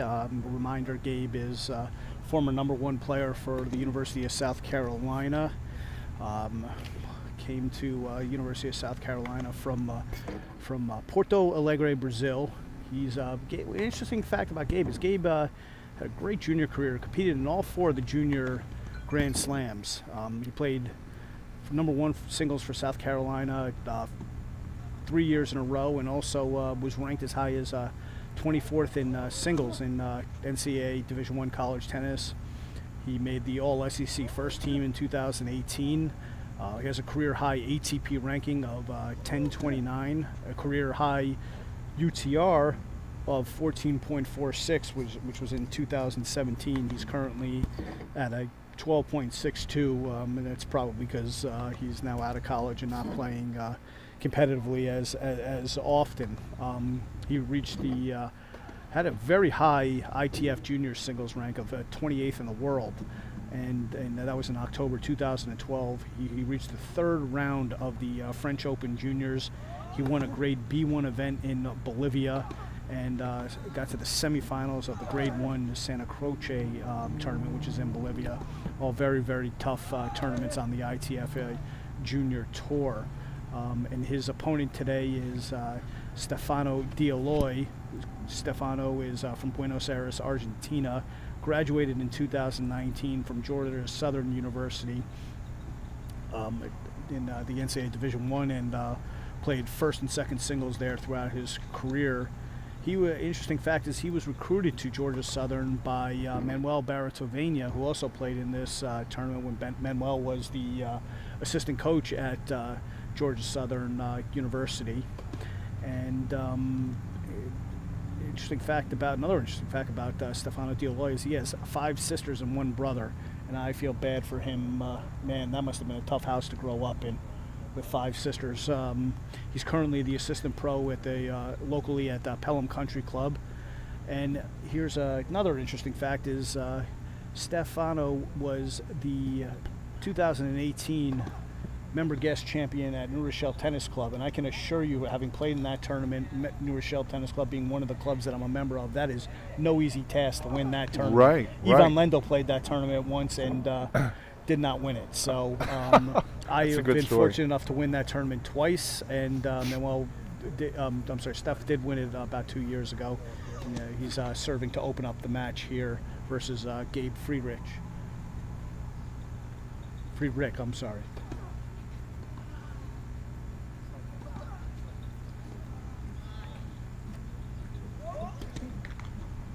And Steph opens up the match with a double fault. Now down love 15. Thank you for that. Mm-hmm.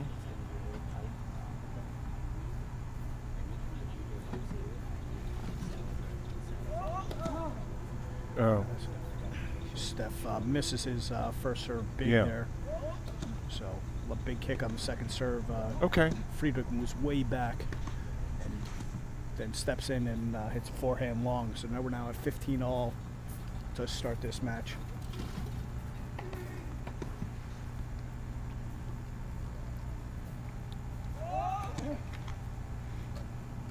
Interesting. I think this is either Stefano's. This is his 3rd or 4th match today.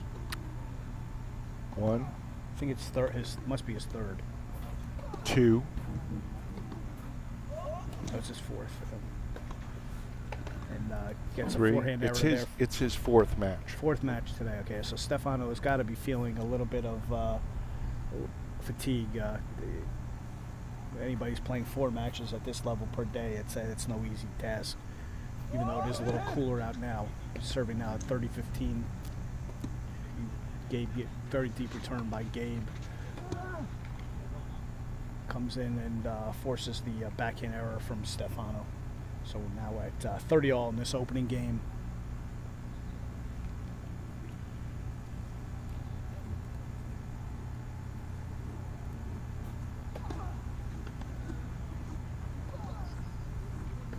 So for everybody out there, you should know that we're posting the current draws to the Chestnut Ridge Racket Club website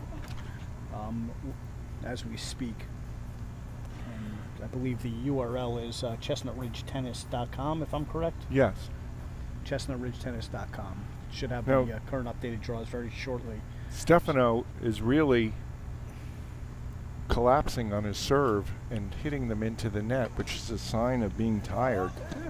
It sure is. Even that one went in, but did you see his upper body? I did.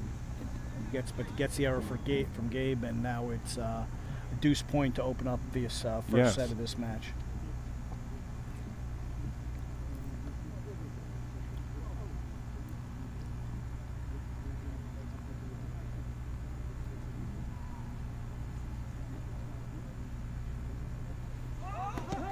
Somebody named RL, who I believe is Rodrigo La Torraca, who is a member of our Chestnut Ridge 5.0 men's tennis team and a good friend of mine from New Rochelle Tennis Club, just posted a not necessarily a question, but a comment, and we get a double fault there from Stefano to give Gabe the first game and a break in this first set. Rodrigo posted, "Come on, Brian, how about a shout out to your buddies at New Rochelle Tennis Club?" Okay, Rodrigo, here's your shout out, buddy. Yeah. Okay, so now we're going to thank another sponsor here, Lexum Realty. Lexum Private Investors is a commercial real estate owner, asset management, and development company located in Connecticut and Los Angeles. Thank you to Lexum for sponsoring this wonderful event. Now we have Gabe Friedrich to serve the first point of the second game, up 1-love with a break. And it's now, we're about to get it back on the screen, and second serve from Gabe Friedrich here, first point. Steph with a very, very weak drop shot that went up a little bit too high, and Gabe came in and easily took care of that. So now Gabe is serving up 15-love. Well, Gabe's had a little bit of an easy time here. By that I mean his first match, unfortunately for him, wasn't close. So he has plenty of energy from that one. Then his next match, he got a walkover. Yeah, I believe and Oliveira this is only his pulled out of the tournament.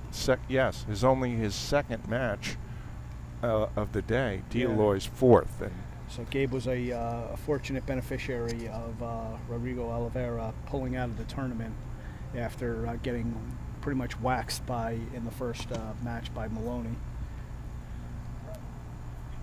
Am I allowed to say waxed? Well, I said it. It's now 50. It's now.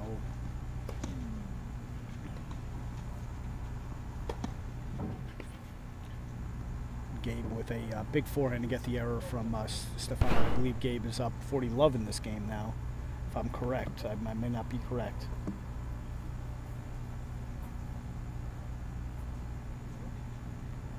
We'll find out in a second. So, Gabe goes for the big serve down the tee and misses just wide.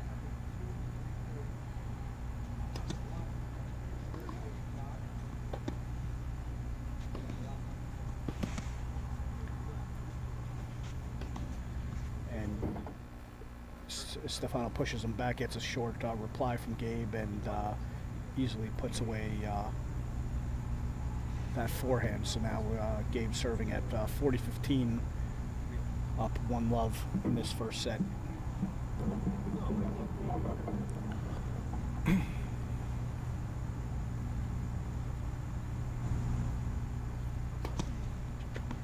Good out wide serve from Gabe. And what an angle on that forehand that Gabe just hit. Unbelievable. And like I said to you earlier, Rob, I really think that Gabe, the more matches he plays in this tournament, even though he is in the loser's draw, he's a threat to come through the loser's draw to get back in this thing and still have a chance to do very well. So he's definitely got the fresher legs here, and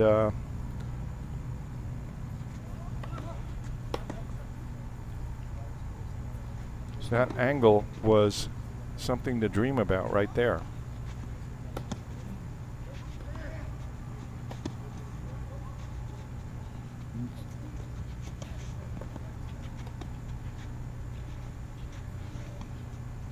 There you saw a little small ball from Gabe. Stefano hit a ill-advised drop shot there, and Gabe came in. Stefano almost played some pretty good defense there to get himself back in the point before Friedrich took that point. But that premature drop shot is a sign of being a little tired also. You're very right. You're correct, Bob. Love 15. Cannot buy a first serve.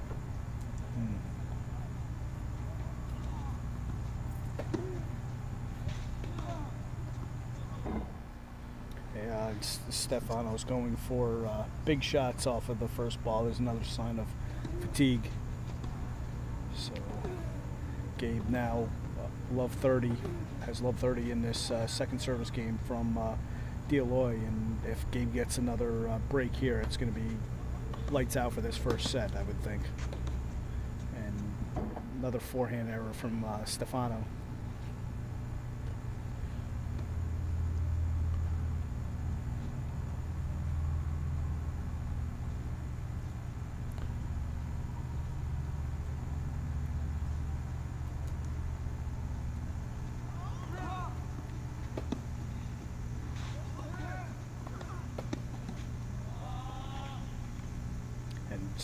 Gabe closes out gets his second break of this first set fairly easily.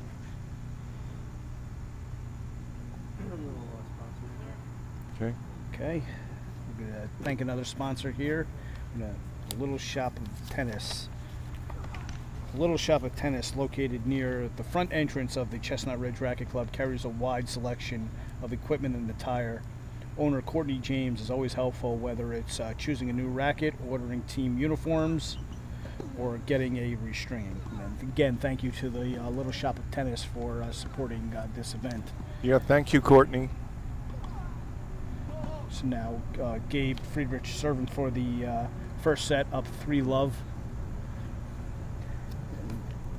Been a pretty uneventful match so far. It does look like Stefano doesn't seem to have much gas in the tank, so it's hard to look right now and say here's a way back for him in this match.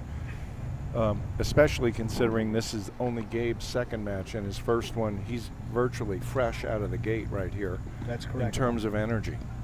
Even though the weather has cooled off quite a bit now, and we're completely shaded over here. And Gabe is also playing at a little bit of a higher level than he was, I think, in the first set. He's hitting his forehand a little bigger, it looks like. Yes. And using some of the spins off of his serves a little bit better.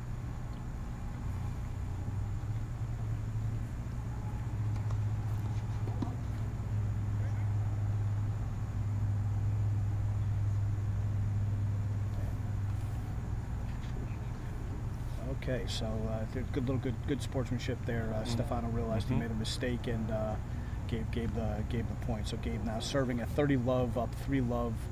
This first set is almost lights out for this first set. I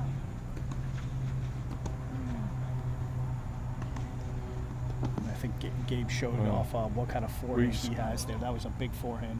Yeah, but even at least as good was the defense on the prior shot. Absolutely. Off of a bullet, and he got it right back to the baseline. Tremendous play. Absolutely. So now quadruple set point for Friedrich. It's actually 40-love. Is it? Yeah. Oh no, I'm sorry. It is 30-15. I stand corrected. It's now 30. Gabe serving at 30-15. What a beautiful play that was, where Gabe took Stefano off the court way out wide and pulled the inside in forehand up the line. That was a thing of beauty there. And I think Stefano may have, oh no, I'm sorry, he just went over to retrieve a ball there. Again, we don't have any ball boys here today because of the coronavirus pandemic, so we're trying to limit the exposure, so players retrieving their own balls. Good return there by Stefano. Good drop shot to get back to 40-30.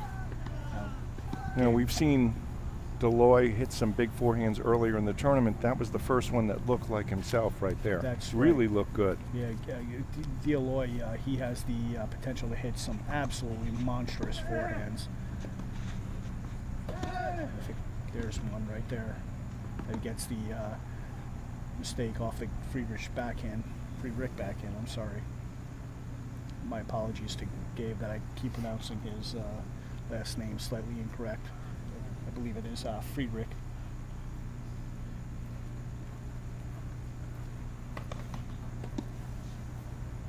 So now we're here at a deuce point, break point, set point. And wow, what a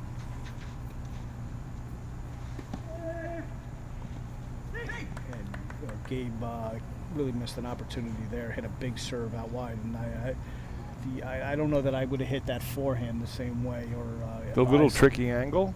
Tricky angle. I don't think it was that tricky though. I think it was just a wide angle.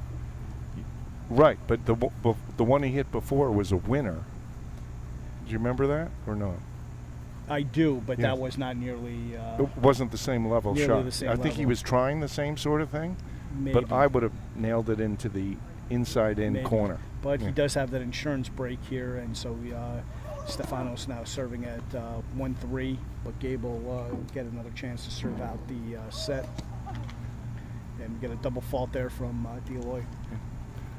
See, I'm just wondering, like, when you're tired and you're in a match, like, if I'm Stefano and I realize that I'm pulling down on my serve every time, I can self-correct, even though I'm tired, just by taking a little bit off my serve, and then I won't muscle it. It doesn't seem like he's in touch with what's going on. Well, I would tell you, Bob, that's easier said than done. That was an absolute monstrous forehand he hit there. He gets the error from Gabe off of Gabe's backhand, and now it's we're at 15 all in this game. Sometimes, Bob, I gotta tell you, yeah, it's easy to say self-corrected, and from where we're sitting up here in the commentating booth, it seems even easier. But when you're out there on the court in the heat of the battle, it's and you're feeling everything's hurting. And wow, was that a huge forehand there by Now DiAloy. he's starting to play the way we saw him play earlier in the tournament. Yep. Those forehands strung together was just a series of beautiful shots. Yeah, but the point I'm trying to make is Yes. when you're out there and everything's hurting, you're out of breath, and you have to start the next point. It's not always easy to make that self-correct. Sometimes you have to make it, and you try to make it, and you just can't. Mm-hmm.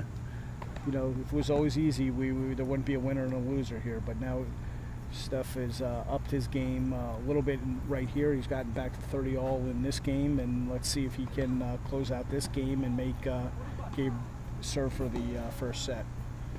So Gary Kushnerovich and Bhakar still battling out there on the court next to these two.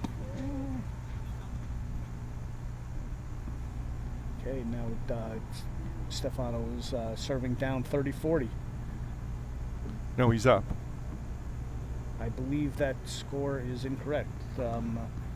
Because Okay, $2. I may be wrong. Okay. Am Come on, I give wrong? Me a chance. I might be wrong. I think it's Maybe I 40-30. lost a point somewhere, but I thought it was 30-40. We'll see what happens here.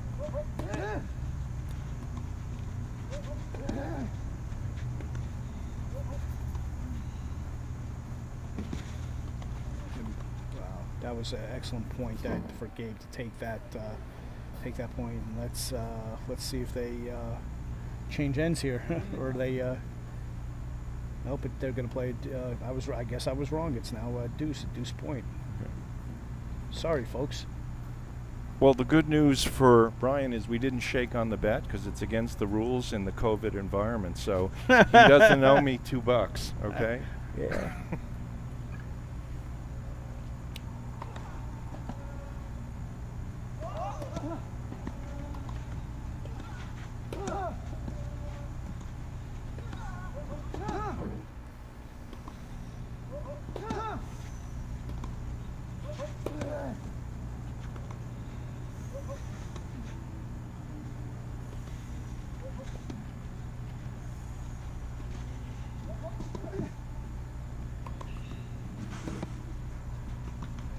Oh boy, what a Okay. how disappointing there for Gabe. What a Now, great if point. my wife were commentating, she'd say, Gabe just hit a Chevy R overhead.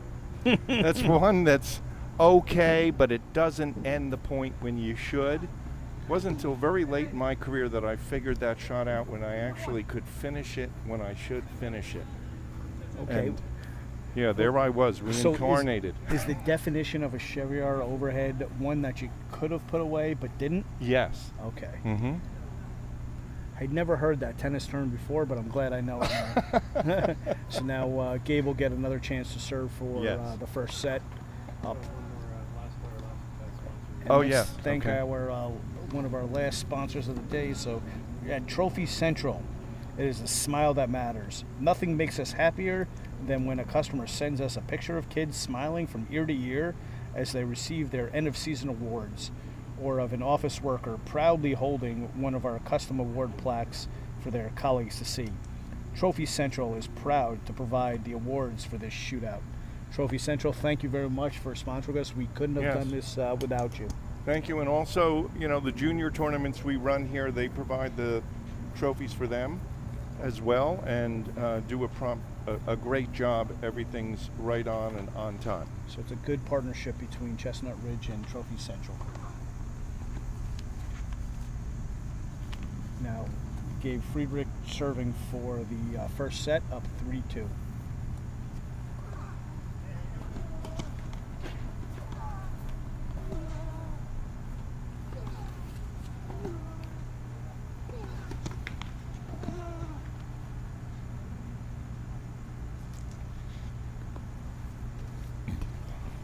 Now, Millie Vasquez just commented, "Vamos Toto, bien ahi totito." I'm not sure what that means, but thank you, Millie, for watching.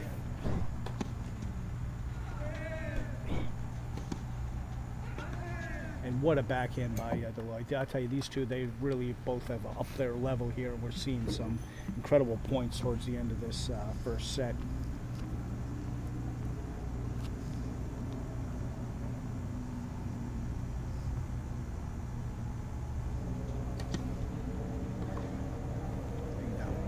Big out wide serve there from Gabe, brings this game to 15 all. 15 all. Smart serve there.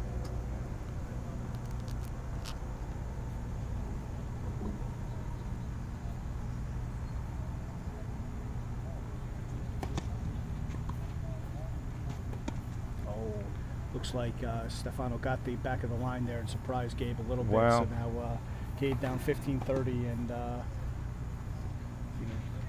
little bit of drama towards the end of this first set here.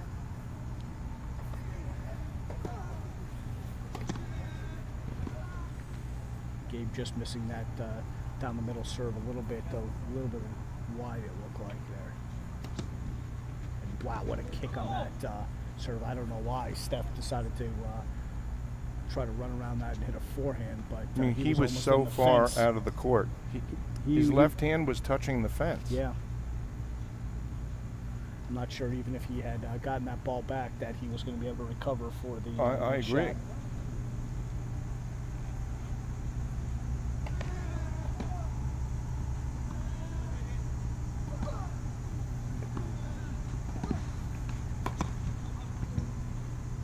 Gabe going for some big serves here. 30 all in this game. Big point here. And gets the big error from Stefano. So now Gabe has 2 more set points.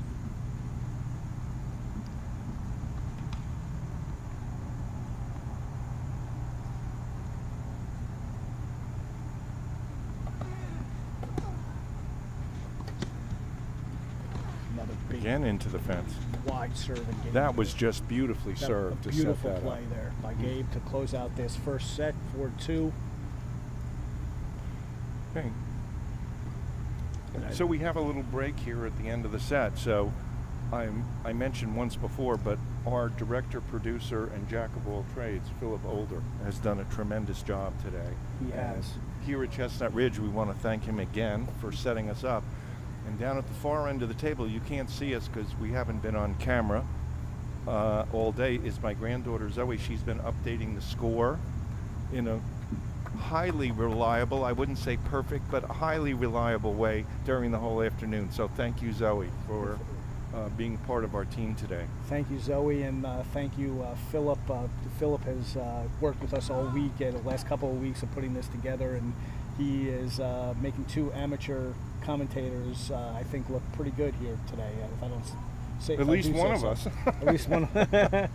Probably you and not me. But for those of you that don't know, this is my first ever endeavor into commentating a live tennis match. Something I've wanted to try for many years, and Bob is a great partner to have during this event. We've had many discussions and Zoom meetings with Philip and Brad Breakstone, the director of tennis here at Chestnut Ridge and the tournament director over the last couple of weeks. And Philip had done an absolutely incredible job of giving us a professional setup and allowing us to do this, and we thank him tremendously. He's put together great. all the graphics, and it's just an absolute pleasure. So now Stefano DiAloy serving to open up the second set.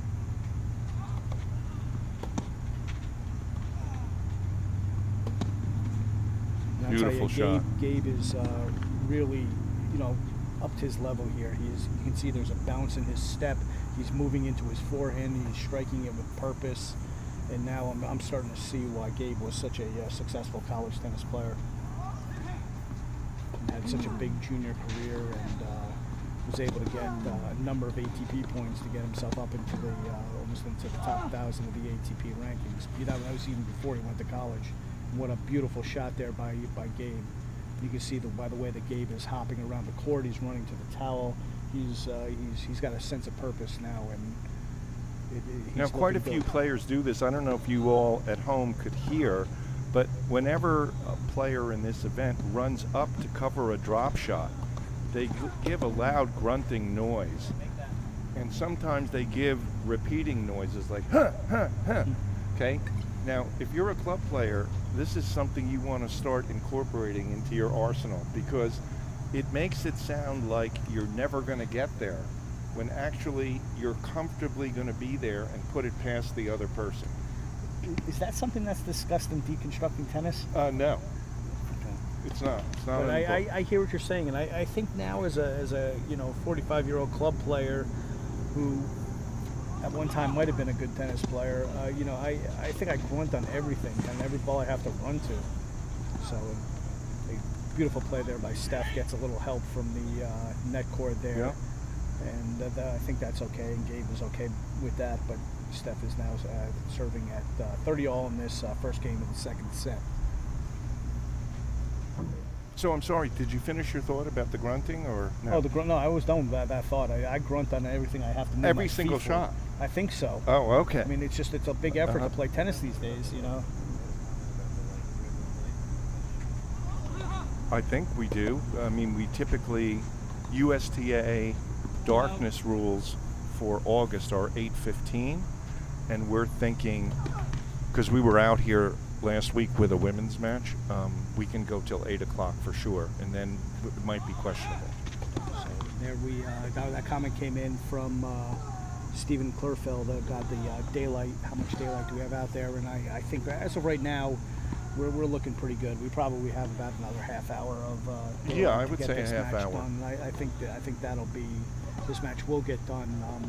It's still certainly enough daylight out there to be playing right now.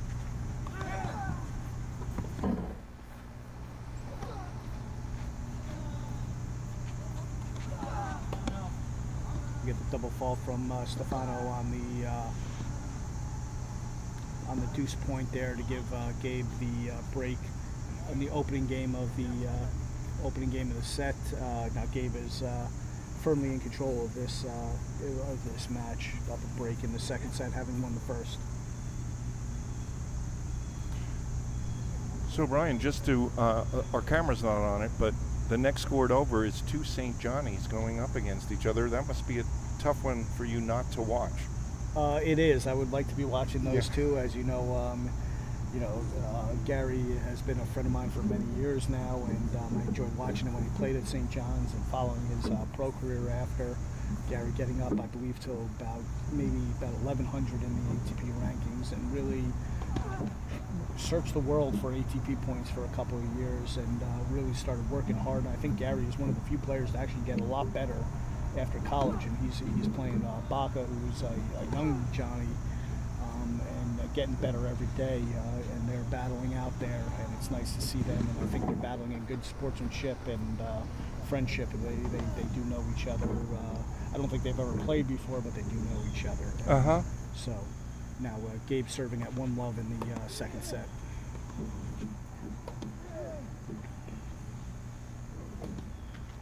Gets the error off the slice backhand from Stefano. Stefano couldn't get under that slice backhand, so Gabe serving at 15-love now and up 1-love in the second set. I actually, I was telling you before that I got a chance to hit with Bhakar earlier this morning. It was the first time that he and I have hit, and you know, whenever I do play with the current Johnnies, I think they're a little surprised to see that I can actually hit the ball. Oh, that's so nice. So it's very, very nice, and I do love getting out there and playing with these guys every once in a while. So Gabe up 30-love in this game.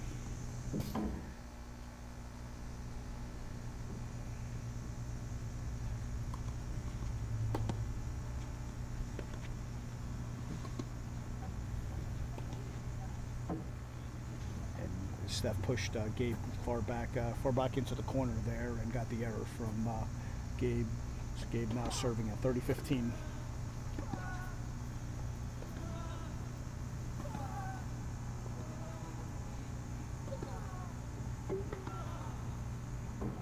Jesus. Yes.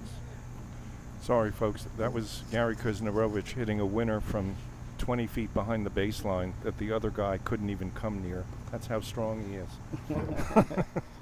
Yeah, funny story about Gary is, you know, Gary's such a big boy that you know, everybody else on the team used to eat one bagel for breakfast, and Gary used to eat two. And we had to budget a little extra for breakfast for Gary.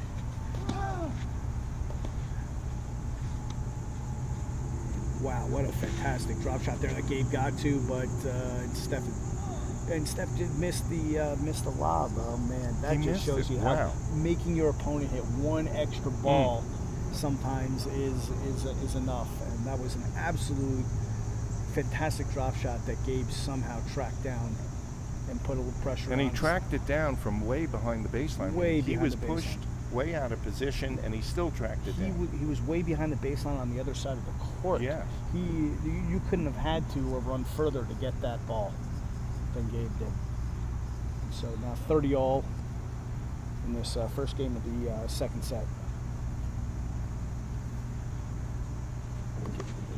Gabe trying to consolidate the break he got. Oh, fantastic play by Gabe. Oh, and that is actually that's the game, I so guess. We lost a point somewhere. It's Gabe up 2-0. 2-love. 2-love, Zoe.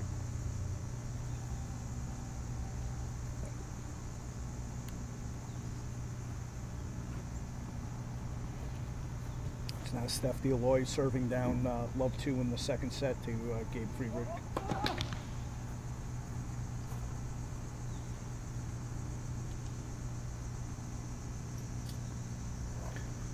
So question from Stephen Klurfeld. Brian, were you at St. John's during the same years as Yonkers tennis legend Eric Scharf? No, I wasn't. Eric actually was a freshman the year after I graduated. In fact, Eric's first year, I served as a volunteer assistant coach for part of the year while I finished up my degree, but I do know Eric very well. Eric is a absolute excellent tennis player, and I believe Eric is still involved in the game, and while he does some other things in his career, and including fitness. And last time I saw Eric, he was still built like a rock and hitting the ball very well. Thank you for asking that question. Eric is certainly one of the best players we've ever had at St. John's, and he was in the St. John's Athletics Hall of Fame. In fact, I went to the ceremony where he was inducted about 2 years ago. We have another comment from Alex Fennell, who I believe was a teammate of Gabe Friedrich's at South Carolina. And it says, what's his name? I'm sorry.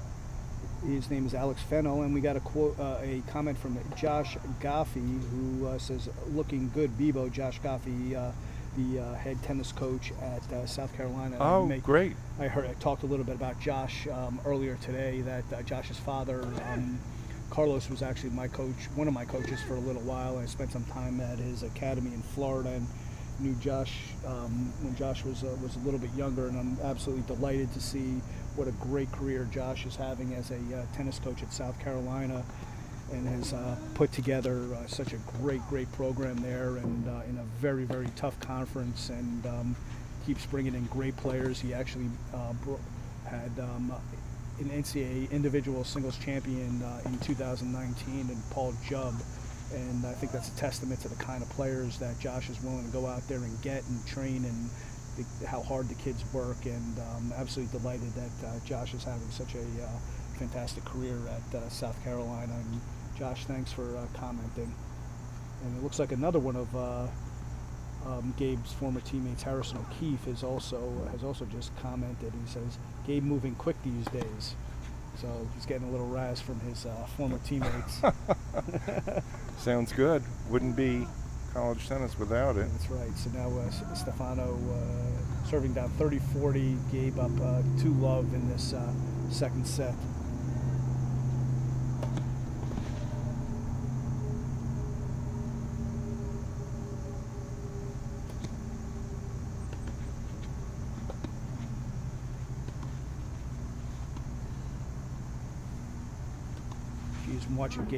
Watching Gabe play now, it's like night and day between the first match. He looks confident on his forehand. He's moving into the court. He's taking control of the points. It's absolutely a beautiful thing to see. And another teammate, looks like Slam and Sammy, has Sam Swank? I believe it's Sam Swank now commented. And I got to tell you, who the heck knows what these guys are talking about? They're talking in their own language. But, okay. What does he got to say? The Bixler effect. Let's go, Bebo.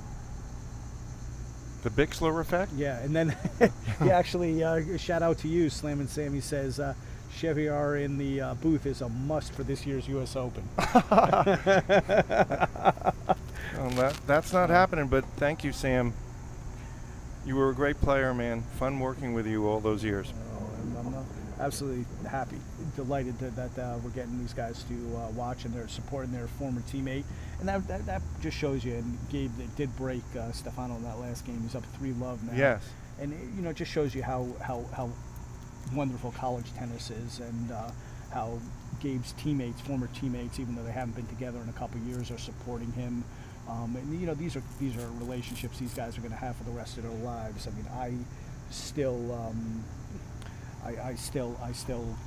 am very tight with almost all of my college teammates, even they're all over the world. And just got a note from the tournament director that he wants to mention Sam Swank's YouTube channel and comedy skits, and I've seen a bunch of those, and Sammy's actually a very funny actor, and he's put together some very funny tennis skits. And I tell you, putting together kind of funny things in tennis skits is not a very easy thing to do. And I commend Sammy for doing that. I think he goes by the name Seth Federer. That's correct. Yes. And he gives these college demo tapes. Like, that's what you do when you want to impress a coach, and he does this one, which is quite hysterical. Yeah, you should check it out. And Gabe now 15-all in this game, up 3-love. And Sam's a lot of Sam's videos have been picked up by media outlets like Crack Rackets, and he's gotten some pretty good publicity off of these videos. And now Gabe up 30-15, 2 points away from this match. And Stephen Klurfeld just asked a great question, which I'll get to in a moment. Okay.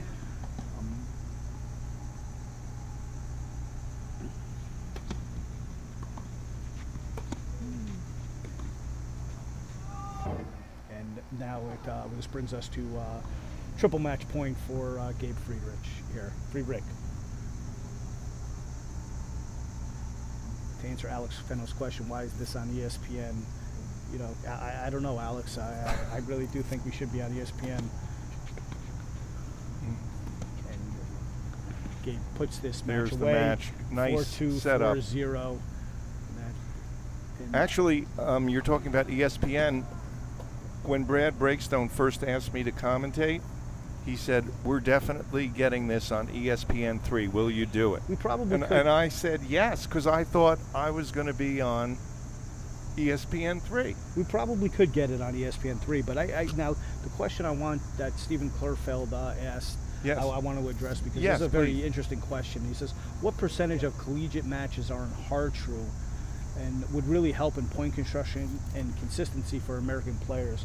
And Stephen, while I agree with you, there are 0 college matches these days played on hard true courts. In fact, it is a rule now that they all have to be played on hard courts. Back in, I believe it was in the late 90s, up until the late 90s, there was no rule as to the surface that a college match had to be played on, and only Columbia was the only school in the country. They had 2 bubbles with 4 indoor hard true courts that were absolutely awful to play on. And I can speak from experience on that. They were slippery, they were awful. It gave Columbia an absolutely huge advantage.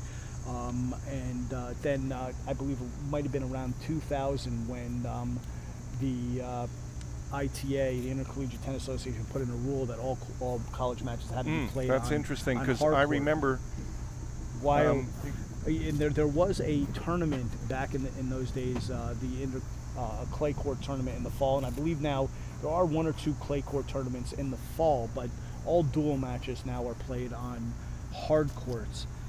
Your point that it would really help in point construction and consistency for American players is a good point, but I got to tell you, it would make it absolutely impossible for most college programs to maintain a hard true tennis facility.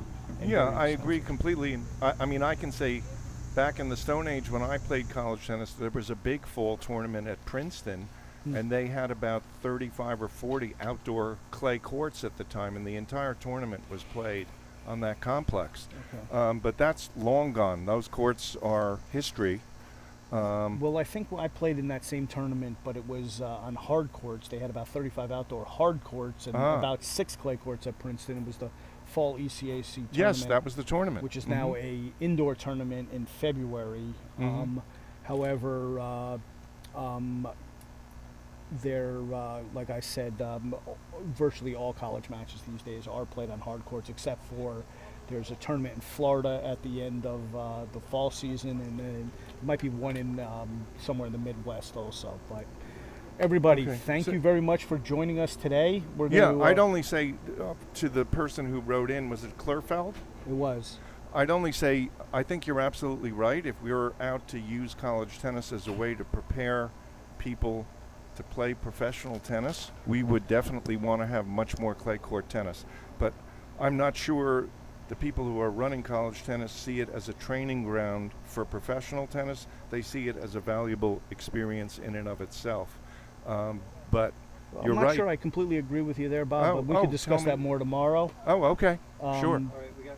Let me close out with some ending things here. We want to do Okay. those, okay. Please. So we're okay. So let's take a look at the winners bracket here in the finals of the winners bracket tomorrow. We're going to have Brian Shee versus Jose Salazar, and tomorrow there's still at least one losers bracket match still going on between Bhakar and Gary Kushnerovich. The winner of that match will take on Patrick Maloney tomorrow, and in the other half, Gabe will take on Alvaro Regalado, and so we're going to see some good tennis again tomorrow. So join us tomorrow for the conclusion of the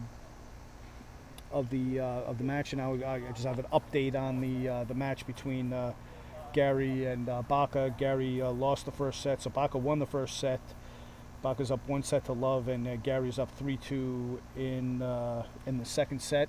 Special thanks to Wojtek Ramarowitz, Darius Jarzabrowski. They provided training services here today. Courtney James from the Little Shop of Tennis, and some of our other friends, Zoe Gutherman, Mason Greenstein, Daniel Greenstein, James Schroeder, Oliver Giebelhaus, Perry's Roofing, and of course the Banks family. And couldn't be more thankful to our live stream producer and director, Philip Oler. You see the website of his company, We're Going Live .tv. Thank you so much to Philip for the setup today. And we're going to start tomorrow at 2:45. Please join us for the conclusion of the 2020 Summer Pro Shootout. Have a good night, everybody. Thank you, Brian. Thanks very much. Thank you, Bob.